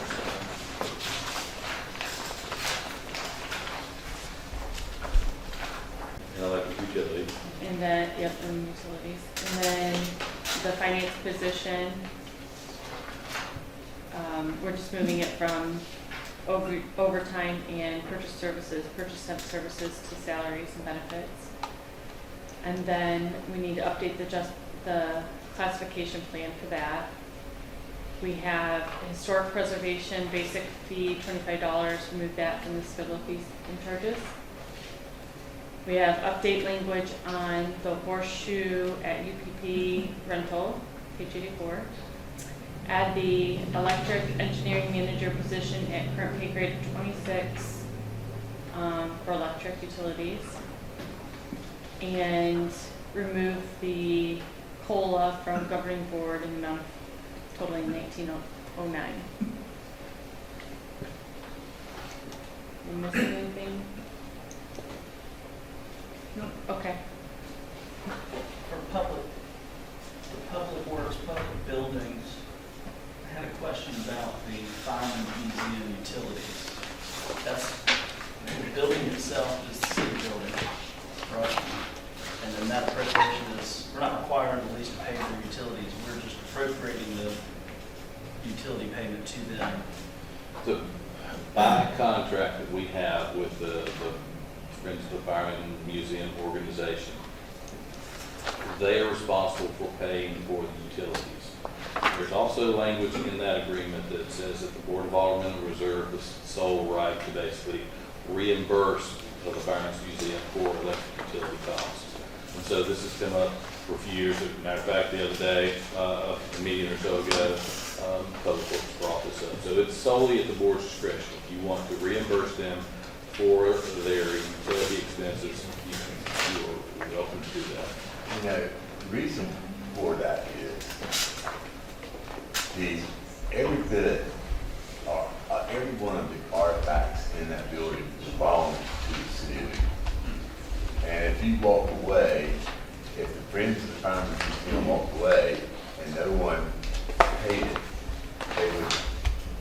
they would actually be destroyed in there without any kind of climate control. That's the reason why the city of Newbern has always assisted in the utility bill. In fact, they used to give the Firemen's Museum money, operating money as well. You know, they stopped that, but continued, you know, the paying of the utilities or helping with utilities, just for that reason, just because the artifacts belong to the city of Newbern. Any more questions? I can fill in the blanks if you have any. What's the blanks? Well, we used to pay them a lot of money when they were in the old building. Sure. And when we stopped funding them, it expedited their move to the old fire museum, or the old fireman house, which is now the museum. And when we did that, they essentially were getting no more funding from the city. So they came before the board at the time and said, we need some help financially. And we said, okay, well, since you've made progress and you're moving in the building that we ultimately wanted everybody to move into, we would have to pay, I think it was $15,000 is what we estimated would cost us if we put all those artifacts in the climate control storage. So that's where the number came from. It wasn't just an arbitrary number we figured. We figured that's what it would cost if we had to put those in climate control storage. So we were reimbursing them for that. That makes sense. That's what you know. That makes sense. Thank you.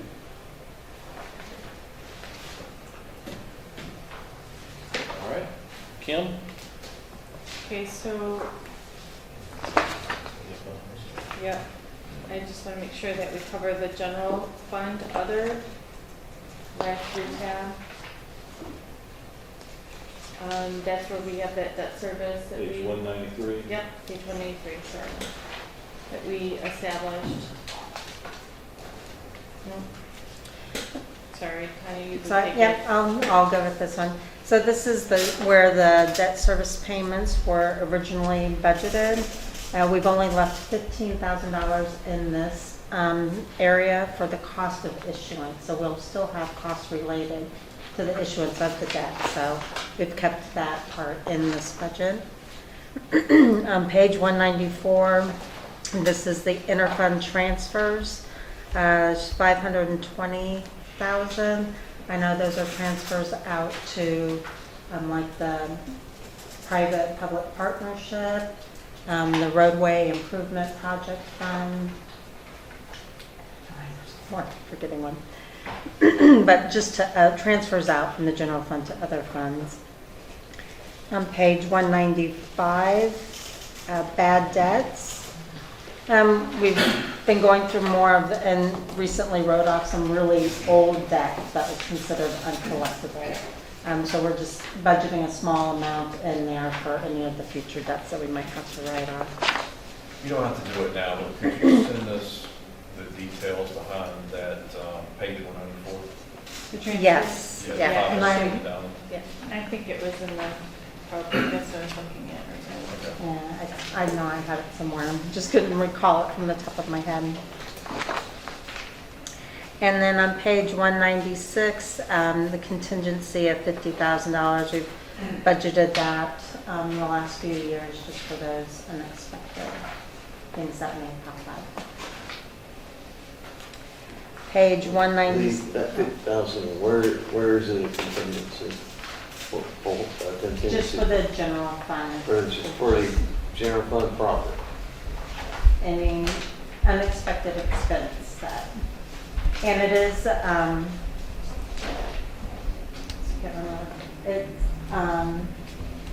is at the discretion of the, it'll be at the discretion of the finance director and city manager.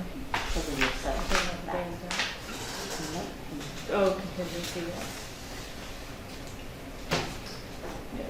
Just said that.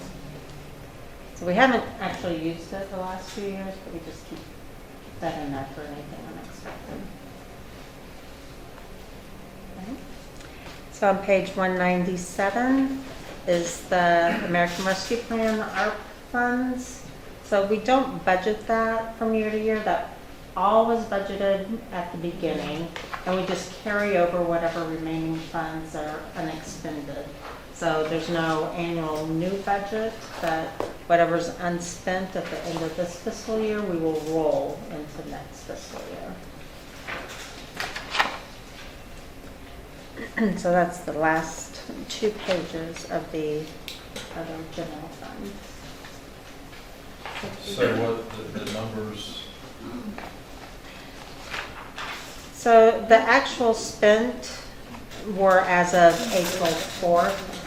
okay. So more maybe updated would be, yeah, you get the monthly Right. report on that, so that would be a better gauge.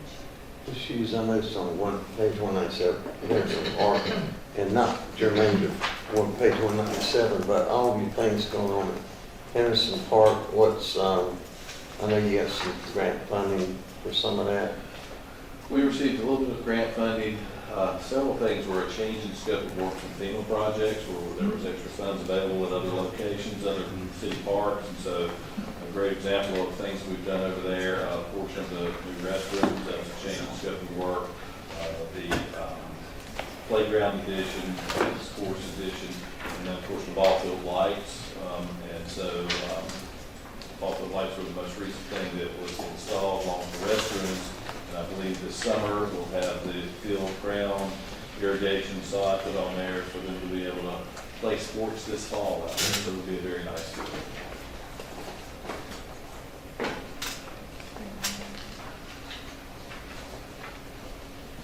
If you don't have any questions on those, we'll go ahead and move to other funds. 285, page 285. This is the description for each of the other miscellaneous annual project funds, or capital funds, I should say. We have for MSD, our property valuation remains at 200 million. The next one. I know that we're working on several projects that were assigned from the committee and the board approved. And other than that, that balance as of right now is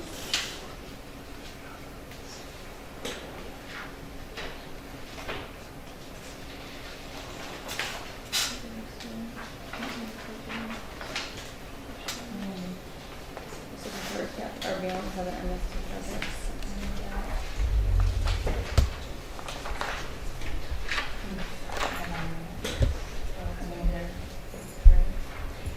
What was named for the end of the fiscal year, so. Yeah. That's fun.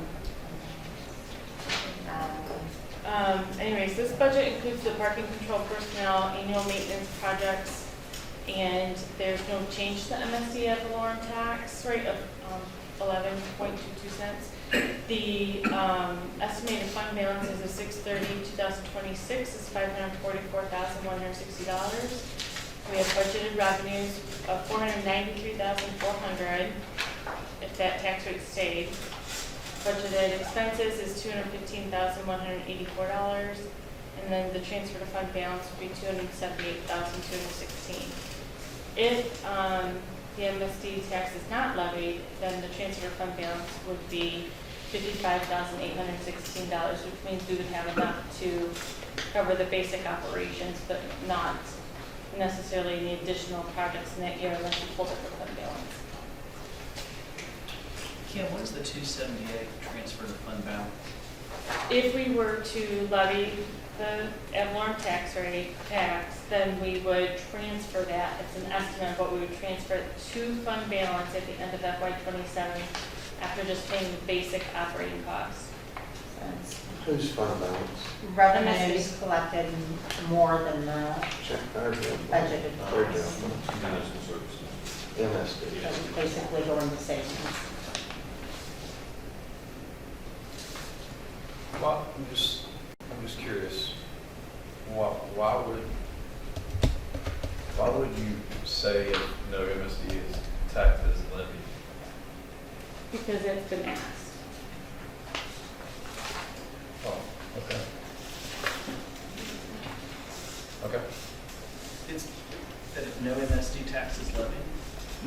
question was if, so I asked the question about if we did not, if we removed residential properties from MST tax levy.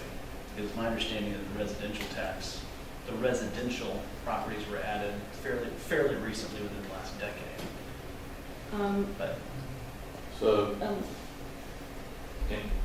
in process, if the board wanted to entertain that, basically, you'd have to draw new lines for a new MSD. You basically do away with the current one and we go through that entire statute process. the only reason I say that is I didn't ask that bottom bullet question, so I was curious who asked that. Yeah, and I know I'm getting over it, but I don't recall us adding residential to MSD since I've been on the board, and that's been since 2013. So it must have been before then. It has to be all. I think when Residential or we commercial? drafted it, when we created the MSD, the map was set. And then you do have to go through a process to ask to be removed from the MSD, from the district.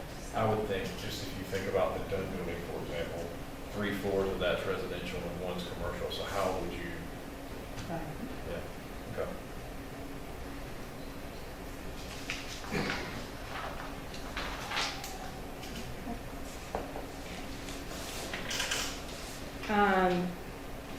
So taking a look at the other funds that are in here, we've got, if you were to continue on to page 288, that's the community development.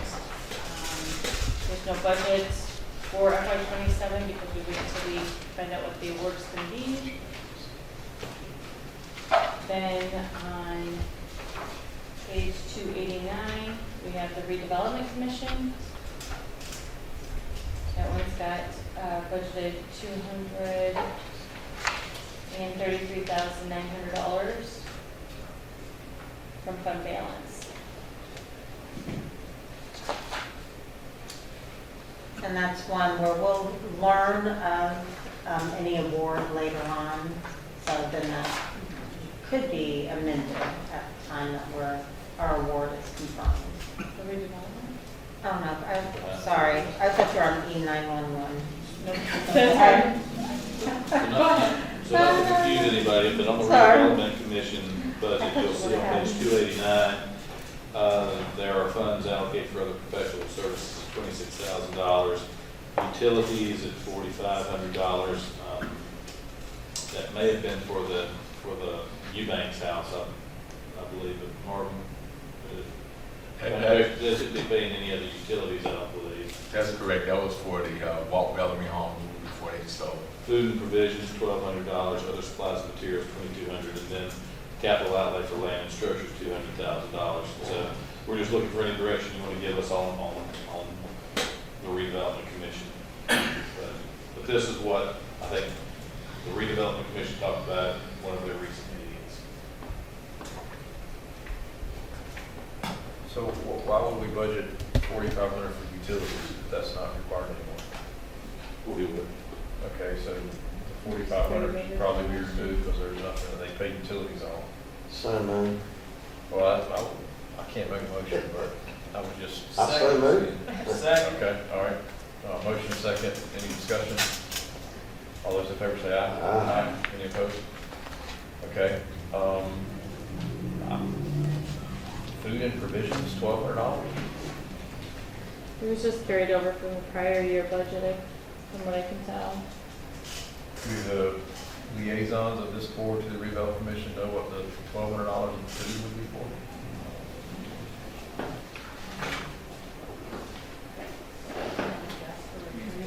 Part of it was for the future retreats.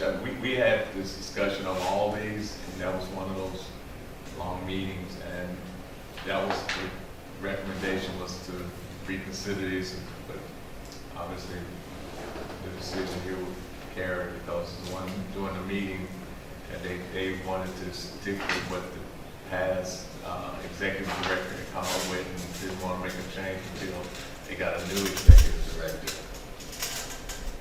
Well, I don't think it's gonna break the bank, but I leave most everything else alone until we have this meeting.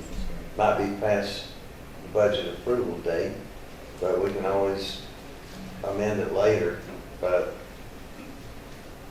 I don't want the redevelopment commissioners to think we're trying to knock 2 or 3 legs out from underneath the stool, you know, until we meet and see where we're all going to go or not go.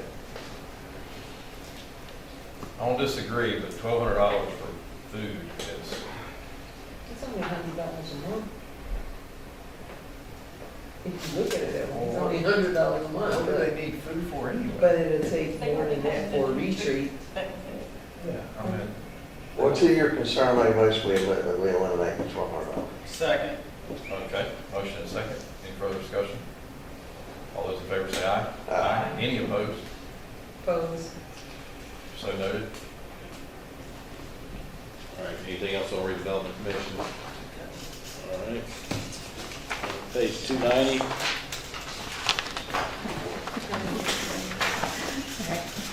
This is where I was talking then.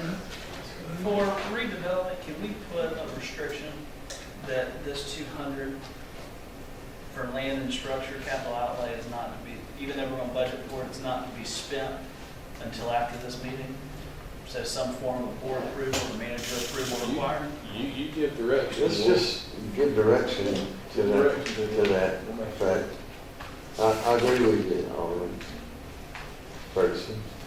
Anybody disagree with that? And obviously, if something unique comes up between now and then, they can always bring it before the board and say, hey, look, we've got an opportunity to do it, and say no, so, absolutely. Right. Sorry, I jumped ahead on the emergency 911 revenue. Right now, we are budgeted at $72,010. We will get a final confirmation from PSAP on the grant award, and at that time, we may or may not need to adjust the budget. Okay. So, in police special revenue, page 291, $40,000 is budgeted for special investigations. It's a slight increase from the previous year. Page 292, the Department of Justice equitable sharing, $27,180 budgeted. That's mostly for employee travel and training, maintenance contract, and some supplies. There's no budget for the Department of Treasury equitable sharing. There's just not as much activity in that fund at all. In the private, page 294, the public-private partnership, that's $10,000 for the downtown, or the facade. So we talked about Program. this a few minutes ago, is like get some direction on the board on what you'd like to do with this. Full disclosure on the $10,000 facade grant. Tell me again, what is that used for again? I mean, it's pretty obvious it's a facade grant, but who's picked, or do they apply for it, or what? It's applied for, yes. So we have a policy in place, it's applied for, and we got away from doing it a few years ago when we had a couple of issues with folks that received the funds, and either the building was rented again immediately afterwards, and so basically the cost of what was done, it had no impact. The goal is to improve the facade, but it didn't work, and so it's a lot more difficult to do one of these programs when you're able to tie them to a certain length of time, make sure the improvements are in place for, say, 5 years or whatnot. So yeah, it's been difficult. I think it's a good time. I think part of the problem was the litmus test of what qualified and didn't. I think it's a good time to eliminate that and revisit it later if we so want to. Is that a second, Alderman Astor's motion? It is. Okay, so I have a motion and a second. Any further discussion? Hearing none, all those in favor say aye. Aye. Any opposed? Okay.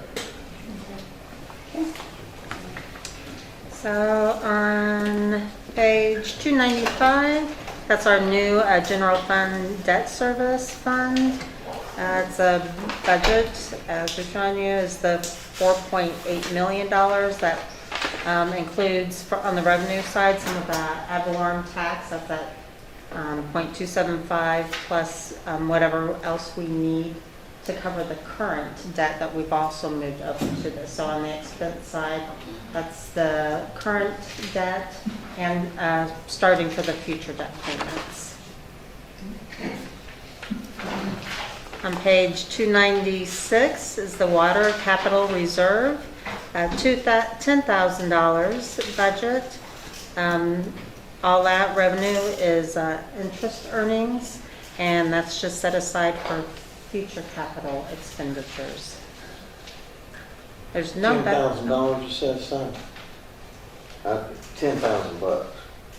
Right, there's more in that fund, but that's the revenue that's coming into that fund, just on the interest of the money that's in that fund. Okay. So, at this point, Well, that's, I thought it would be, hopefully there was, oh yeah, no, that's just the annual, that's the annual interest earned on the money that's in that fund already.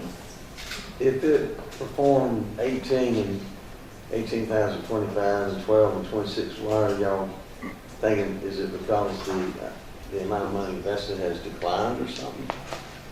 Looks like it would be at least 12,000. That we're, Just being on the- conservative on yeah, that? we are on the interest earnings, Okay. we are being conservative. All right. For all of the funds. Yeah, we're hoping for more, and that'd be great, and it would just be that much more set aside. It's not being spent anywhere else or done anything, it'll just keep growing in that fund. Okay. So on page 297 is the sewer capital reserve revenue and expenses, and no budget for that fund. They do also earn a little bit of interest, but not to the point to actually be budgeting that at this point.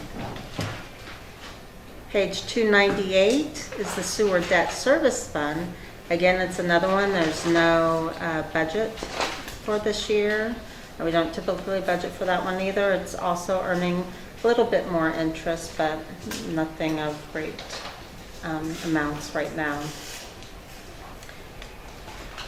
Page 299 is the electric rate stabilization fund. Again, there's no money in that fund right now, so there's just no budget.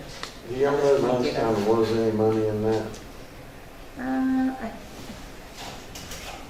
What was the question? I'm sorry. 22 maybe, I mean, it was, I think there was someone, we got here in 21, 22, and it was used for that purpose to try and keep the rates.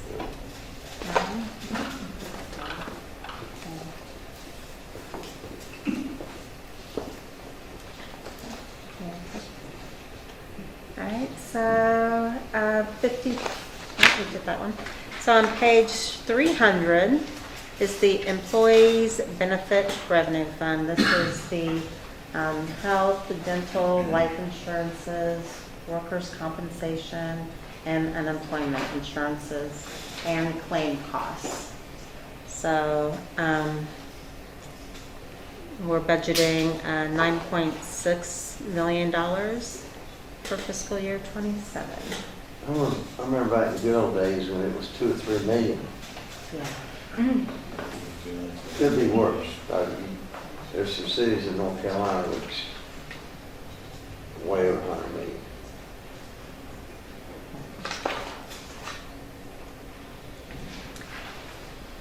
Do you have any questions on those funds? I'm sorry, the last one, on page 302 is the other post-employment benefits fund. We're just, have to set aside to fund the liability of post-employment benefit costs. Right. So we're transferring $100,000 each year from the insurance, employees insurance fund, into the OPEB fund, and it's actually gaining, getting to where it's actually earning a little bit of interest on it. It's not getting any worse, right?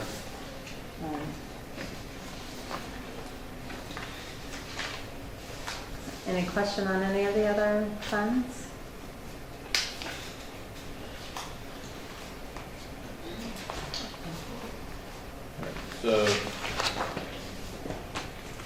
so you see the total proposed budget summary, we do have a few tweaks to make on that, but any other feedback the board would like to provide for us at this time? I know this is budget discussion, but things like, we've always talked about greenways somewhere, and we've talked about connectivity, sidewalks, possibly all the way out to Martin Marietta, community rating system, keeping it up, making sure any and all homes that don't qualify do qualify. Do y'all have any idea in development services how many homes are on that list that don't meet community rating standards? It used to be 20 or 30, and is it 0 now? I'll Didn't mean have to to get catch some off guard, information, I'll but- get that back to you. but, There is still a list, but it's pretty small. Yeah.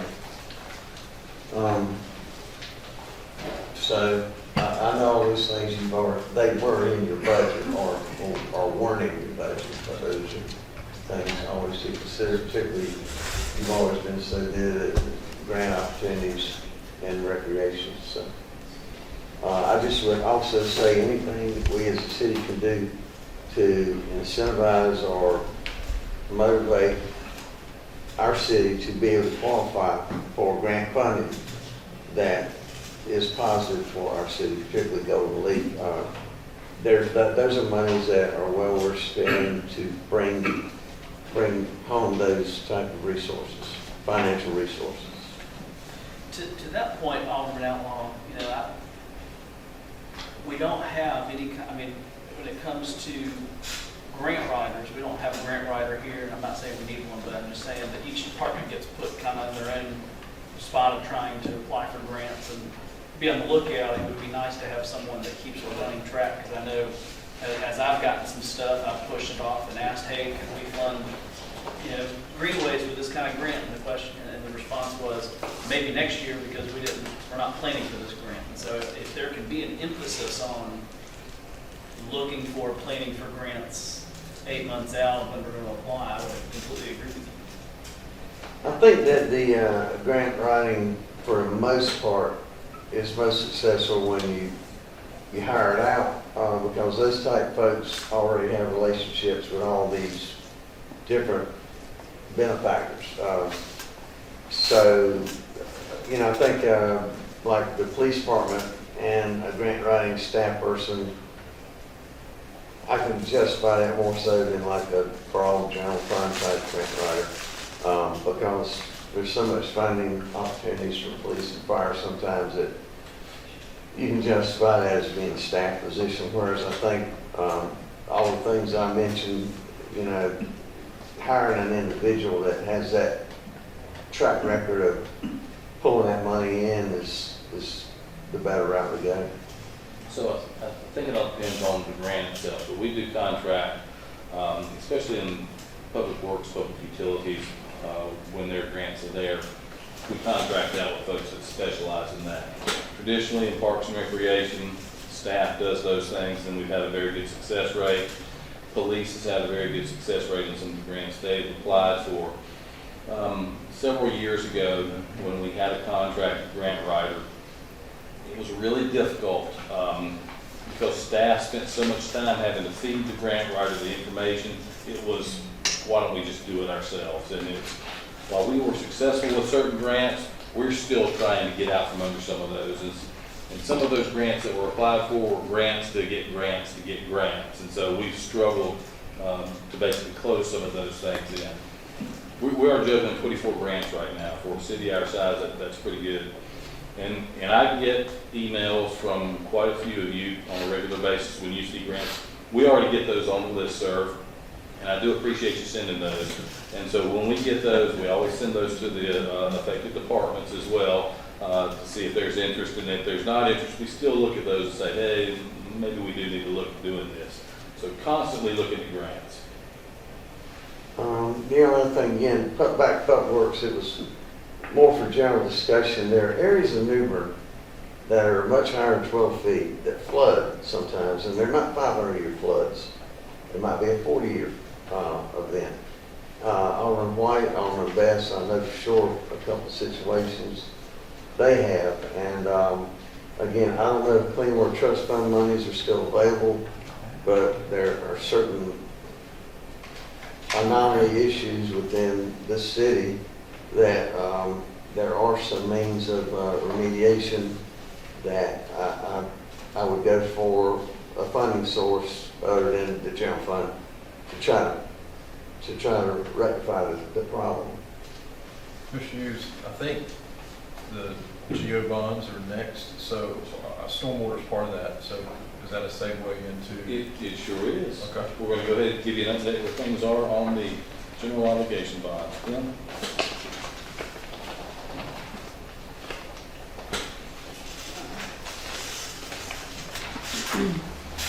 So with the $24 million, we are looking at, go ahead, go to the next slide. Looking at issuing about $11 million for the first round. As you can see on the timeline, the referendums were approved back in October. The approval from the LGC was given in December. The board retreat reviewed project updates in January.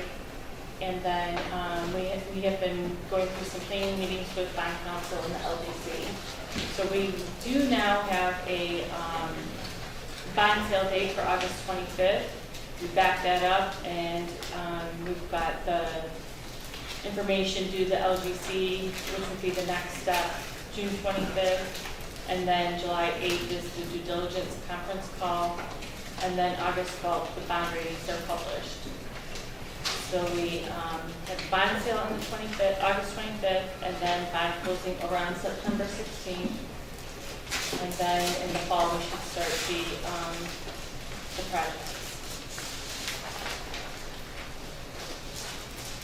Do you have any questions on that?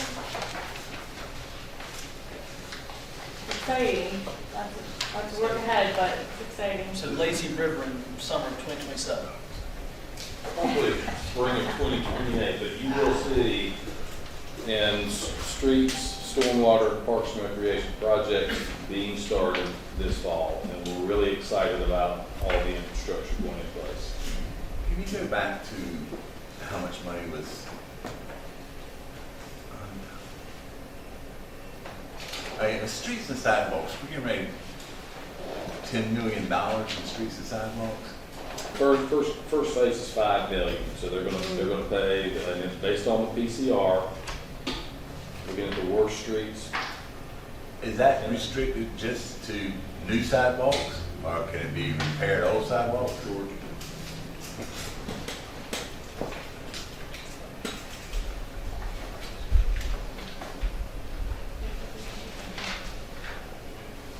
The way in reference to the $10 million and the way our department evaluated use of PCR, which was the street rating survey that we had done in 2024. Now, those just rated the streets, so just asphalt, not the sidewalks. The way we're going to go through this is the dollar values that they put in those ratings were based on just the asphalt. There are other street repairs that need to be done in the street roadway, such as there's some curb and gutter work that needs to be done. We've got lots of streets that if we're working in the street, we're going to do casting adjustments. So manholes that sit too high, manholes that sit too low. We're going to rectify those as we work through the streets we're working on. If we have concrete work in the area and we can do something with either degraded sidewalks or improving a sidewalk section, ADA ramps may not be the intersections. When we come to those, when we pave through that area and there's concrete work associated with that street, we will address those in that area. Well, my only question is, we got $10 million to do street and sidewalk work. Why didn't we budget $100,000 to do sidewalk work in addition? We're going to spend $10 million. So one thing you also need to remember is, on average, we're getting about $1 million in POW bill funds annually. So some of that has been budgeted towards sidewalks as well as streets. And that's really the regular maintenance type of things, not necessarily bigger projects that we're going to be seeing with the bond work. So we budgeted $100,000 plus POW bill money for sidewalk maintenance or sidewalks? That $100,000 should come from POW bill funds. And that is included in the power bill money Just this past year, so some of that money that was allocated during this present fiscal year for sidewalks, we have worked at doing interconnection. We've done some in Bryce's Crossing. We did one in Bell Oaks. We're getting ready to do one on Trent Road at Chautauqua to extend that across the Triangle Park area. That should be starting next week. So those types of interconnections, we're working on filling the gaps. There's some sections further down Trent Road. So, you know, that money, that line item in the budget per year, we're looking at doing interconnection where we have gaps. Or if we have long degraded sections that are in need of full tear out repair, we did also a section previously at the intersection of Watson and National where we put in ADA ramps, put in curb and gutter, and added sidewalk in there where there was none. So we're trying to fill these spots where you may have sidewalk that comes to a dead end, and there's either no connectivity or you have a longer run of degraded sidewalk that needs to be improved. As we start to move through the streets and sidewalk projects, are there opportunities with your department looking at the previously adopted bike and pedestrian plan and trying to incorporate some elements if you're going to repave a street, being able to add a bike lane, or is there an intent to do that? The reality of trying to do that in an existing roadway is you either have roadside ditches or you do not have enough existing right-of-way. So when you get into trying to expand that usable width, you're getting into right-of-way acquisition, which unfortunately I think $10 million will be consumed quickly with surveys, lawyers, and trying to get, and it would not achieve the goal, I think, of what the intent of the bond was to resurface and improve some of the streets that are in need of it as were identified in PCR. Thank you. And do realize also, those PCR ratings were done in 2024. There's been some degrading of the roadways since then, especially since this last ice storm in January. We've seen areas that were not rated as poorly on the PCR, which have subsequently come apart more since we had the ice. So could we as a board, like on that $6 million worth of stormwater, look at between Public Works and Jordan Hughes, who's very good at hydraulic models, do like a 14-foot amendment that no area in New Bern over 14 feet elevation under any circumstance would flood, because there are areas that flood that have no rationale as to why they flood. So let that be a priority. In other words, like you got $6 million for stormwater. Identify these, you know, at least Alderman White might be Alderman Best. I mean, Brunswick and News Boulevard not being able to get that water under that road because of the railroad trestle out to Martin Marietta Lake. That area, all that area back there floods. I mean, could things like that have absolutely no rationale, justification for flooding be on the priority and not just generally going and spending $6 million over 33 square miles in New Bern? So in some of the areas you just mentioned, some of those areas will be addressed with some of the items identified on the stormwater bond issue. So when we get back to how those were selected, we also had a $400,000 asset inventory assessment done. That was grant funding that did that, where they did cammering of pipes. They analyzed areas for capacity. So it identified areas that needed some improvement. And that's how some of those projects were selected. Some were selected, they were evaluated during actually Hurricane Florence. They were not damaged from Florence, but needed upgrades, so pipe size increases, head loss of pipe failures. Some places where we don't have a pipe, we may need to install one. The section right there along Deuce Boulevard in front of, I guess that's what Roanoke feeds into Deuce Boulevard, Glen Burnie, I'm sorry. There is actually a pipe further down that will be upgraded in size. So a lot of these projects were identified through prior either grant funding or FEMA funding when we were evaluating those items. So we've got some prior knowledge of these and knowledge that they do need upgrades, and that's how they were selected.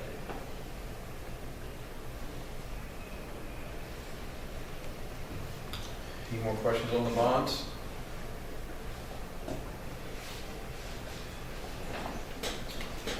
If there are not, it's now time for public comment on the budget.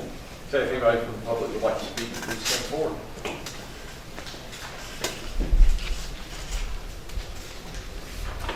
I see none, so we'll move on to item number 4. Consider adopting a resolution opposing language in local bill regarding filling board vacancies.